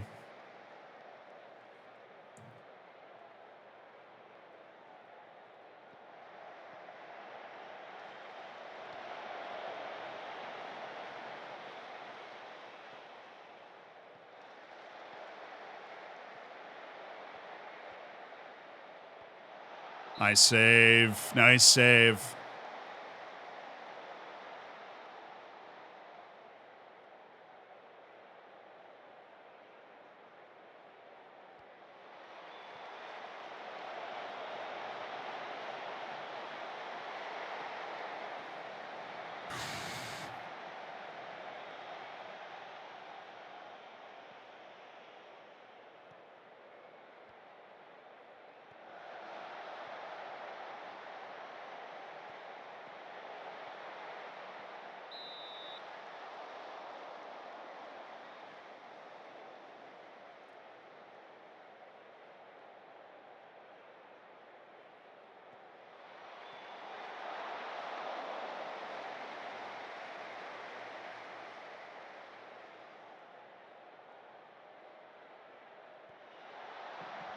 Oh, there you go. Far side.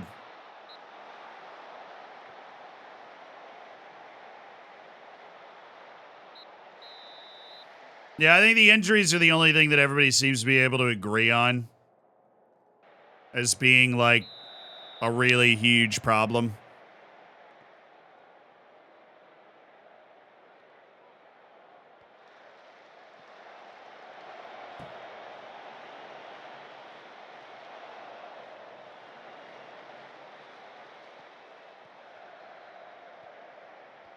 Oh, Medina leaving him in the dust, doing absolutely nothing with it.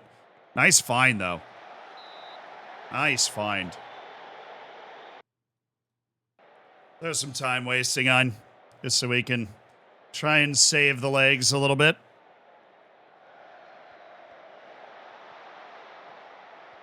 Hey, Neo Crazy, what's up? I'm gonna take that stuff off. Just to try and save the legs. Got a match in 3 days. I want as many of these guys as possible to be able to get on the field for. And that being said, Yuta Koike,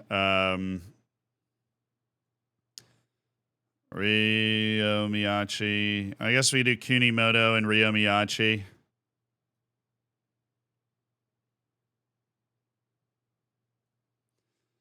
Anderson Lopes.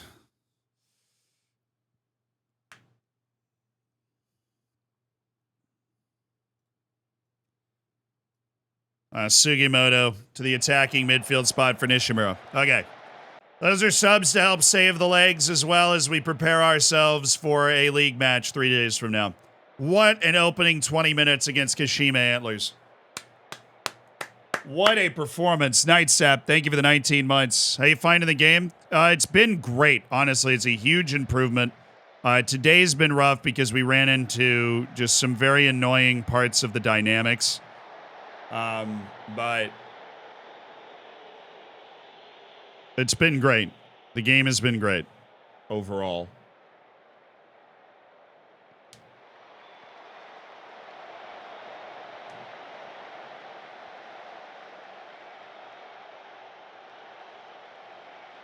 All right, Kunimoto.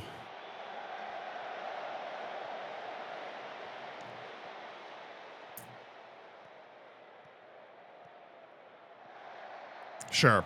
Sure, Jan. Sure, Jan Mateus.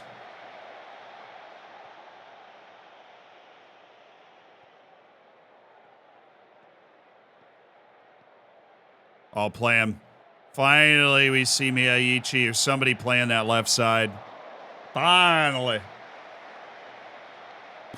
How long does the team talk unhappiness last for? I don't know. But that is a really stupid addition to the game.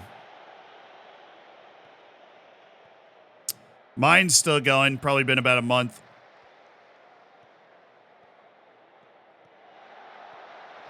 I don't really care. I mean, we're up 4 and we're resting the guys we want to rest. Do we have any last sub I guess we could make?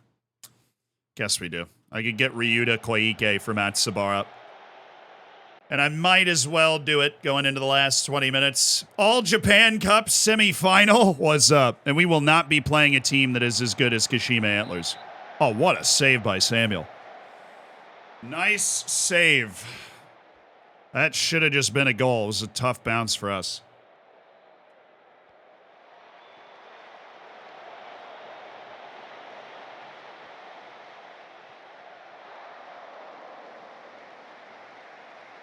Do do do do do do.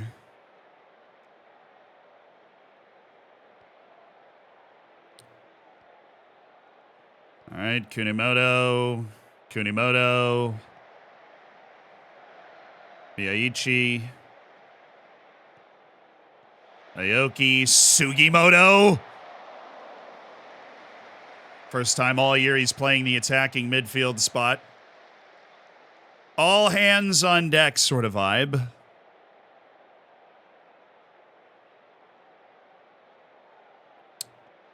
This goalkeeper's pretty decent for you. Look, unless he's Jesus Christ on roller skates, he wasn't worth it. Because we had to obliterate our entire squad in order to be able to eventually get this guy onto the team as part of a 4 goalkeeper signing process. So, I don't really care how good he is. He better be dang good. Because he cost us multiple starting players. He cost us multiple starting players and some depth to improve the quality of our goal. Yeah, I don't know if he's that good. Because I don't know where he's going on this play. But the goal was open. Oh my goodness.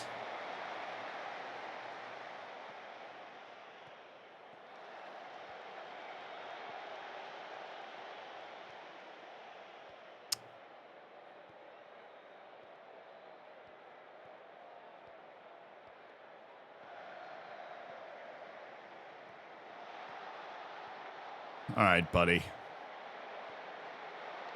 You just want to just pour on the highlights now that the game is literally over? Not even figuratively?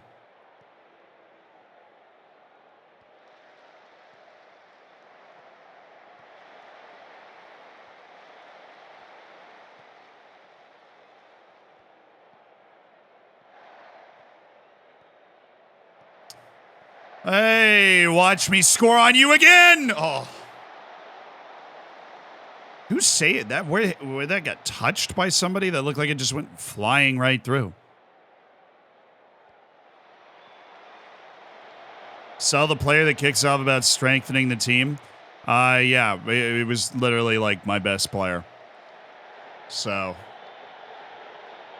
He's also club grown, which considering we've been towing the club grown line the entire time, I think we would rather do what we did than sell that guy.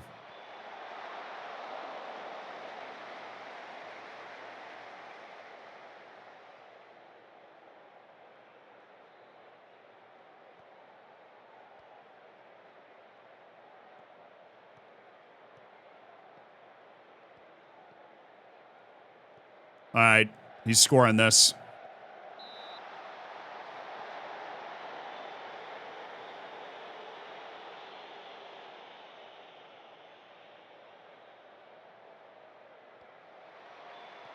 How did I irritate the FM gods?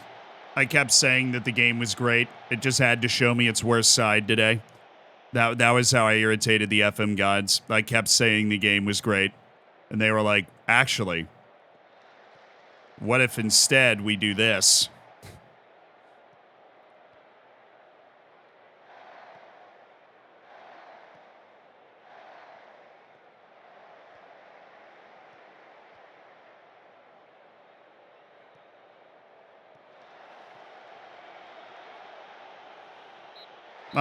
I mean, the game has been won for probably 15 minutes, but that is a very good win. That is a stunning blowout of Kashima Antlers that sets us up against Urawa Red Stags in the semis. The second division team was finally eliminated. So it is us against the Urawa Red Stags at some point. Oh, we have Sapporo in the League Cup quarterfinals coming up as well, so that's nice. Kashiwa Racel. All right, we are adjusting our training. So it is not as intense. The fourth best team in the league away, which is why we were so intent on resting. Sirios, thank you so much for the Prime, dude. I appreciate the 13 months.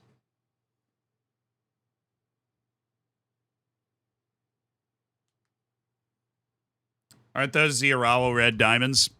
Read something. I don't know. Something popped up in my mind. I figured it might be right. I said it. Yeah, we're making $400,000 a month, but screw having money, you know what I mean? Like, screw having money.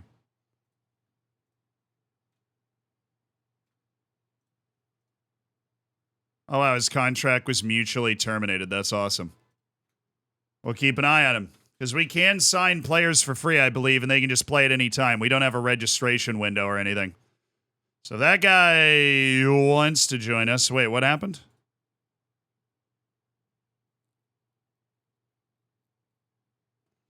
Oh, my two goalkeepers are not going to be there? No, I'm not going to postpone the match. That's hilarious, though. I want to get those matches out of the way. I don't want... We can totally win them with Lakura in goal. I don't want to have to worry about... I don't want to have to worry about those matches causing fixture congestion later, because they are... The fixture congestion is the greatest of all enemies.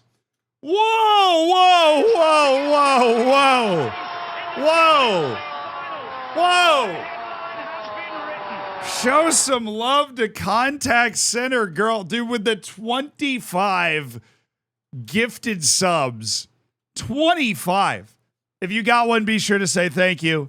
Thank you to Contact Center Girl for throwing down 25 gifted subs in a long, illustrious career. 308 gifted subs to the channel. Enjoy the bacon. Enjoy the emotes if you got one. Contact Center Goal, you are awesome. Thank you so much for that, for supporting the channel. Sandstorm, thank you for the 23 months. The free Twitch Prime you're tossing around. Hey, you still have to make time to do it every month, and I really appreciate it. So thank you. Takuya Kita's a little tired, but he will persevere. He will overcome, I believe. We also have a bunch of people on yellow cards, which is great. Actually, I'm going to start Aoki, and then we'll just bring in Takuya Kita at halftime. Natsuda's going to start deep. We're playing the 4th team in the league, so, I mean, that should totally work, right? That'll be sick. All right, boys, let's have a good one. Let's have a good match. Oh, yeah, we're in the league, so I have to start 3 goalkeepers. Yeah, I have to start 3 goalkeepers.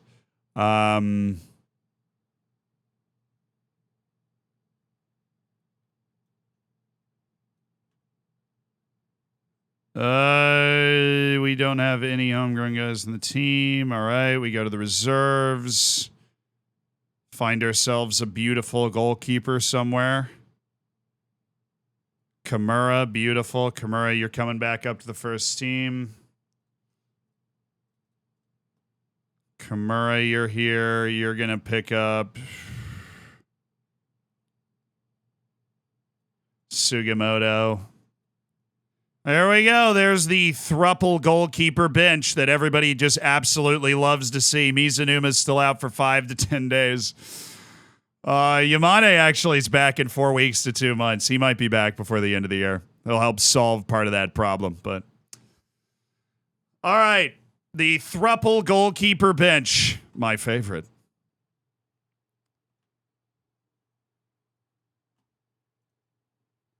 Here we go. Go team, baby. Go team. Pick up where you left off last time out. I have faith in you. I doubt that's going to make a difference, but worth a shot.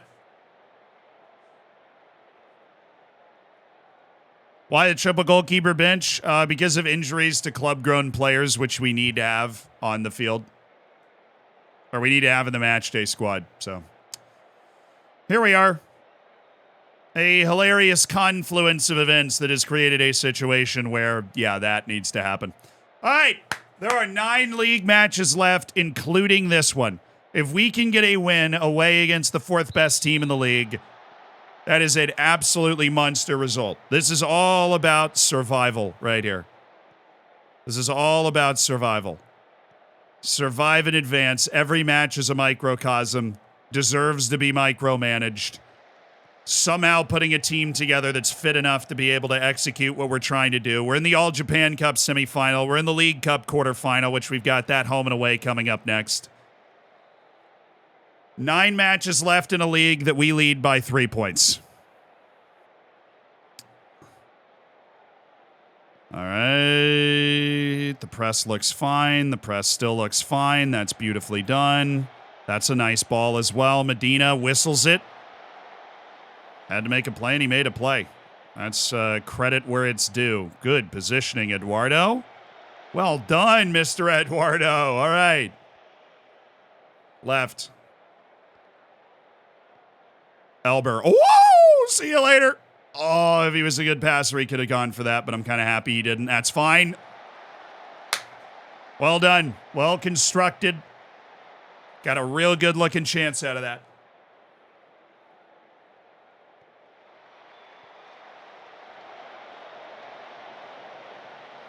I know the save hasn't been announced yet for what we're doing in when the full game comes out on Monday.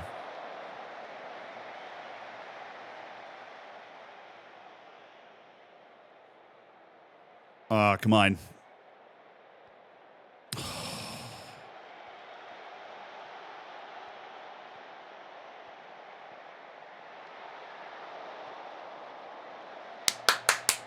Come on! We needed somebody to miss something like that at some point. Thank you. Thank you for your contribution.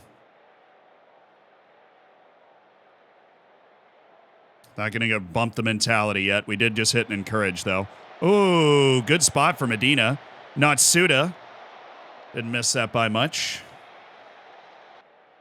A teleporting goalkeeper going around somewhere. Oh, didn't. Yeah, that makes sense that there's a guy there. Just didn't think of it. Okay, no, Nagato, don't get cooked like that, dude.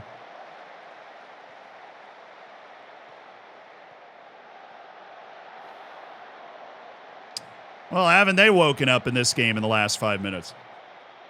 That's annoying. I was kind of hoping we'd have the run of things the whole time. They're using the space behind us better. But I'll have my better midfield out there for the second half. All right. Whoa! There you go. There you go. Right to the goal.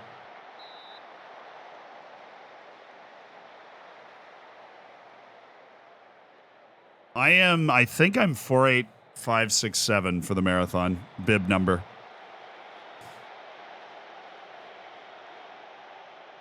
I think.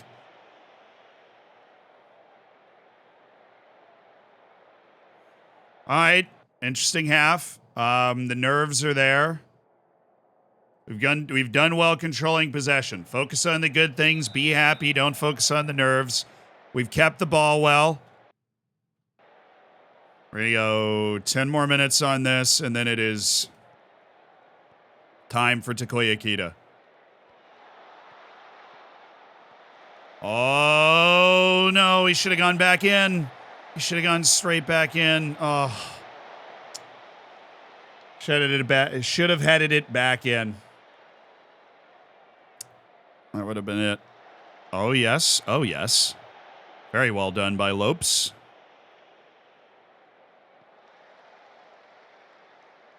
Nice. Nice. Nice. Lopes. Yes! Yes!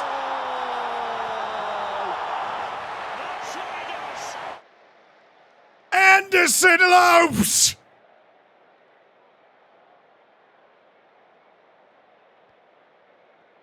All we got to do is just keep doing this. This is a huge match. He decided to take it early, and he just blasted it home. This band of misfits and unhappy individuals that's just finding a way to get results. Chasing a trophy. Kita and then Natsuda moves further up the field. Everybody else, don't keep it up. I'm going to go with Kunimoto for Elber because Elber hasn't been doing well. Oh, keep key. Oh, yo. I would classify that as an unnecessary handball. I know that might be a surprise to you, but I would definitely classify that as an unnecessary handball. Just decided to reach up and knock it down. Samuel almost got that.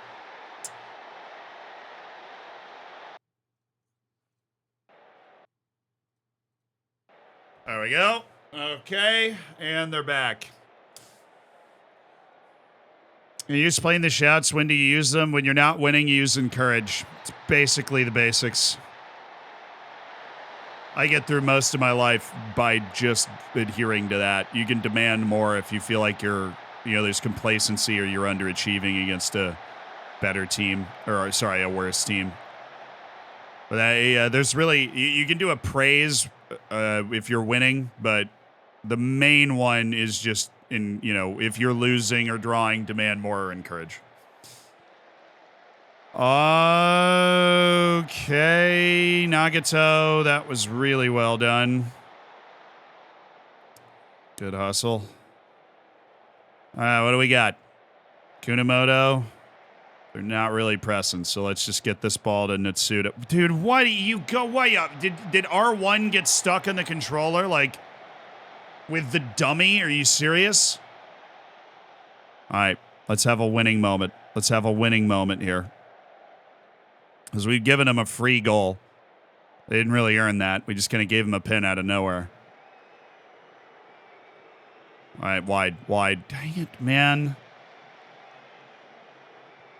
Oh, Eduardo actually, once in a million, making a really sharp pass. Cooney, oh, well, he punched it, so I guess we're alive.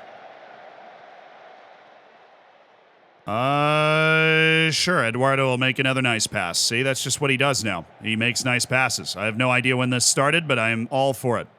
Medina, Nishimura, everybody trying to take everybody else for pace. Sure, Natsuda. I mean, seriously.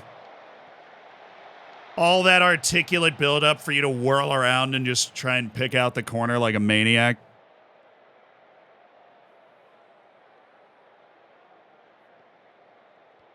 Oh, we're getting into good spots. I like the way we're playing right now. Just got to take the moment. What change was that? What? I don't even remember making a change, dude. What change did I need to confirm?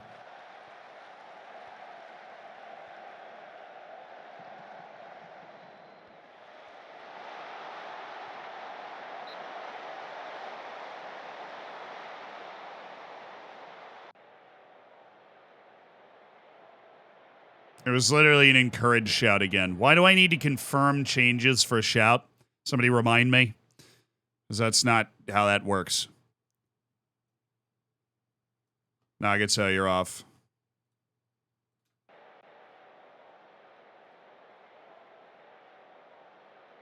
Come on. Eduardo. Big ol' Eduardo just soaring in. All right, play it. Oh, Medina! Alan Medina!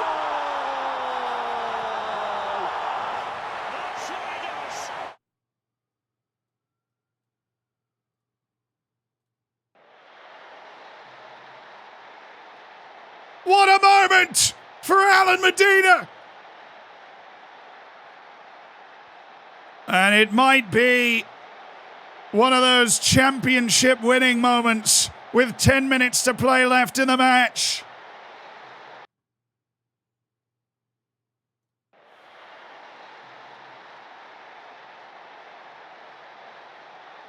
And a crucial away tie between top four sides.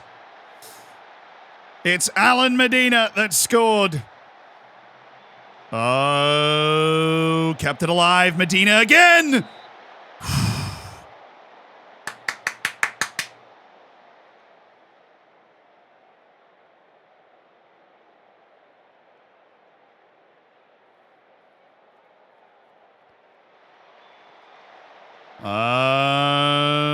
Ours again. All right, Kunimoto.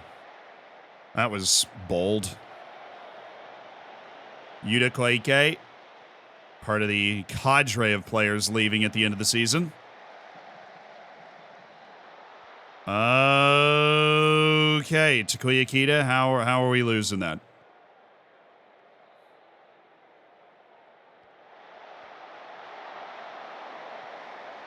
I'm cool with that. I am cool with that.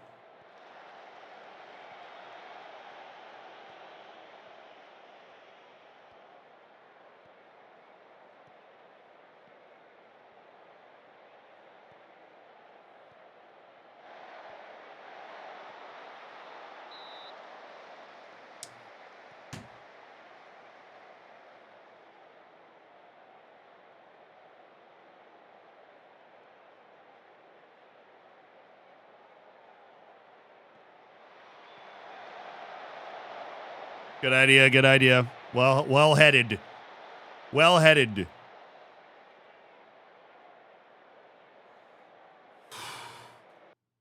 Should have done this about 5 minutes ago, but like 5 minutes in match ago, but it kind of got by me. Just in case there's a stoppage of play, we want to make sure we do what we can.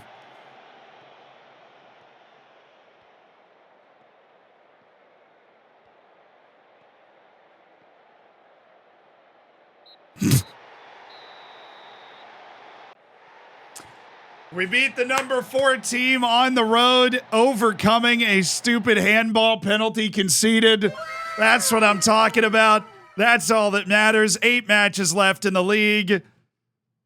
And we have created 6 points of separation from Kobe because they haven't played yet. Hey, it works for me. They increased our transfer budget to what? Oh, they literally just put 1.6 million into our transfer budget. Like, yeah, okay, man. I could have used that, like, I don't know, a little while ago. I just put 1.6 million in our transfer budget. Like, oh, right. Yeah, cool. Thanks. Appreciate it, dude. Sick. I really, I do. I do appreciate it. I need to sign another midfielder.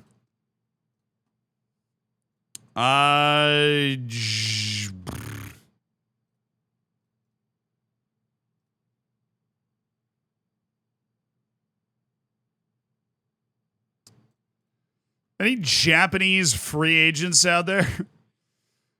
That would be awesome. Japanese center mid and we want the and in there.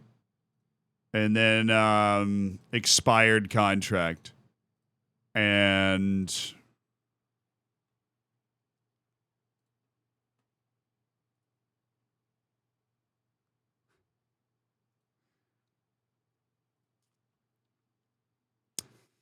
oh yeah, dude. I know there's a real star out here amongst these losers. No, there's not. But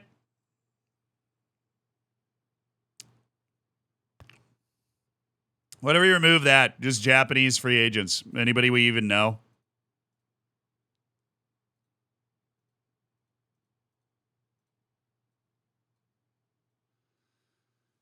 I will do classic international youth appearances 1.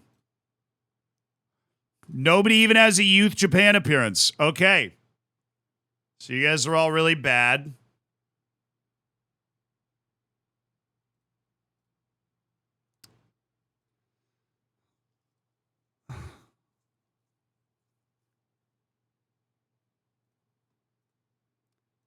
There's nothing else to waste our resources on. We'll invite them on 2-week trials, and if that doesn't work, we'll scout them. Some of the trials were accepted, so come on in, boss. It's not like we're going to have too many people in training. And the rest of them will scout. Okay. I see. I see. I see. I see. I see. I can see clearly now the rain is gone. Couple of guys that might be 1-star midfielders, a little break glass in case of emergency disaster setting itself up. Yeah, that's what I want. That's what I want. I don't remember playing that team. Have I played that team yet? Sagan?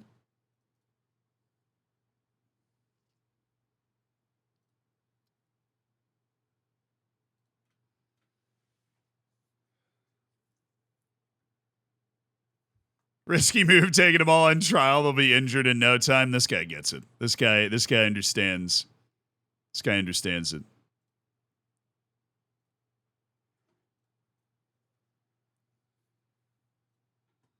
This guy understands the real problem.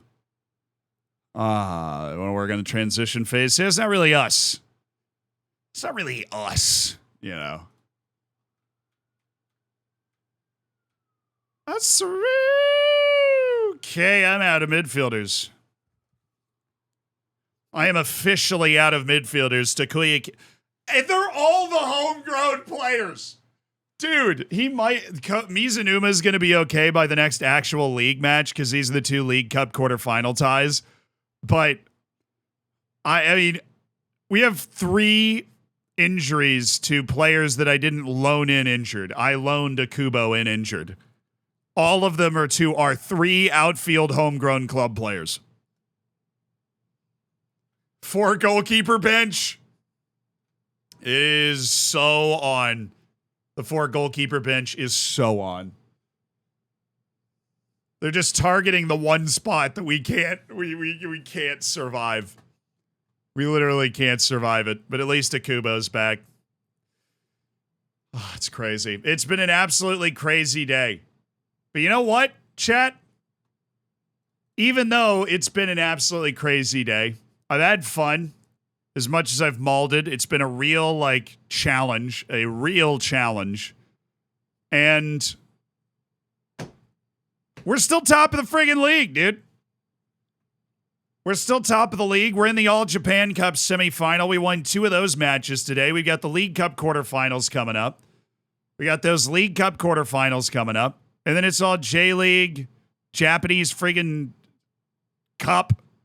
Arawa's down here. And we've got Asian Champions League, which I wish I could just delete from the game.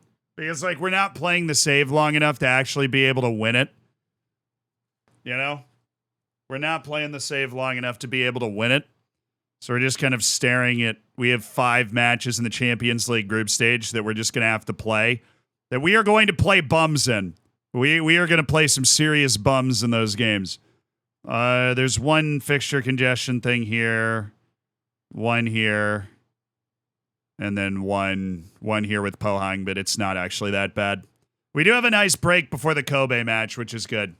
But today we are done. Thank you guys so much. It was a serious journey. We're going to raid somebody, so stick around for that. We're going to go make somebody's day, but love you guys. Fist bump. Contact Center Girl, thank you for the 25 gifted subs. Holy smokes. So thank you to everybody that subscribed today.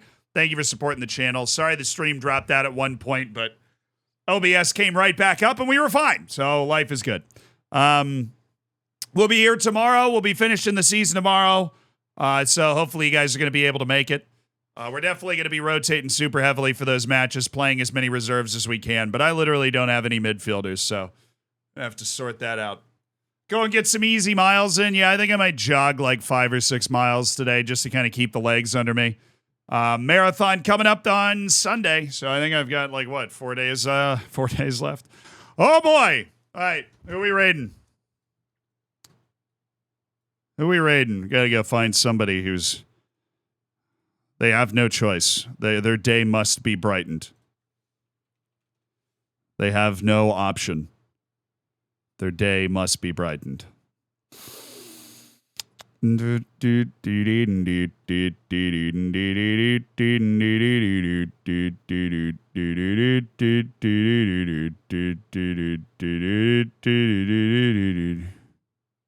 right, we found somebody who has just started their streaming journey, kind of like the raid we did last time. So if you guys enjoyed that, then this should be a lot of fun. There's somebody that's just started their streaming journey, and we have the opportunity to come flying in and make their day, and maybe even more than their day, maybe their week, maybe their month, maybe their year. I don't know. We're going to give them an opportunity to hang out with a bunch of you cool people. Let's get a copy pasta going when we drop into the stream. Let's spam the copy pasta, make it exciting. Look after yourselves. They're not going to have a moderation team there, so be polite. Don't say anything too weird. Chat, don't be weird. Challenge, impossible. Yeah, I know. But have a great day. I'll see you tomorrow. Get that copy pasta right there.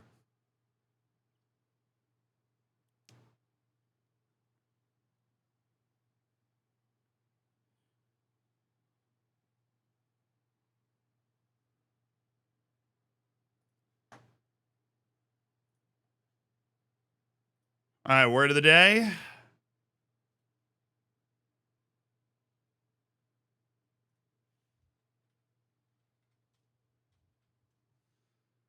Analog. A-N-A-L-O-G-U-E.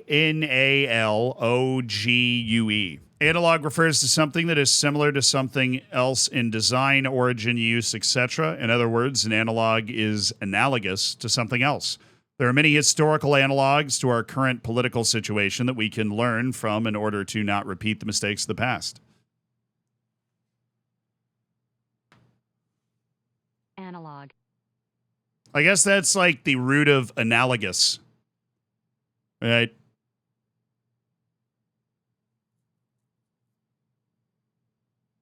Huh. Interesting word. All right, see you at the end of another stream for another word of the day.